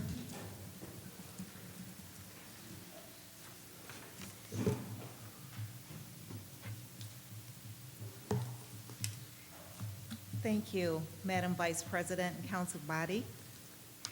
I'm before you this evening, thank you, sir, thank you, to thank you, Council Body, for approving the Citizen 3 Boundary Ward Map. during the April 11th, 22 council meeting. As you know, the map will represent approximately 9,028 people in each of the City of Flint's 9 wards for the next decade. The map not only defines new ward boundaries, it also represents a population loss of 20,000 people from the city during the past 10 years. That's per the census, 2020 census. Given this population change, the new map represents a best effort to maintain boundaries in each of the 9 wards as near as possible to their existing status while considering new census data and the necessity to comply with state government requirements as it relates to that data. This map is extremely important as it represents not only the City of Flint's wards and populations within them, but also impacts the city's current 62 voting precincts. Fortunately, the map was approved just in time for the state of Michigan to receive it as required and to prevent our city from experiencing potential problems with our upcoming August primary. Considering how very important the ward boundary map is to our democracy and the voting process, there was an expectation of unanimous support, particularly in light of the fact that there were no substantial objections made to it during the February Elections Committee special meetings. Yet, after having been dropped, reconsidered, and ultimately approved, the map passed with a 2/3 majority. Of the 7 members present at council to vote, 6 supported and 1 abstained. And it is that abstention that has many baffled. Nevertheless, 6 of you got the job done. And for those of us who do value the right to vote, it was a job well done. It is with appreciation, Council, that passage of this ward map signals only one of the many steps you will take during your tenure to help create a renewed focus for Flint and its future. With this new map in place, over the next decade, Flint residents will vote for this city's future leaders in City Hall and council chambers, as well as on critical matters affecting the city's future and impacting people's lives. It is without doubt that residents want to move the city forward and to do so through a spirit of cooperation. Clearly, each one of us can choose to work independently toward the successes we seek, and we can also choose to work collectively toward creating a thriving Flint, a lively and prosperous Flint, a Flint that people will want to remain in and choose to move to rather than move away from. If you would kindly indulge me to finish my acknowledgments, I would so appreciate it, and I'll do it as quickly as possible. 30 seconds. Ooh. I'll have to speak in super fast speed. Okay, so I'm skipping some things. I appreciate that. Thank you. And that being said, on behalf of the residents of the City of Flint, I would like to acknowledge the following. Flint Elections Commission, including Commission Chair and City Clerk Inez Brown, City Assessor Stacy Cake, and the former City Attorney Angela Wheeler. Thank you for providing sound guidance to get us through this process. Mr. Ken Kalita, Director of the Genesee County Geographic Information Systems for the development of multiple maps. Thank you. 7th Ward Councilwoman Allie Herkenroder for exemplifying true leadership as a public servant by responding with urgency to residents' concerns over the preceding and divisive Citizen 2 map, for standing with resolute conviction on fairness to all over favoritism to the few, and for showing poise and grace in the face of opposition and efforts made to dispose of a substantial black population in the 7th Ward. We thank you.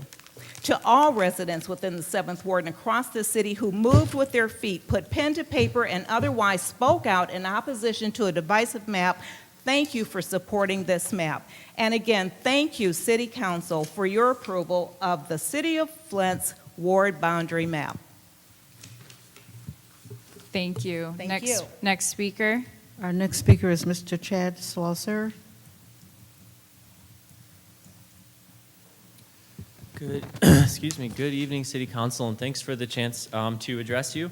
My name is Chad Slosher. I've been a resident of the City of Flint since 2010, of Mott Park since 2014. I've been a park adopter through Keep Genesee County Beautiful since 2018. I'm currently the president of the Mott Park Neighborhood Association, and also board member of the Mott Park Recreation Association.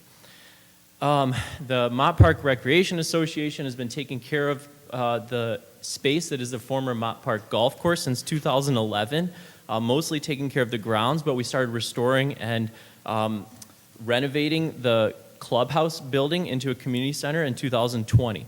We've replaced the roof, totally upgraded the HVAC system, replaced broken windows, plumbing, drywall, painted the exterior and interior, and many more small odd jobs. So I've kind of been spearheading this project, and I understand it's going to come up for a vote soon. And I just wanted to express 3 reasons why we would love your support of this project. So first, we want to increase usage of the space to provide more opportunities for all neighbors to enjoy this beautiful public space for events, family reunions, graduation parties, and even weddings.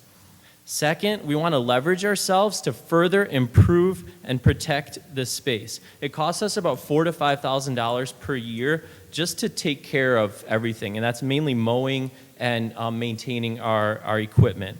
It's all volunteers. We have no employees. We're a 501c3, so all of that goes right back into the grounds and the building.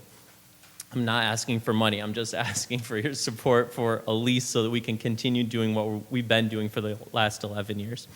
And third, this is crime reduction. It's an investment in the quality of life of all residents in our neighborhood and in our whole city. It may not be realistic. It's not realistic for civilians, people like me and you all, to go and prevent crime at the moment where it's about to happen. But what we can do is invest in the quality of life and create opportunities for the flourishing of all residents of our city, and especially young people. So we humbly request your support for our organization to have the legal authority to be caretakers of this beautiful property. It's owned by the city of Flint along the banks of the Flint River on the west side. I understand there's a delay, and I just want to express that we're more than comfortable with a 10-year lease, which I think will be voted on hopefully in 2 weeks, and we look forward to continuing to work collaboratively with the city of Flint, Keep Genesee County Beautiful, Communities First, the Community Foundation of Greater Flint, and the good people of Mott Park, Glendale Hills, and beyond. Thanks for your time. Thank you. Next speaker, please. Our next speaker is Mr. Hubert Roberts. Mr. Roberts. I believe Mr. Roberts completed 2 slips, but the timing is only for one delivery. Hello, Council. One thing I wanted to say is that... Can you... Yep. One Thank thing you. I'd like to, just want to encourage you guys to kind of work together, you know, to heal our community. We really need you guys to be on one accord as much as possible. You know, policing was started to protect white property, which was black and brown people. And so, Mr. Murphy, white fragility is real. When y'all talked about Auto Speedway, I mean, I didn't come here for that, but they won't allow us to go out to Auto Speedway or out to Lapeer to drag race or anything like that behind Donald Trump and that mandate. So one thing that we want to be clear about is in moving forward, you know, the land bank, the DDA, uptown development, community foundation, some things that we've been trying to get done in the community as far as some of the community activists, we haven't got very much support when you think about the funding and what those dollars that have came in, when we think about the water being poisoned and how our community continues to suffer. You know, you guys are the body that's representing, you know, those black and brown people when you think about this city that really needs the help, really needs the support, because a lot of times people, as you see, are not engaged in coming down here and spending time to be able to voice their concern about what they're dealing with on a daily basis as far as suffering. I deal with a lot of young people in many spaces at the schools, and what we're seeing with our families being broken, guys, those few dollars don't really represent much when we're bickering back and forth. And so I really want to just somewhat, you know, help to encourage you guys to be real concerned about coming together and getting some things done. We need some things done in our community. We really need some wins, guys. And you guys are the elected body that can make this happen. But we can't go much further without really, really understanding our history and what our history continues to do with us. When the chief is sitting here and talking about when you're talking about an ordinance that goes back to 1861, guys, those are the things that they used against black and brown people back in the 1800s. And we still talking about some other kind of form of nuisance law when those are the things and the tools that's been used towards us on a daily basis, guys. So y'all think clearly about what a police officer say, because they do lie. Law enforcement, if you look at the presidency or would you look at any government body as far as being honest about how they administer their laws and how they treat their people. And again, we have to be committed when we know some things that are wrong, as a body, continue to work to get some things done. Thank you. Thank you. Next speaker. Our next speaker is Mr. Kermit Lyons. Mr. Kermit Lyons.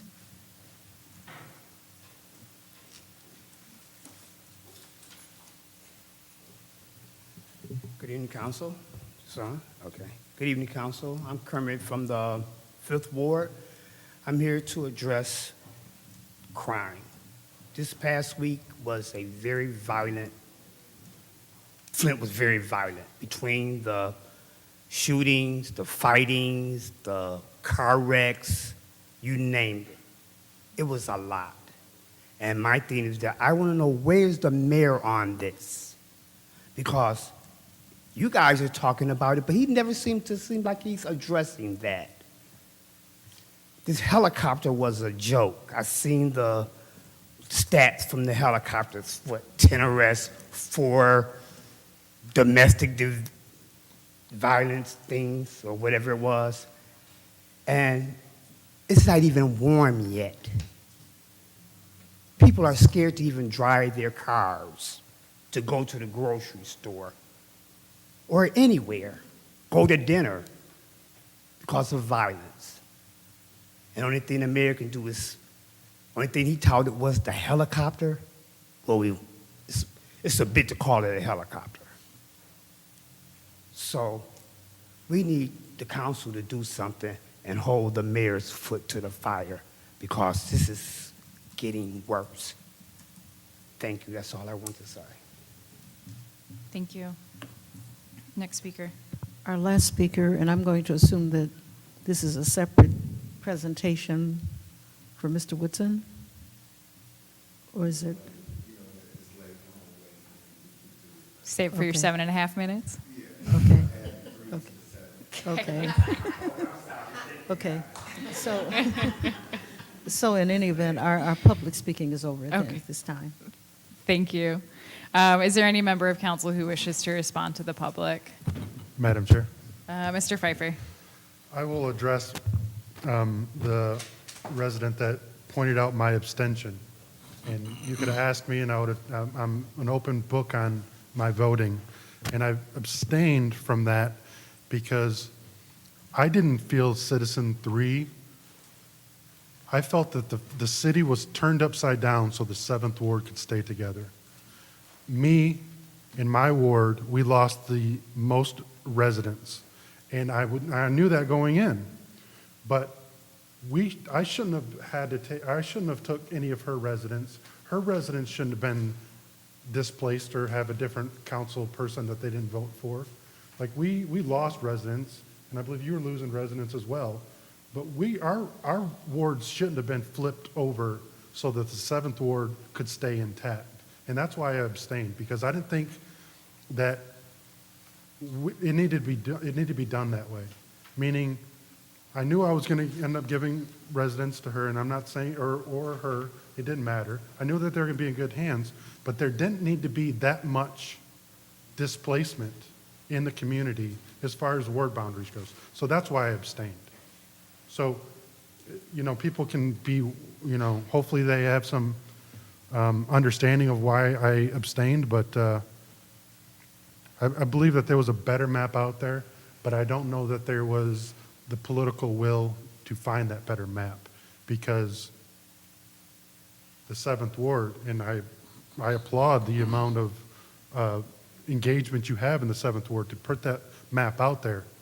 And we just didn't have that engagement, so that's why I abstained. Thank you. Are there any other members of council who wish to respond to the public? Ms. Winfrey Carter? Yes, thank you, Madam Chair. And to Ms. Amarie's point about the ward maps, I would like to make a referral, and this is to our city clerk. I would like a referral. I would like to have a more defined map for each of the wards. The copy of the map that we do have, I mean, I can't really see the streets, so I would like one of the nice maps that we can get. And then I want to find out too, when does this take place? Is it immediate? And I do echo the sentiments of Councilman Pfeiffer as far as the changes in the wards, because I lost a significant amount of residents. And I happened to tell a couple of my residents this weekend about the map and about the changes, and I mentioned to them that I will no longer be their council person depending on when we start enforcing the change of these maps. And they were quite upset, and I'm sad that I got to lose my residents that just voted for me, so it's a bitter thing for me, and I don't know, I was not here the night that they voted on the map, but I don't know if I wouldn't have abstained myself from the vote, because I just wasn't really in favor of the map. I do understand the 7th Ward and what happened in the 7th Ward and the residents being displaced out of the 7th Ward, but I don't know if I would have voted to accept this third map. Thank you, Madam Chair. Thank you. Madam Chair. Ms. Burns? Thank you, Madam Chair. I do want to thank all of the public speakers, because there's so much going on. And I'm going to piggyback Citizen Map 3. I don't think there were any good choices. In order to have progress, we do have to change, and it is shifting. The population is shifting. I have decided to take it upon myself, because I know I speak to Councilman Pfeiffer. I will be going all the way to Miller Road, I believe. So I'm going to make new friends. I'm looking at it in a positive way. We can't stop change, and we're going to be displaced. 7th Ward, there was a lot of accommodations. I'm losing a lot of my good residents in the 6th Ward, but I'm gaining some new ones. And I'm still going to service those who still believe that I will be their council person if they need me for resources, because that's what we're here for, serve the public. Kermit, I want to speak specifically to the violence, because the violence was out of control. I too would have liked to have heard something from Mayor Neely on the website, the police website, because it begins with leadership. Our city was in an outrage. It was the Wild Wild West. There was so much that was going on that the police could not keep control. There weren't enough officers to send to calls. I got calls from residents who were calling 911 and again were put on hold because they didn't have a person to dispatch to. I don't know if they were passing out bullets or whatever, but there was a lot of shooting. First warm day, it was chaotic, it was chaos, and there was so much going on. And with us in the time that people keep their phones, they're able to record it. So it's shown on social media. I was upset about a video that was sent. That video's got over 30,000 views now of an incident. One was in Mount Morris, but then there was a second one that was in Flint. It wasn't in my ward, it was in the 1st Ward. But someone's daughter, who I know, was there. And we could have prevented that when an officer drove by. The other incident had been happening over 2 hours, or about an hour and a half, 2 hours into that. And subsequently, the ambulance was called to that scene. So we have to do better. The violence, and I'm going to wrap up, Madam Chair. I want to hear from leadership, and I want to hear them to calm our city down, because we need that. Thank you, Madam Chair. Thank you. Is there any other member of, Mr. Murphy? Maybe? No, is it on? Can you hear me There now? you go. Okay. A couple of things. I know Hubert Roberts left, and when he spoke about, I'm not sure what he said about white something. Property. Say that again? Property. White property? Mm-hmm. Okay. But I stand by what I said. You got some people that's just pro-black regardless of whatever. Some people pro-white, whatever. You know, you got it on both sides. But either here or there, I'm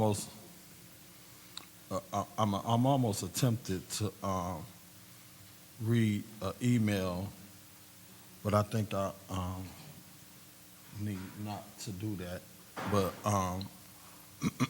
I just want, I've been getting bad emails from people or whatever concerning my stance on supporting white women or councilwomen on council, but I think I'm not gonna read it, but I have been getting it.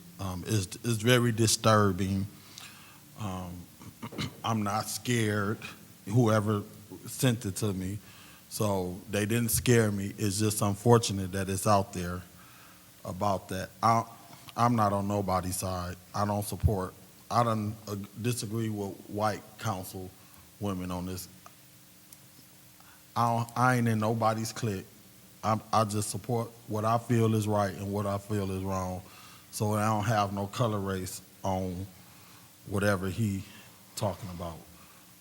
On Mr. Lyon Kermit, that's why I put a special order to talk about the violence, because it is bad. I watched a video on Pearson and Fleming Road at the store with a whole bunch of women, and then someone, and I'm wrapping up, I think some people got killed in the 3rd Ward on Selby Street this weekend on Pearson Road that wasn't in Flint, but we need to deal with this. We need to figure something out. Thank you. Is there any other member of council who wishes, Dr. Lewis? Thank you. Just want to comment about the violence situation. I mean, it's real and it hits home.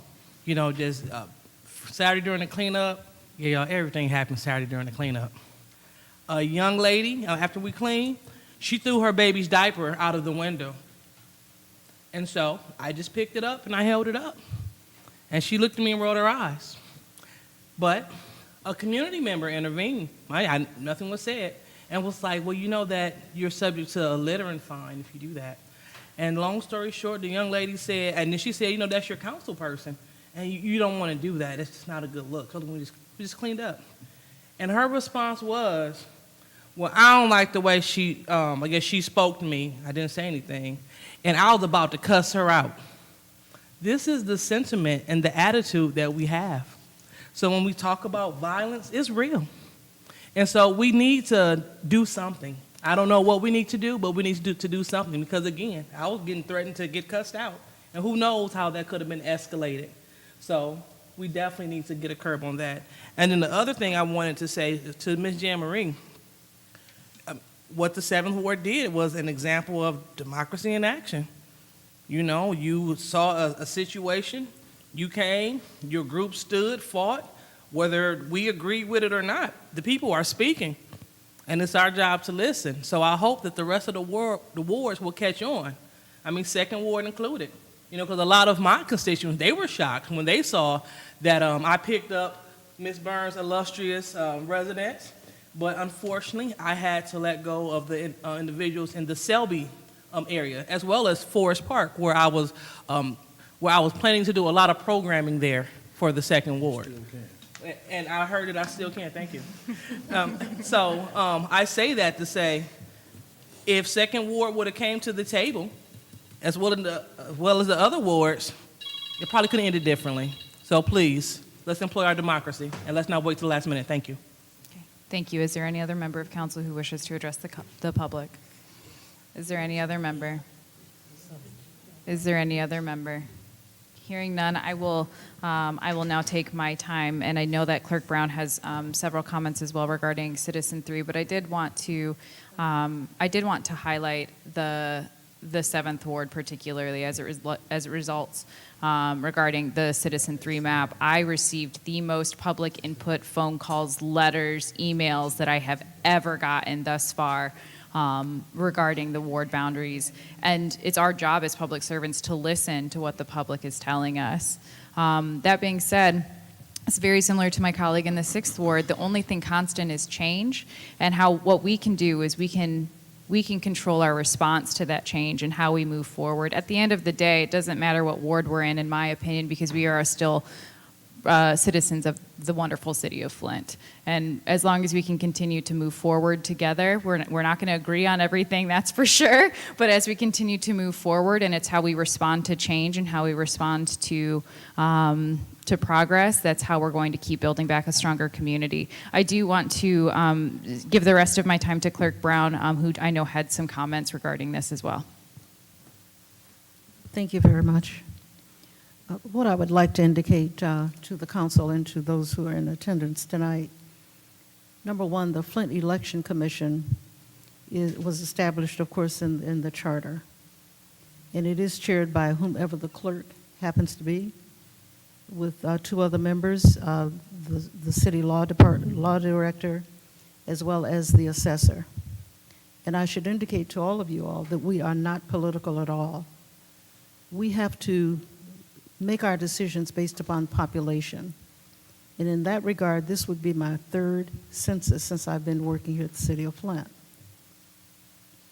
I should also indicate that because of the substantial loss of population here in Flint since the last census, we're down to 81,252 people. Now, in that regard, that means that we lost about 20,000 people since the last census.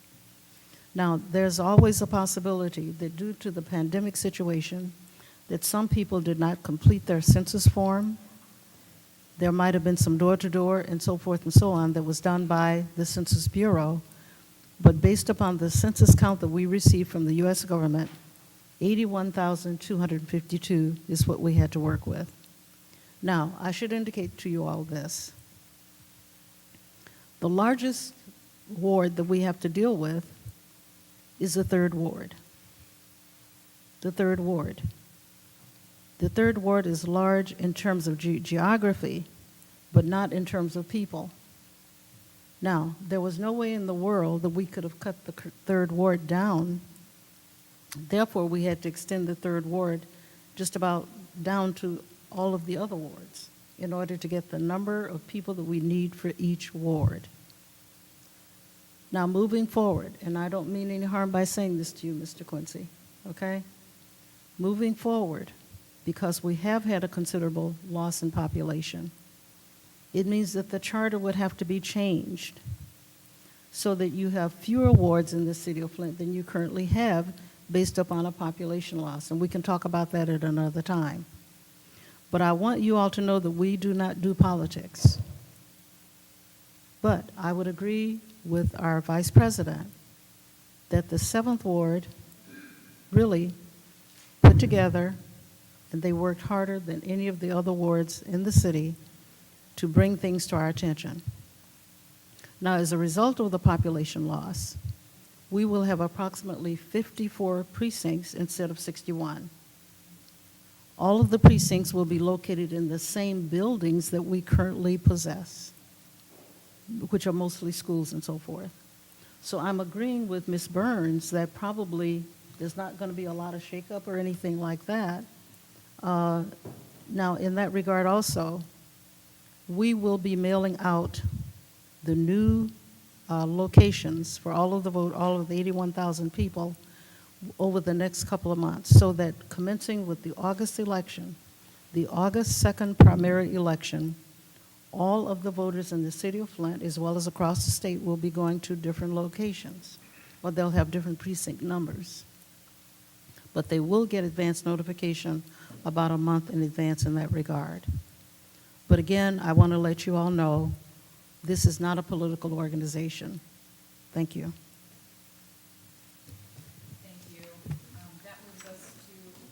That moves us to our 10-minute order. Let me start over. That moves us to our 10-minute special order with Mr. Art Woodson. Sorry, Hello, everyone. 7.5. No, Seven. just kidding. You forgot the other three. Good evening, everyone. This is so important. I know over the past couple of years, everybody done heard that somebody done died of cancer.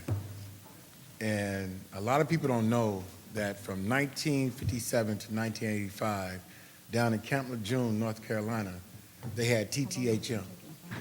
TTHM is a pathogen, waterborne pathogen that causes cancer. So ATSDR, which is the Agency for Toxic, Agency for Toxic Substance Disease Registry, they did a study on the veterans down in North Carolina. And what they found was different cancers that was caused by TTHM. We had more than just lead in our water. We had PFAS, we had PCB, we had TTHM, Legionnaires, arsenic. You have Lockhart chemical that's being violated right now up on Dort Highway that's put chemicals in outfall 1, which comes out right in front of the water treatment plant intake. The weirs and SCADA system and a whole lot more was messed up at the water department. So we was getting a whole lot of different things in our water. This report here, with the help of Dr. Verholden, we wrote this, and Genesee County commissioners last week, they accepted this report as a resolution for Genesee County Health Department to go ahead and talk to MDHHS to get us a cancer cluster study. I made a vow to my aunt and my cousin that I would fight until the last day of my life to get this cancer cluster study done. The problem that we had in the incident report that the state did, which you have at the back of it, they only, if you're diagnosed with cancer, that's the only cancer that they look at. My aunt had 5 different cancers. So 4 of those cancers they didn't put in this incident report. My cousin, she had 3 different cancers. So 2 of those cancers they didn't put in this incident in the incident report. If you read it, it says the Flint water crisis has had devastating effects on our community, which it had. And then you go down to the weakness of this cancer report that they put out. It said that multiple cancers were excluded from analysts due to small cell sizes, despite the fact that the increases were on the order of 300 to 500 for certain cancers. I went over to the hotspot, I call it the hotspot, over on Ballinger Highway, over by Bethel, across the street from Bethel. I knocked on the doors myself. I found 6 different residents with multiple myeloma. Multiple myeloma is a rare cancer that they found at Camp Lejeune is caused by TTHM also. It's a the waterborne cancer pathogen.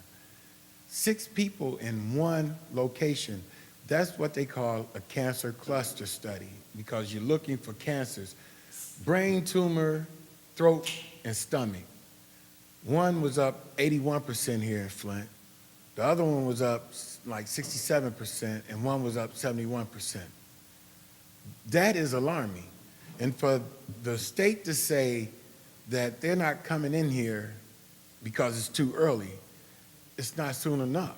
I mean, if you already have these indicators showing that we have an issue and it's on the rise, and they only looking at it on lead, not because of all the other things. I've been in contact with Vice President Harris' office. They've been trying to help us get it. Then Genesee County Health Department is trying to help us get it.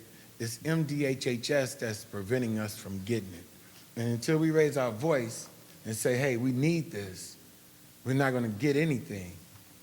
And that's the sad part. Kent County, Wolverine, they had PFAS in their water. It wasn't even 3 months later that they had a cancer cluster study done. Oscoda, they had a cancer cluster study done. Why is it that Flint cannot have a cancer cluster study done? I'm not understanding the issue here why we can't have one done. So all I'm asking, and I'm going to try to make it quick because I know y'all want to get out of here early. All I'm asking right now is that you all pass a resolution to send over to Genesee County Health Department saying that you all agree and sign on that we do need a cancer cluster study and that you are willing or you accept working or asking for a cancer cluster study with Genesee County Health Department, because they did pass one, a resolution last Wednesday for that. And Thursday, we will be talking to MDHHS on our communication call. They said that they have a letter that ATSDR went through both incident reports, and they getting ready to come and tell us what they found also. So anybody that want to be on that call, 9 o'clock Thursday morning, let me know, and I'll send you the Zoom meeting so that you can hear for yourself. There's a lot of information that goes on in that meeting. And I thank you all so much for allowing me the 10 minutes. And Councilwoman Worthing, I'm not mad that you vote against it. I don't take it personal, but I still thank you for listening and indulging me in this conversation. Thank you. Madam, You did that in 6 minutes, so at the remaining 4 minutes, if there's any council members who wish. Oh, we did say 7.5. Madam President. Mr. Murphy. Yes, I would like to put a motion on the floor to create and draft a resolution to do all things necessary to support this cancer cluster study. So there's I got to rearrange. So there's a motion on the floor to do all things to create a resolution to do all things necessary to support the cancer cluster study. Yes. Correct? Is there support? Madam Chair, Ms. I support that. It's been moved and properly supported. Is there any discussion? Yes. Thank you first, Art, for all the hard work you've been doing over the years, beating the drums about this cancer cluster study. This has been a great concern with the water crisis and then this COVID. The Flint residents has been very vulnerable to all kind of diseases and just environmental issues. So I think we need to figure out what's going on and look at the results. I'll be reading through this right here, but I think we should sign on with the Genesee County Commissioners to support this cause. That's it. Thank you. Is there anyone else who wishes to speak? Mr. Pfeiffer? Thank you, Madam Chair. Mr. Woodson, I appreciate your ability to bring this and to stay passionate on this topic. I know that you've been constantly pushing this, and hopefully that with the resolution of the county commissioners and us, and we can get some movement on from MHD or HHS, and you can fulfill those promises that you made, as well as potentially help residents that may be affected by this. Mr. Murphy, you did the thing that I was going to do. I was just going to dig up the resolution from the county and bring that forward, but I guess your resolution will in turn do the same thing. So I'll be fully supporting of this, and we'll see where it goes from here. Thank you. Thank you. Is there anyone else? Ms. Burns? Madam Chair, I don't think a lot of people Mr. Woodson is very active in the community. He's also very passionate, and him and I don't always agree. We do not. We do not. This I support because there is an uptick, and we do know that there were higher levels, and that would be in my area. And through his determination to continue to press forward, he has also educated the community. I never heard of Camp Lejeune before, and because I've had to talk to him, don't ever give your phone number to Mr. Woodson, people, because he will call you. He has educated me through the process, and for me to get the need to want more information. It is needed. We do have a higher cancer rate, and we do have, people are dying. The cancer is aggressive. When he showed me the pictures of his cousin's skin, and she said she didn't want to die. Then his aunt died maybe a year or two after that. And that was in the same household, I believe. So it's very real that we cannot ignore it. And it's not just Mr. Woodson. He's the only one that's family that was affected. The other families have just suffered in silence. We have the ability to do something, all of us, to make a change, make sure that we recognize that people shouldn't have been poisoned. They drank water, wasn't to any fault of their own, and we need to find out what's going on to fix it. And sometimes the hardest fights are the fights that take the longest. It hasn't been a swift race, but I'm going to support you. I'm going to support you, and I encourage my colleagues to do the same, because I appreciate you doing this, because there are people who are in the grave who cannot speak up for themselves. And you have been that voice. And don't stop, not on this, but press forward, because this is important, because people still don't understand how that water affected them. And I even think the water affected some of these kids with these violent tendencies in Flint. I believe it when we read about what lead can do.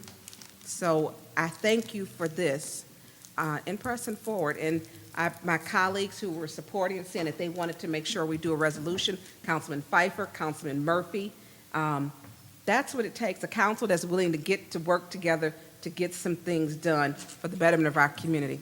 Thank you, Madam Chair. Thank you. Is there anyone else? Ms. Winfrey Carter. Yes, thank you, Madam Chair. Mr. Woodson, I would like to thank you for bringing this forward to us. Yes, and Councilwoman Burns, she's right. Don't give Mr. Woodson your telephone number. You'll get them 7 a.m. in the morning calls. You'll get after we get out of council meeting, you'll get those calls. Point of information. Call. What's your point? Did you know he asked for mine and I refused to give it to him? I don't.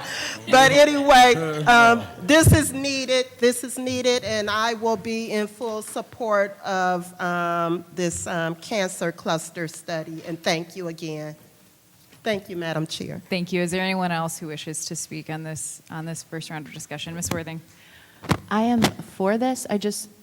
What is is this just like our show of support, like as in the council supports this, but there's not really action being taken, it's just we are showing our solidarity? The motion on the floor is to create a resolution to do all things necessary to join in and support with the county to help make sure that we facilitate the cancer cluster study. That makes sense now. Thank you. Okay. Thank you. Is there anyone else who wishes to speak in the first round of discussion? Is there anyone else who wishes to speak in the first round of discussion?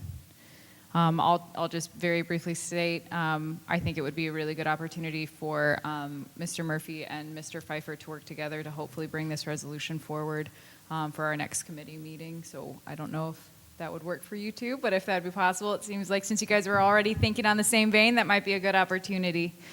Is there anyone who wishes to speak in the second round of discussion? Is there anyone who wishes to speak in the second round of discussion? Seeing no movement, we'll move to the roll call vote on the motion to create a resolution to do all things necessary to support a cancer cluster study in the city of Flint. Ms. Priestley? Yes. Ms. Winfrey Carter? Yes. Ms. Burns? Yes. Ms. Hurkenroder? Yes. Mr. Pfeiffer? Yes. Ms. Worthing? Yes. Ms. Lewis? Yes. Mr. Murphy? Yes. The vote is 8 yes, 0 no. Vote is 8 yes, 0 no. The motion passes. Was it worth that extra 2.5 minutes? All right, so that moves us along to the petitions and unofficial communications, which will be adopted by consent unless there's objection. Hearing none, seeing none, those will be adopted. That brings us to appointment 220171, the appointment of Ms. Sonia Denise Breed in the 6th Ward for the Human Relations Commission. Madam Chair, Ms. Priestley. I'd like to make a motion to approve 220171. There's a motion on the floor to approve appointment 220171. Is there support? Support. It's been moved and properly supported. Is there any discussion? That was Mr. Pfeiffer. Madam Chair, Yes, Ms. my Burns. colleagues are very quick on this, and I appreciate it. I will not speak on this long. I would hope that we would support Ms. Sonia Breed. I appreciate her. She's a community member. She's well qualified. I think there was one question that was asked last week if it was a conflict of interest, and I would hope that, I don't know if, through you, Madam Chair, to Attorney Kim, if he did get that information with her position which she holds with the state of Michigan. Yes, there is none because the relevant statute is the Incompatible Public Offices Act, and there are 3 conditions, and none of those are being met, so there's no concerns in that area. Thank you. And with that, when people volunteer their time, it's not a paid position. When we get qualified people, we want to change the direction of the city of Flint. We need to make sure we're getting people who are passionate. She can afford to move out of Flint. And where she lives, most people would have. And she has stayed, and she wants to help. I want to keep her in our community. I want to wrap her in and make sure she's embedded so she could do some good things in the neighborhood. And not just our neighborhood, but be a part of our city to grow it. We have to involve more people to change it. Too often people are leaving the city, but if we bring them in, they've got all this talent. I don't want them to take their talent to Fenton. I don't want them to take their talent to Flushing. I don't want them to take it to Grand Blanc. I want to keep Ms. Sonia Breed's talent here to help our city, her home, a better place for all of us. Thank you, Madam Chair. Thank you. Is there any more discussion? Is there any more discussion? Is there any more discussion? Hearing none. Ms. Burns, would you like to speak in the second round? No, thank you. Okay, all right. Does anybody else want to speak in the second round? Seeing none, that moves us to the vote on the motion to approve appointment 220171. Roll call, please, Madam Clerk. Ms. Winfrey Carter? Yes. Ms. Burns? Yes. Ms. Hurkenroder? Yes. Mr. Pfeiffer? Yes. Ms. Worthing? Yes. Ms. Lewis? Yes. Mr. Murphy? Yes. Ms. Priestley? Yes. The vote is 8 yes, 0 no. The vote is 8 yes, 0 no. The motion passes. That brings us to the reconsideration of Resolution 220038. If I may provide just a brief context on this.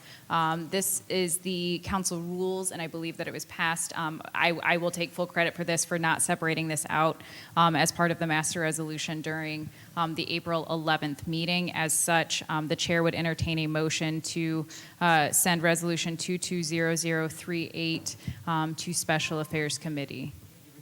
That's right. We have to reconsider it first. So the chair will entertain a motion to reconsider Resolution 220038. Depending on how that reconsideration goes, then I'll entertain the motion for Special Affairs. Madam Chair, I make that motion to reconsider resolution number 220038. There's a motion to reconsider Resolution 220038. Is there support? Madam Chair, Dr. Lewis? I support. Been moved and properly supported. Is there any discussion? Yes, Madam Chair. Ms. Winfrey So Carter. we are reconsidering it to, what, go back to Special Affairs or to stay, to vote on it to pass through council? It'll be two. So this first vote is the allowing the reconsideration. So it was passed in the April 11th master resolution, which was done in error. There was a lot going on that night. Okay. So that was passed in error. So the motion that's on the floor right now is to reopen the resolution to be able to reconsider it. and then from there, we'll be able to move it back to committee. So this first one is just, can we talk about it again, basically? Okay. That's it. Is there any other discussion? Is there any other discussion? Hearing none, that takes us to the motion to reconsider Resolution 220038. Roll call, please. Okay, Ms. Burns? Yes. Ms. Herkenroder? Yes. Mr. Pfeiffer? Yes. Ms. Worthing? Yes. Ms. Lewis? Yes. Mr. Murphy? Yes. Ms. Priestley? Yes. Ms. Winfrey Carter? Yes. The vote is 8 yes, 0 no to reconsider. The vote is 8 yes, 0 no to reconsider. The chair will now entertain a motion to send Resolution 220038 to Special Affairs for further consideration. Ms. Priestley. Make a motion to move 220038 to special affairs. It's been moved. Is there support? Madam Chair, Dr. Lewis. I support. It's been moved and properly supported. Is there any discussion? Yes. Mr. Murphy. So with this, moving into special affairs, if we have any changes in the rules, we did not get past us being able to make any kind of changes. What's the proper, what I want to say, how should we as a group, and this is to all my colleagues, should we just go on and send our amendments that we want to see in the rules to the ad hoc committee that put the rules together, and you guys look at it and try to incorporate it with the rules, and then we look at it, because we still really didn't get past the working of the rules, and there were some things in the rules that I wanted to see changed. And I'm not sure if my colleagues, everybody have given you those rules, and if they have given you those rules, have those rules been incorporated in these rules? If not, because I know I haven't sent you any, but I did have some changes that I wanted to see highlighted, so I just want to make sure that all of us had the opportunity to share those rules with you. If it pleases the body, if I may respond to the questions raised by Mr. Murphy, is that okay with everyone? So I would recommend, because of how hefty and how many changes we can anticipate, I would highly recommend coming with a piece of paper of whatever amendment or rule. So let's say you want to change Rule 14.1 to say, all cows have to be the color purple. I would recommend that would be in writing with enough copies for all of our colleagues to be able to read, because then the process, what we will have to do is we will have to go by amendment to vote on whether or not we want to adopt that. That would be my recommendation. Although any amendment can also be brought from the floor. Okay. All right, I'm fine. Okay. Is there any more discussion? I hear the microphones click. Ms. Winfrey Carter? Yes, Okay. Madam Chair. So from what I understand too, and I think Davina explained this to us, it's best that we really have all of these rules together before we even set a date and everything. So do we need to have another working session when it comes to the rules? I don't know. I'm just asking my colleagues. Right. And this is to my colleagues. Do we need to have another working session so that we can discuss the rules and make sure these are the rules that we want to have printed and voted upon on that date? Because, there's money involved in this. And through you to Ms. Brown, can you explain that to us again as far as publishing the rules and having the public, input and everything? Sure. Each time there's a change of any kind, we would have to have it published in the Flint Journal. which would be quite a large fee. So I can understand what she's saying in terms of you going maybe back to committee to get it more refined before you actually take it to special affairs.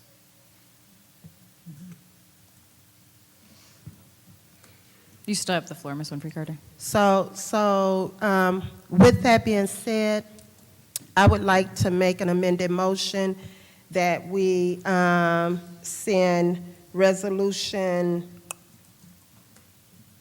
220038 back to committee. I think it was in governmental operations, if I'm not mistaken. Send 220038 back to governmental operations committee so that we can, make our rules more defined and finish the work. Sure. So there's an amended motion to send resolution 220038 to Governmental Ops Committee. Is there support? Was that support? Support. Okay. Hearing multiple seconds, I'll go with Mr. Pfeiffer because I saw him before I heard Mr. Murphy. Is there any discussion on the amended motion? Is there any discussion? I would just say I support this, just so that we can have we can talk about it on Wednesday and not have to wait till the following Monday.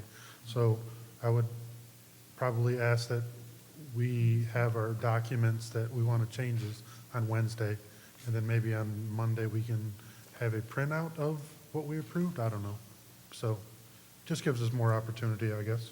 Madam Chair. Ms. Priestley and Ms. Burns, did you want the floor? I'm sorry. I can wait. Okay. I yield, yes. Ms. Priestley, then Ms. Burns. I suggest too that if everyone emails their suggestions to Janelle, and she can disseminate them to us so that we're prepared and we've all read them and we've gone through them so that the meeting can go much faster and going through it, because, even doing what Ms. Herkenruder and I and Attorney Kim did, it just in our meetings together, what was it, 4 hours? Yeah. Or more. So can you imagine with 9 of us? Yeah. So that's why I suggest that we bring it together and it gets disseminated to us, and so that we can be prepared. Ms. Burns?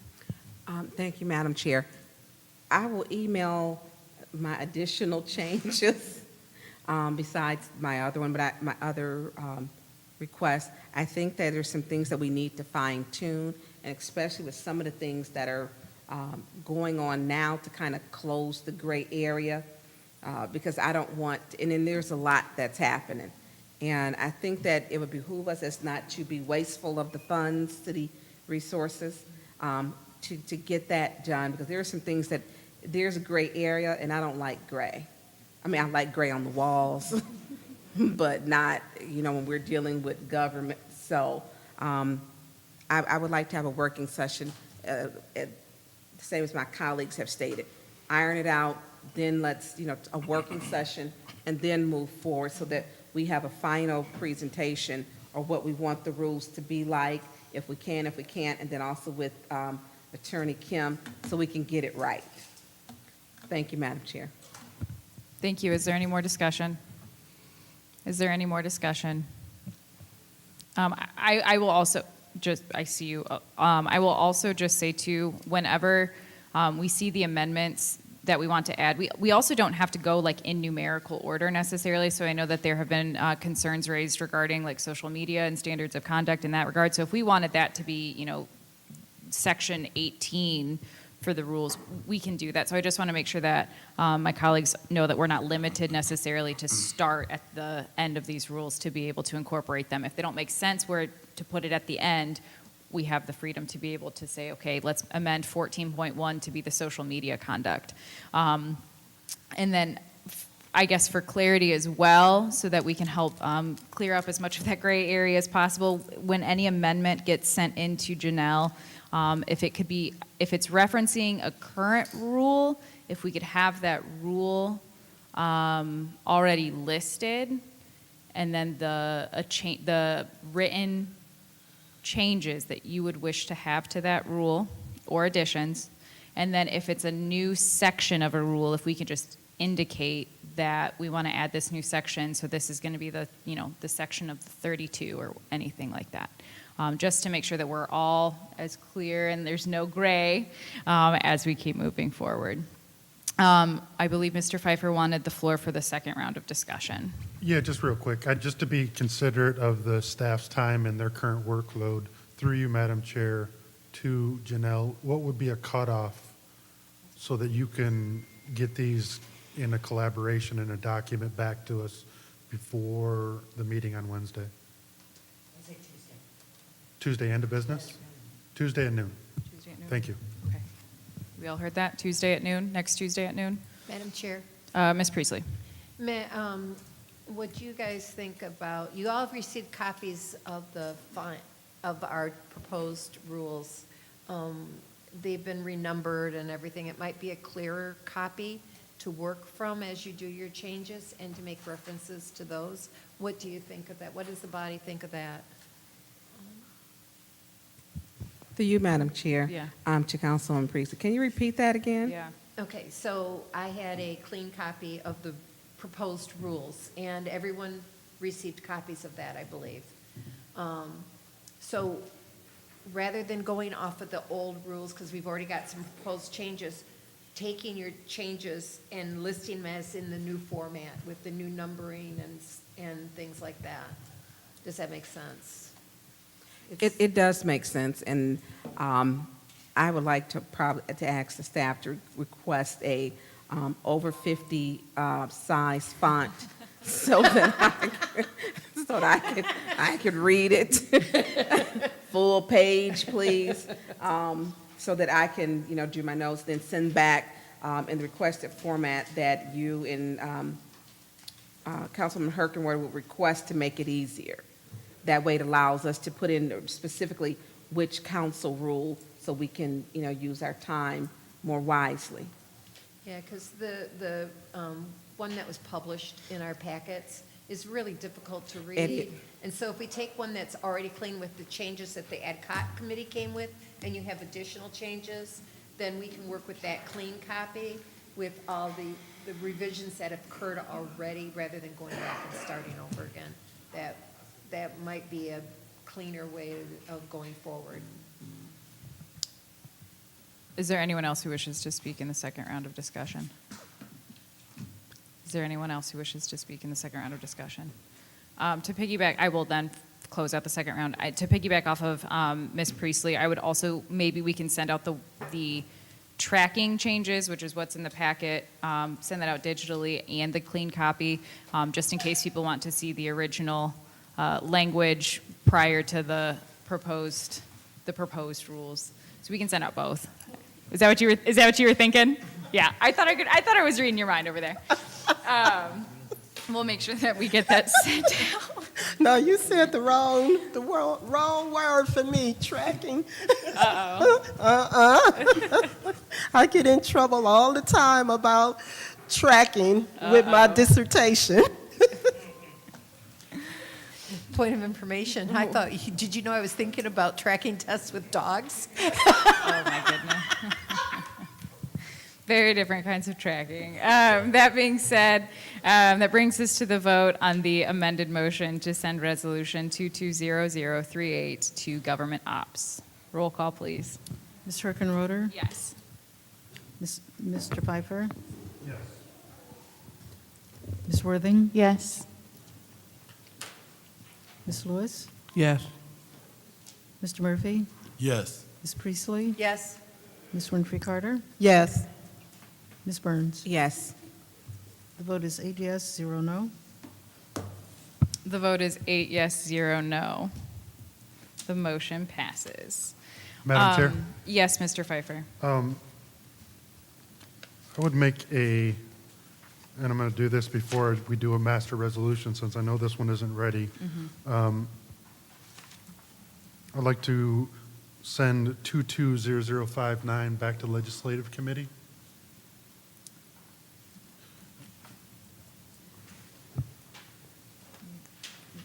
Before I call for a second, can I provide some context?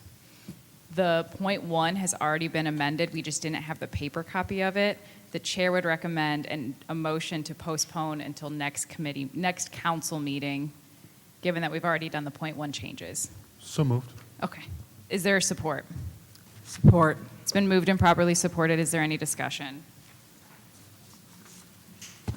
Yes, To postpone to next week for the point one. yes. Is this- Mr. Murphy. Through you to Mike Brown, is this the fence over here at the Kersley Lake? Mr. Murphy, we're on resolution 220059 for Mott Park. Oh, okay, all right. A little ahead. Mike, never mind. Save you the walk. Yeah, okay. Yeah, okay. I never mind. Okay. I'm good. All right. Is there any more discussion? Is there any more discussion? Is there any more discussion? Hearing none, that takes us to the vote to postpone 220059 to the next Flint City Council meeting for the proper amendment. Roll call, please. Mr. Pfeiffer? Yes. Ms. Worthing? Yes. Ms. Lewis? Yes. Mr. Murphy? Yes. Ms. Priestley? Yes. Ms. Winfrey Carter? Yes. Ms. Burns? Yes. Ms. Herkenroder? Yes. The vote is 8 yes, 0 no to postpone to the next council meeting. The vote has been, the vote was 8 yes, 0 no. That motion passes. Madam Chair, Mr. Pfeiffer. make a motion for a master resolution with any separations. There's a motion for a master resolution with any separations. Is there support? Support. It's been moved and properly supported. Is there any separation? Are there any separations?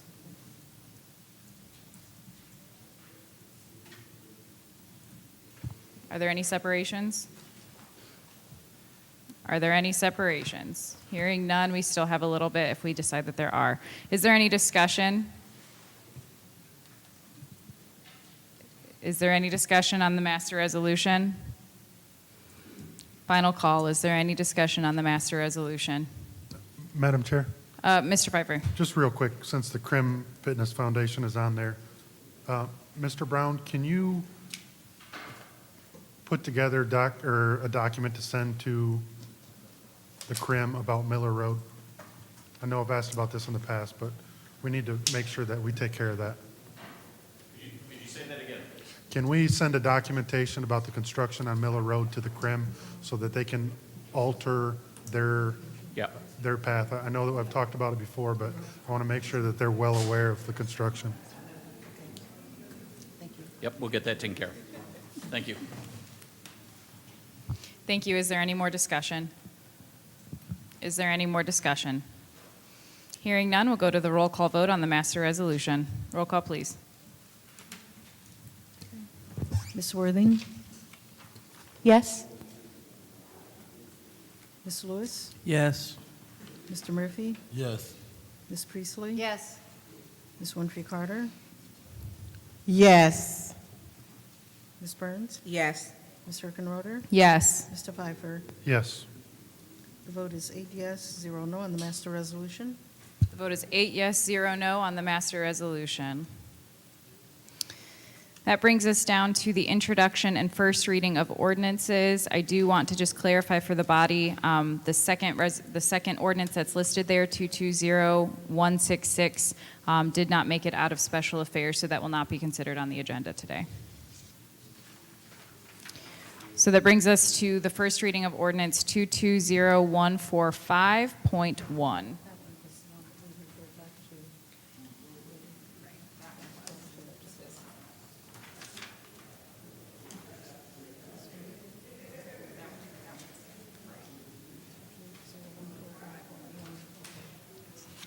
So what's the? There's no motion yet. Is there a motion on the floor regarding this? Is there a proper motion to send it for second reading? Yes. Is that your motion? Yes. The motion on the floor is to send ordinance 220145.1 to second reading. Is there hearing multiple seconds? Was that you, Ms. Worthing? Nope. Madam Chair, I second that motion. It's been moved and properly supported. Is there any discussion? Madam Chair, Mr. Pfeiffer. I would just say that even though the Planning Commission recommends denial. If the new code, the new zoning code was adopted, this would, what they want to do would be approved under the new zoning code. So I'm going to support it as if, that way that they don't have to come back and try to do an amendment when we adopt the new zoning code. So hopefully we can get this through and move forward. Thank you. Thank you. Is there any more discussion? Madam Chair. Ms. Winfrey Carter. Yes, this is through you to Councilwoman Worthing. You good with this? Ms. Did she Worthing. hear me? You good with this? Do you, can I answer? I feel like, I didn't hear from Wilcox, I wasn't here at the committee meeting, but that there's like a saturation of like liquor stores, and liquor stores are part of that being allowed. So I was gonna vote no, but then hearing that, I don't know. Ms. Winfrey Carter, you still have the floor. I'm done.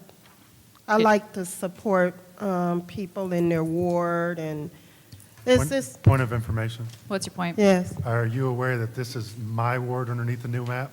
Oh, well, Councilman Pfeiffer, are you good with this? Are you good with this? Okay. Okay. I mean, I don't know, these maps are so confusing right now, and I can't even see the street, the street, yeah, the names of the streets. Hey, So I'm all point of confused. information. What's Be your glad point?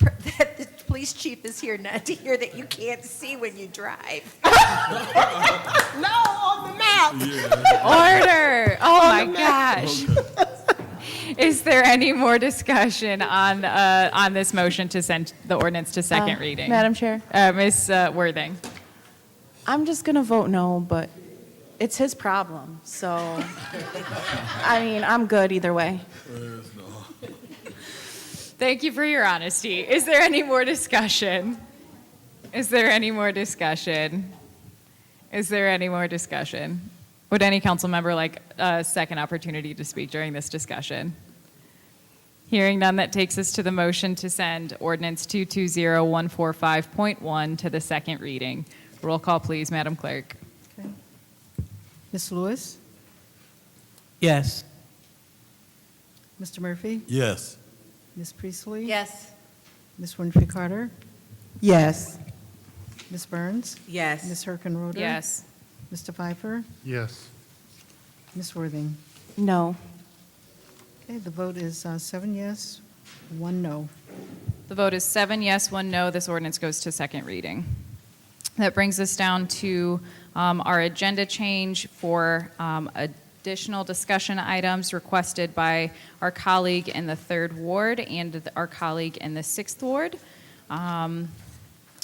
Mr. Murphy or Ms. Burns, whoever would like the floor first. Yes. Mr. Murphy. Wow. I want to bring up the rash of shootings that's been happening in the city of Flint. The fight. I seen the video on Facebook of some fighting over here at the liquor store on the corner of Pearson and Fleming. It lasted a long time. It was a police cruiser that drove by during the time of the shooting. Of the fighting. A group of girls was out there fighting. I also got word last night that I think allegedly 3 people might have got shot or killed in the 3rd Ward on Selby and Carpenter Road somewhere.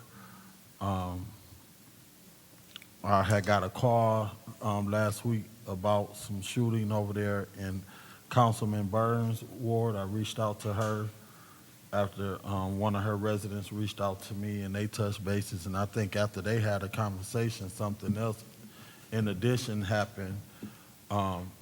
This was just one day in this weekend.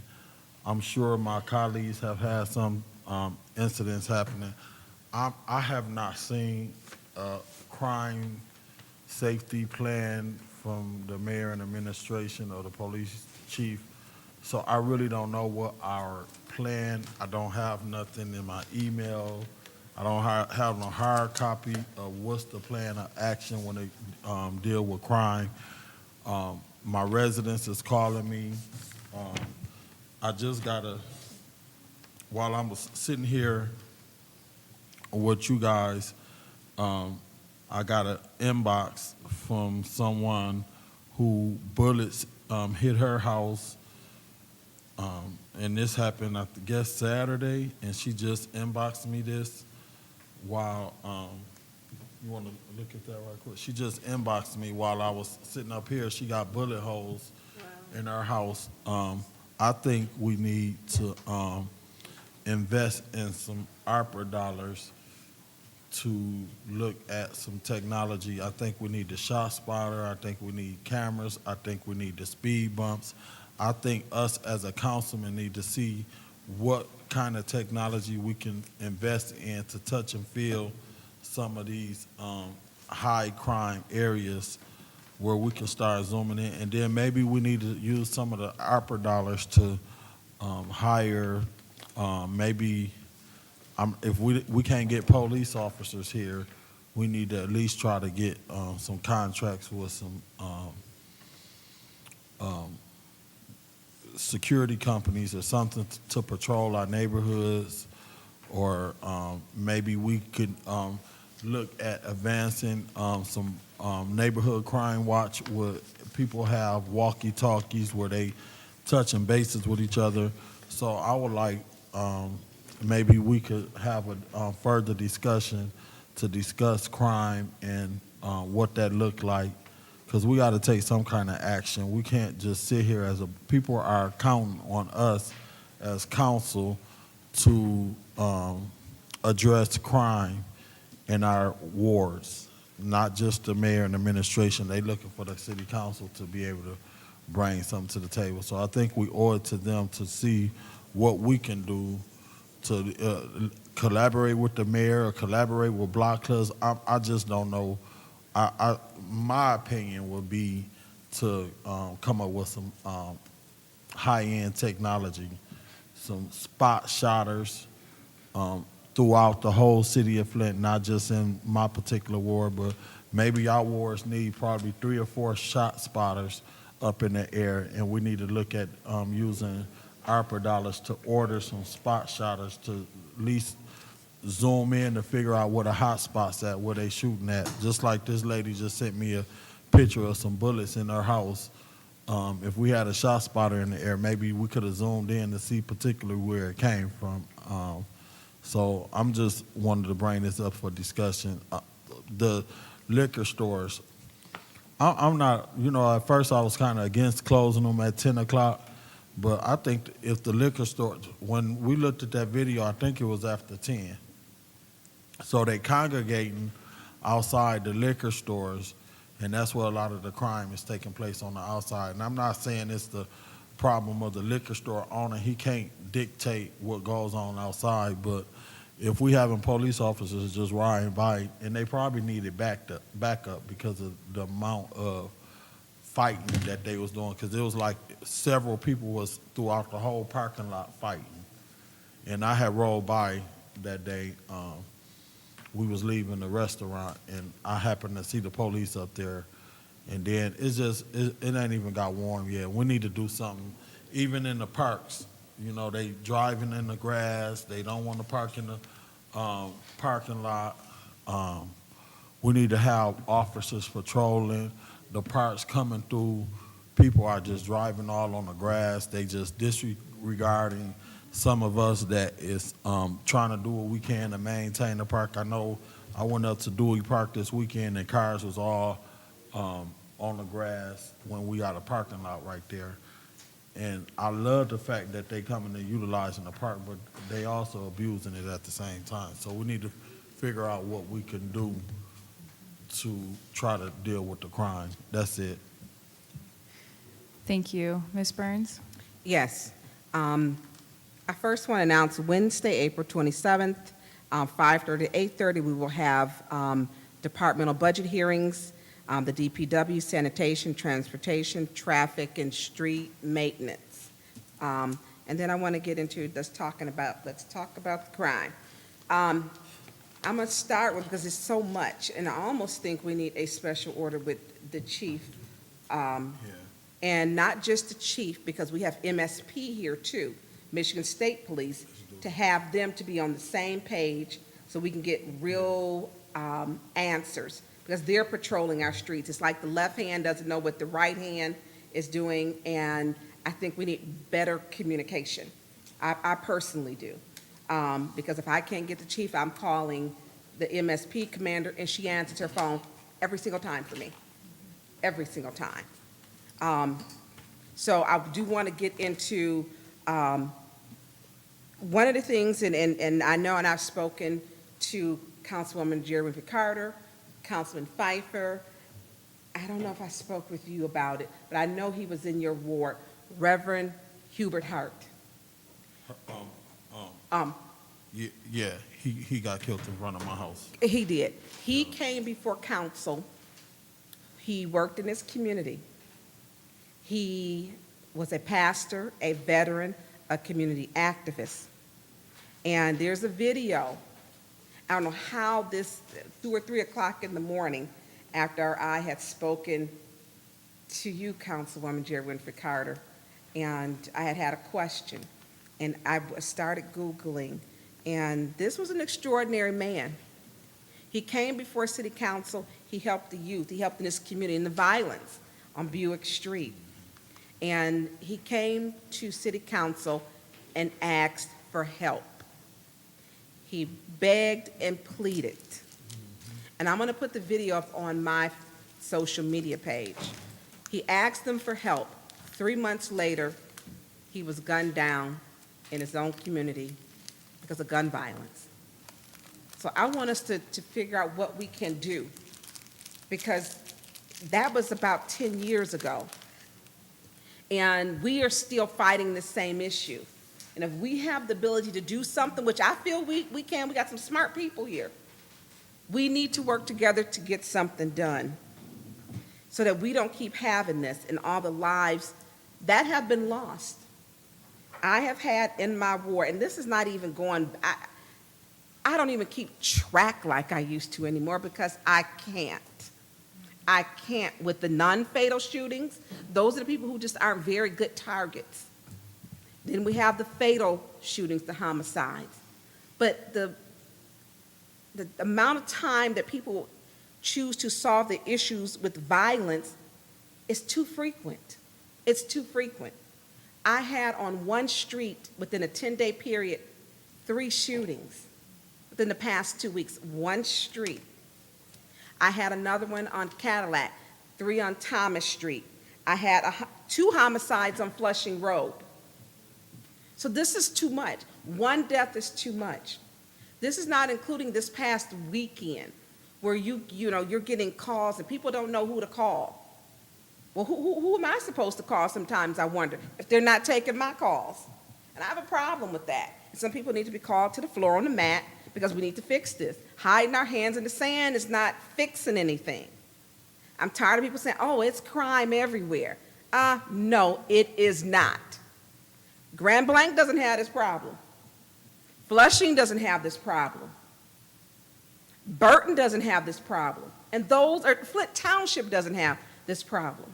So when we look at neighboring municipalities, we have to deal with our problem and not say and give ourselves a pass by saying, oh, it's happening across the country. Yeah, we live here, and we need to address it here. They are not in fear, as you state, at the store that was on Pearson Road on the corner of Fleming. They were on the top of roof of cars, on the roof videotaping,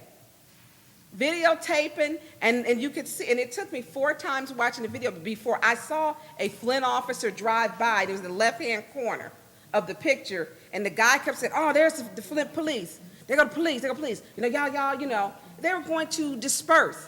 But you can see the officer, hitting their brakes, but they didn't stop. Now, there was a homicide in Mount Morris Township about 2-3 miles down the road. Now, I get you may not want to go through, but try your car through, whoop, whoop. We need this crowd to disperse. That wasn't even done. Later, about 20, 30 minutes later, multiple police, the MSP, the Flint police, and then they had to call an ambulance. There was a time period that could have been prevented, and it wasn't done. I'm not going to do the job of the police, not my lane, but I have respect for the police. I have respect for what they do, and their job is public safety. I had with Don Donuts, they told the owners there, don't call us if you have an issue clearing out your parking lot. And they have complied. They put the signs up like they were supposed to. They call, and they call me. They live in the 6th ward if there's a problem. Don Donuts is in the 2nd ward, and they're like family to me. And their frustration is, do I close my shop? Because they're losing bakers. Their bakers come in at 4:30 in the morning, and they're quitting. Officers told them to, you hang a sign up from complete towing, because they're going to retaliate. We should not be telling people who own businesses, don't call the police, because they're going to retaliate. It's not what we do. We need to quit letting the criminals run the city and run the criminals out of the city. I'm tired of it. We should not be afraid to go to the store. And the criminals, they say, hey, I'm not worried about it because the police can't catch me. We also have to not only hold our police department, but these parents need to hold their grown children, they not grown children or minors responsible. If your child is out there causing the problem, then you the problem. And I'm tired of it, because they'll be the first ones to cry over this child. If it's a funeral, my baby, get a hold to your babies. You know, hold them accountable. You know, we need to hold the parents. It's too much happening. When the shooting, Mr. Gray came up and said, he wanted me to tell him what happened to his child, and I couldn't tell him. I've never seen a father cry in despair, and I couldn't tell him that his son had been killed. We should not be living like this. It's not okay. And people say, oh, you're running around the crime. No, I want to know what's going on, where I should not go and where my community should not go. And where we have problems, there's no transparency. I want transparency. Each of our council members should be able to know what's happening in your community. It used to be that way. If there was a shooting in the 1st ward, 2nd, 3rd, 4th, 5th, they would put it in their boxes. They would make sure the council members had that information. I'm not getting that. Quit trying to suppress what's going on. People want to know what's going on. It's a reason why these videos are getting 50,000, 20,000 views. People want to know. And we should be able to know. Don't go to the store on such and such. Don't go here. And it's not just at night, because I've got a store in my ward that at 12:34 in the afternoon, it was a shooting. They pulled out AK-47s, and they were shooting from the roof of their cars they got on top. One guy was running through the parking lot with a handgun shooting into the crowd. We have very real problems. Do we need a full budget from the police chief? He needs to tell us. You know, what do you need? Do you need an aggressive hiring campaign? What do you need from us to make sure you have the tools that you need to successfully bring down the homicide, the shootings, the non-fatalities, the gun violence, the loitering, because loitering is not being enforced. It was not enforced on Pearson and Fleming Road. What do we need to do to make sure these things are addressed, enforced, and taken care of? I don't believe in just writing, as Councilman Pfeiffer said, how are we going to enforce it? Enforcement is an issue. So we need more people on these streets. What do we need from Police Chief Green to tell us? He needs to also tell us, I would like to hear from the post commander, Yvonne Brantley, to tell us too, because they work together. They should be working together and together so we know. One page, council should be able to tell residents to reassure them that, you know, you may not get a bullet in your house because this is very real. I appreciate, I'm going to let my other colleagues, because I could go on, but Madam Chair, I want to do a special order to, I would like to have both of them here, because I think the council in each ward, and everybody's ward has had a shooting. Every single person's ward has had one, a homicide. So we need to figure out how do we handle it. So would a special order be in order? or I would like to do a special order. Yes, I'm tired. For a committee? It would have to be in special affairs. You pick the committee. Let's do special affairs. All right. That's a long way away. That is 2 weeks. We've got, who's We have committees next. government, who's over legislative? Mr. Pfeiffer. Come over here. You're right.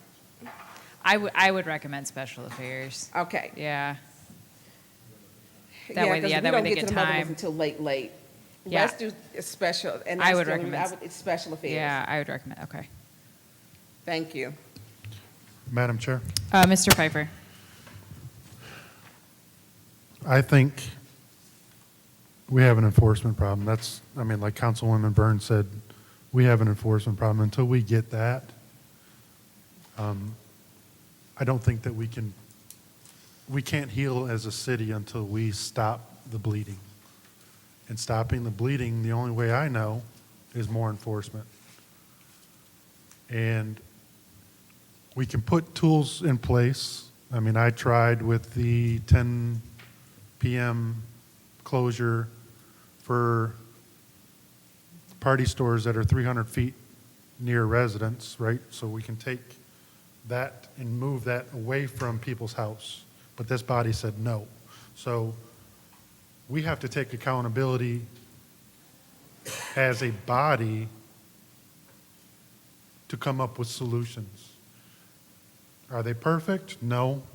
But sometimes we got to think outside the box.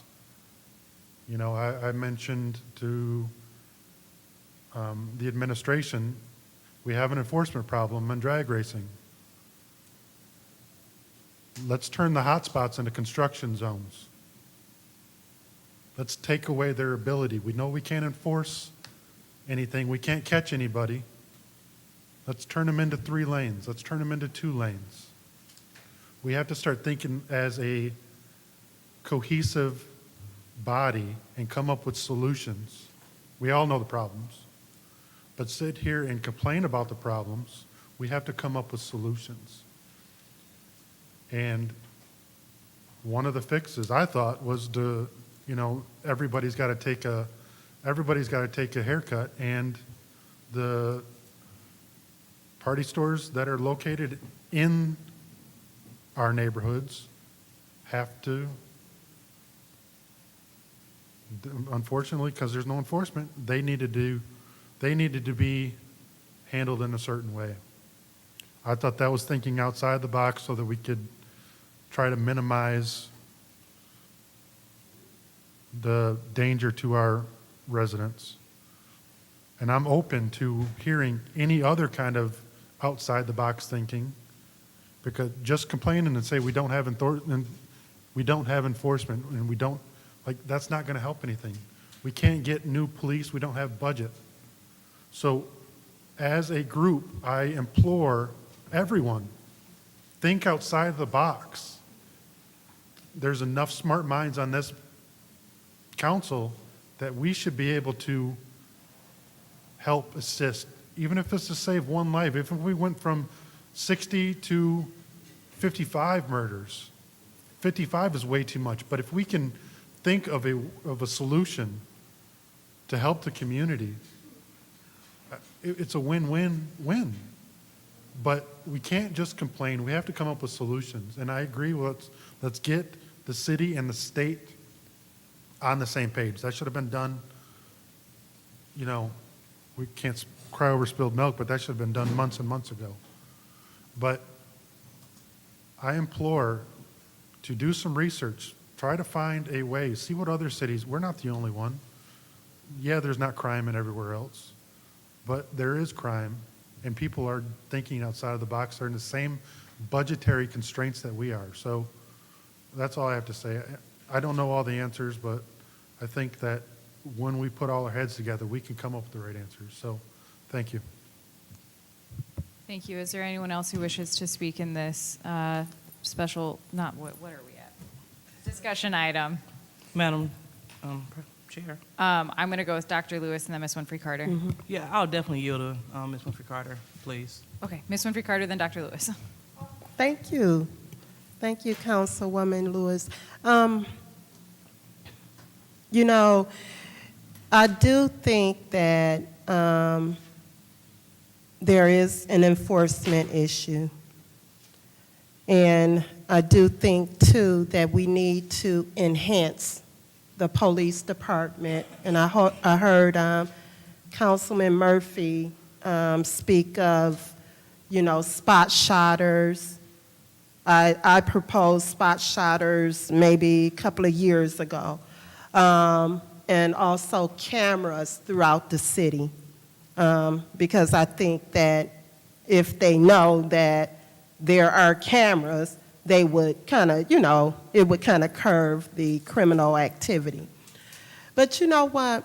And I'm just going to say this. I've been doing a lot of research. We have a mindset problem here in this city, okay?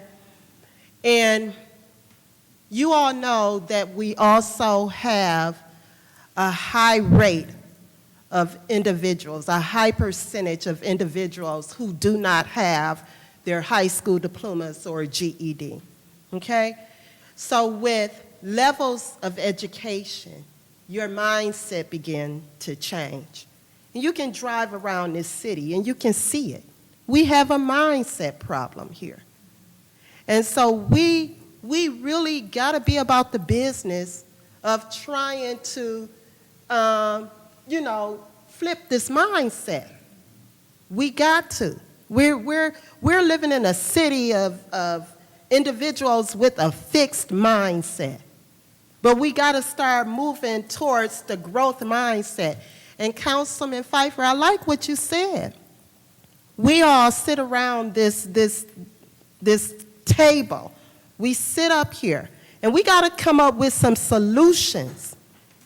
But we also got to start pushing our people towards bettering themselves, you know, as far as getting these levels of education so that we can change these mindsets. And you know, what happened this weekend, I'm telling you, I'm appalled. I'm appalled. It's lawlessness. We are living in a city of just lawlessness behavior. And you're not, you know, a person with a fixed mindset, they don't think about the next person. They don't think that if they're speeding down the street at 90 miles per hour, that they may run over a child, or they may crash into an elderly person who's out driving, trying to go to the store. They don't care. But it's a mindset problem in this city, and we got to fix it. Thank you, Madam Chair. Thank you, Dr. Lewis, then Ms. Madam Priestley. All right, Yeah. thank you. Dr. Lewis, then I'm Ms. sorry. Priestley. It's getting I late. forgot who Dr. Lewis was for a minute. You know what happened when it gets late? With Judy. All right, thank you so much, Madam Chair. Just wanted to reiterate a few things. I'm 100% on board with my colleagues. It's definitely an enforcement issue. It's an enforcement issue on a few levels. And you know, the first level is the fact that the police officer drove by the scene and didn't do anything. So that's one level of enforcement issue. You know, but think about this. You know, we are still debating within this community about open carry because, you know, when we talk about these youth and them doing their things, they are openly carrying Dracos and AK-47s out in public. So is that legal or illegal according to city ordinance? You know, where does that stand? And I mean, yeah, so I mean, it's levels that we must, haul through in order to get clarity so we can enact the appropriate ordinances. I'm a big proponent of following the rules, but I'm also a big proponent of if we can't follow the rules, then what's the point of making more rules that we can't enforce?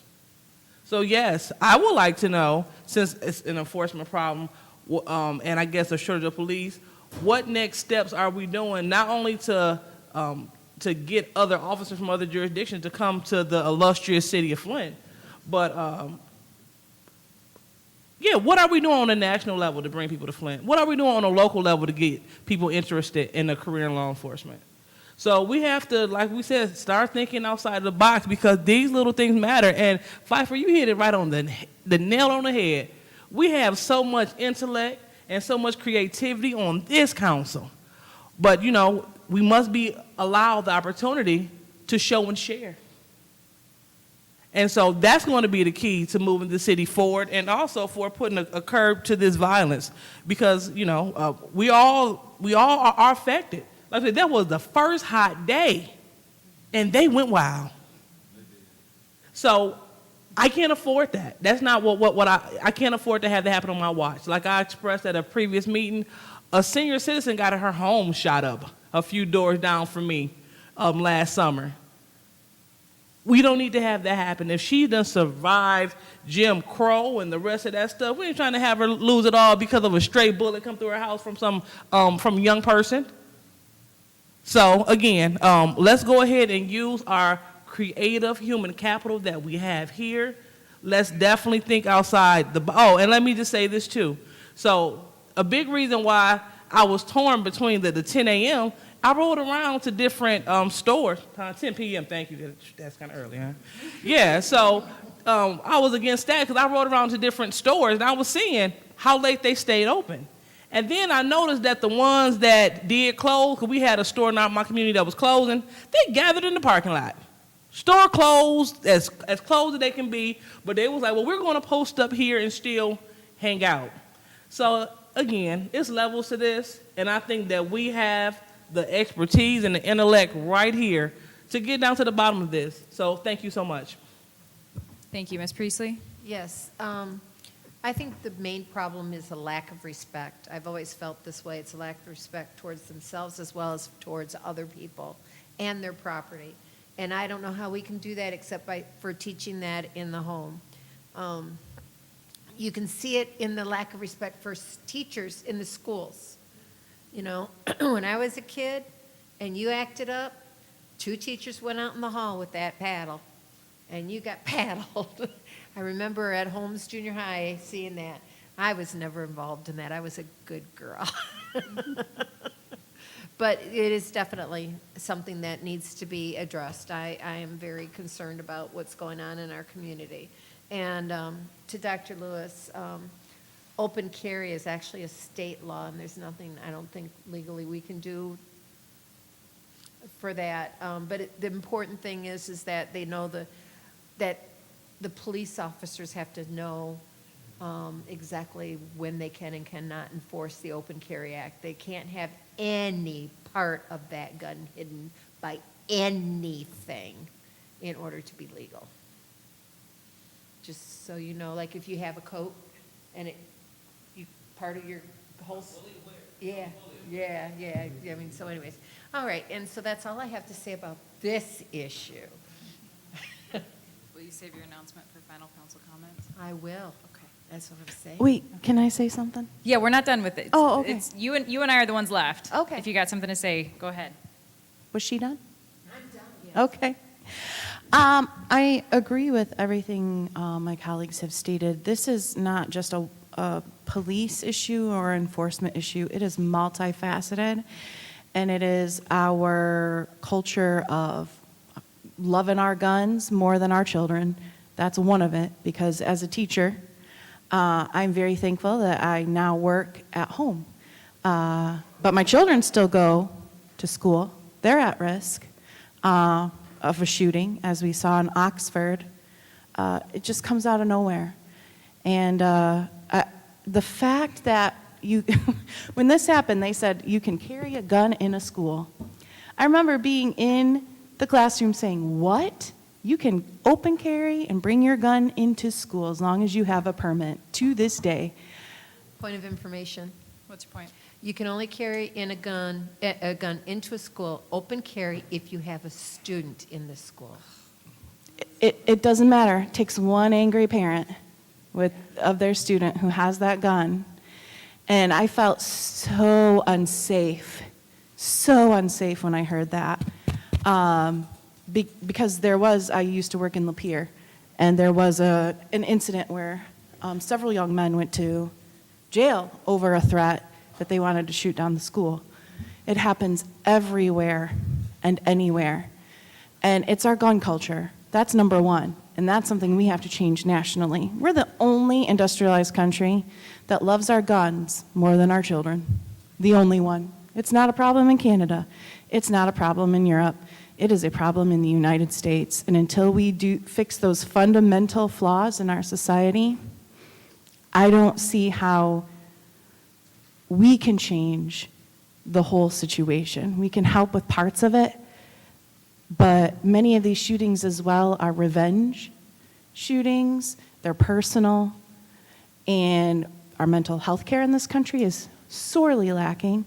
As Ms. Winfrey Carter said, our education, and I absolutely 100% believe that there is a concerted effort to keep our children dumb, to dumb down the population, because if you're not smart, then you can't vote in your best interest.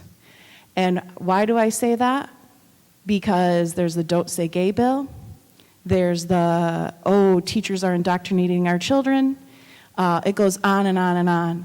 And when we are attacked as educators, we're not trying to indoctrinate children. We're trying to teach them. We love them. We want them to think for themselves. But until we value education, we value our children more than guns, until we change our society as a whole, I don't think it's going to be solved. But I do believe that we have a heart here on this council to see and make the steps that we can do. But I just don't think it's ever going to be enough until we change our culture as a whole nation. As we see, Chicago has high crime rate. There's other cities besides Flint that's suffering. COVID happened, many are suffering, and it's coming out in more violence. There's just so many factors. But I am encouraged by my colleagues who care and want to see something done, so thank you. To close out this discussion item, this is going to sound odd, but on a discussion regarding gun violence, but I am incredibly encouraged by the brains in this room that we will find a solution for the city of Flint. Every point that I was going to make, except for one, was made by one of my colleagues, and that is tremendous and phenomenal, and that's how we can put all of our brains together to be able to showcase how a municipality can help change the landscape on that national level, whether that be through prevention with different education, whether that be, the smaller ordinances that we may not think has a big impact on our community, but ends up, having a tremendous impact.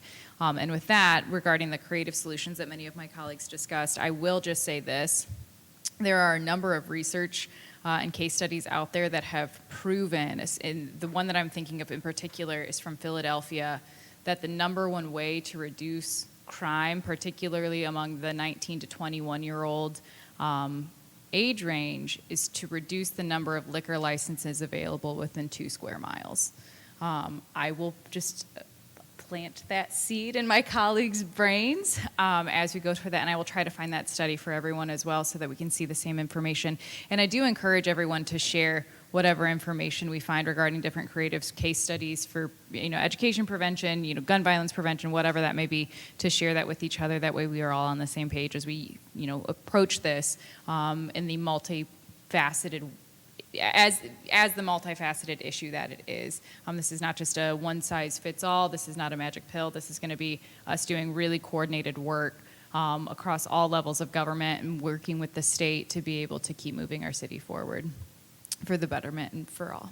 With that being said, that brings us to final council comments. Is there anyone who has a final council comment? Madam Chair. Ms. Priestley. I have an announcement. I would like everyone to make a note on their calendars to join the Flint Symphonic Wind Ensemble on Sunday at 3 o'clock at Mayfair Bible Church on Pearson Road to hear the inaugural world performance of a piece called Legacy. It's written by a woman from Saginaw. It was commissioned by the band, and it celebrates the 200th anniversary of the founding of the city of Flint. The first movement is titled 1819. the second is 1919, and the third is 2019. And it's, the last movement celebrates the resiliency of the people of the city of Flint. And this was supposed to be premiered in 2019.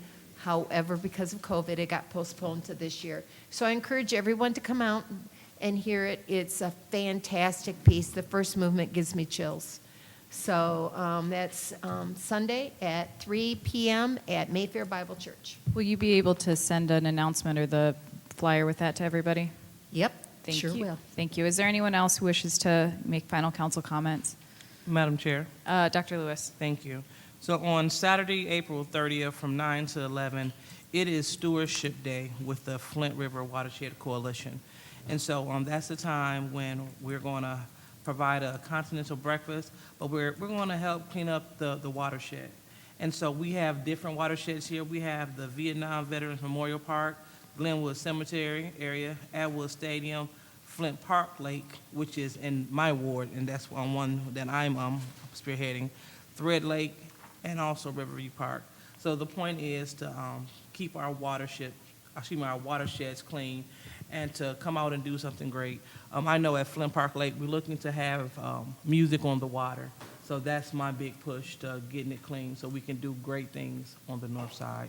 So this will be posted on the Flint Second Ward Facebook page. But I just encourage all of those that are at home and listening to get involved so we can make this a better Flint. Thank you. Thank you. Dr. Lewis, can you also share that information via email with all of us too?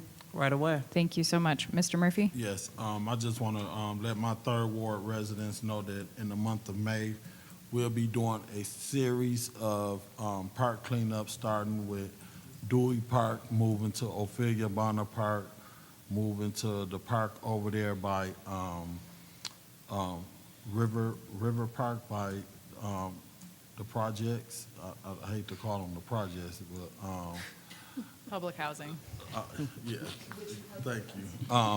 And then we'll be ending over there with Rollingwood Park. So we got 4 cleanups coming. Every weekend we'll be at different parks cleaning up. I got a whole bunch of parks. And hold on with the blight, like Clerk Brown said, we got, my ward is the biggest ward, and it's almost like the dump site because every other street they dumping all over the place. I was hoping we can do a special order or something, but I'll talk about that later.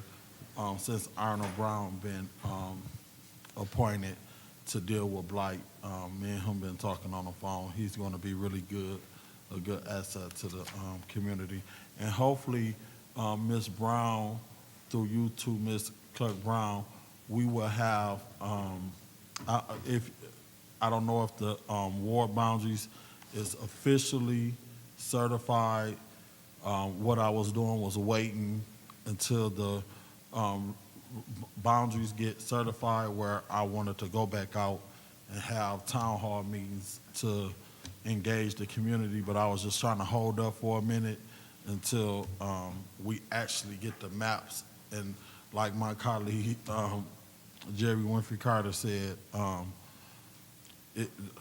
I really couldn't see the boundaries in the street, so I don't know if my street stopped at DuPont Street or Martin Luther. It was just hard for me to see the street. So if we can get some kind of detailed map to where we can actually see the streets where our boundaries, because some of them jit and turn, and I know the 5th Ward kind of merge into the 6th Ward and the 2nd Ward and all of that. I need to know what streets my colleagues stole from me, what areas they stole from me, so we can, You stole from me too. Yeah, but that's it. Will you, Mr. Murphy, will you also please send out an email with the park cleanup information? Okay. Thank you. Is there anyone else who has, Ms. Burns? Thank you, Madam Chair. I just want to tell my colleagues, thank you for having the good conversation that was needed about crime. I think we do need to address too, and I may in that special order to add in, we need to get these schools involved. because a lot of these are young people. So I don't know if it's the school board, and it's not just Flint, because we have our young scholars at Carmen, they're at Hamady, and the charter schools. And that fight that broke out on Pearson and Fleming, some of those Facebook pages, they said they were in high school. So I think we need to get the schools involved, maybe invite some of the principals, the school board. We need to involve the schools. So I appreciate my colleagues for the thoughtfulness, the open dialogue, addressing the young people, the violence, and saying we need to fix it, and it's enough, that this is an intelligent group of people that we can make a positive change and impact, and that we're not sitting on our thumbs and kicking this issue of crime down the road. And for that, I thank you. Thank you, Madam Chair. Thank you. Is there anyone else who has, Ms. Winfrey Carter? Yes, thank you, Madam Chair. I wanted to also remind my colleagues and the public that we do have a Genesee County Recycle Day coming up. That's for your household hazardous waste, electronics, paint. And I know we all are getting ready to do our spring cleaning out your garage and all that. I have old paint and stuff in my garage. So the dates are Saturday, May 14th, 2022 from 10 a.m. to 2 p.m., Tuesday, June 21st, from 2 p.m. to 6 p.m., Tuesday, July 19th, from 2 p.m. to 6 p.m., and Tuesday, August 23rd, from 2 p.m. to 6 p.m., and it's at Carmen Ainsworth Middle School, and you would enter the parking lot from the Maple Avenue road there.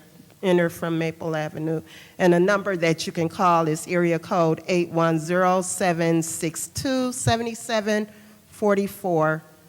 And that is recycle at co.genesee.mi.us.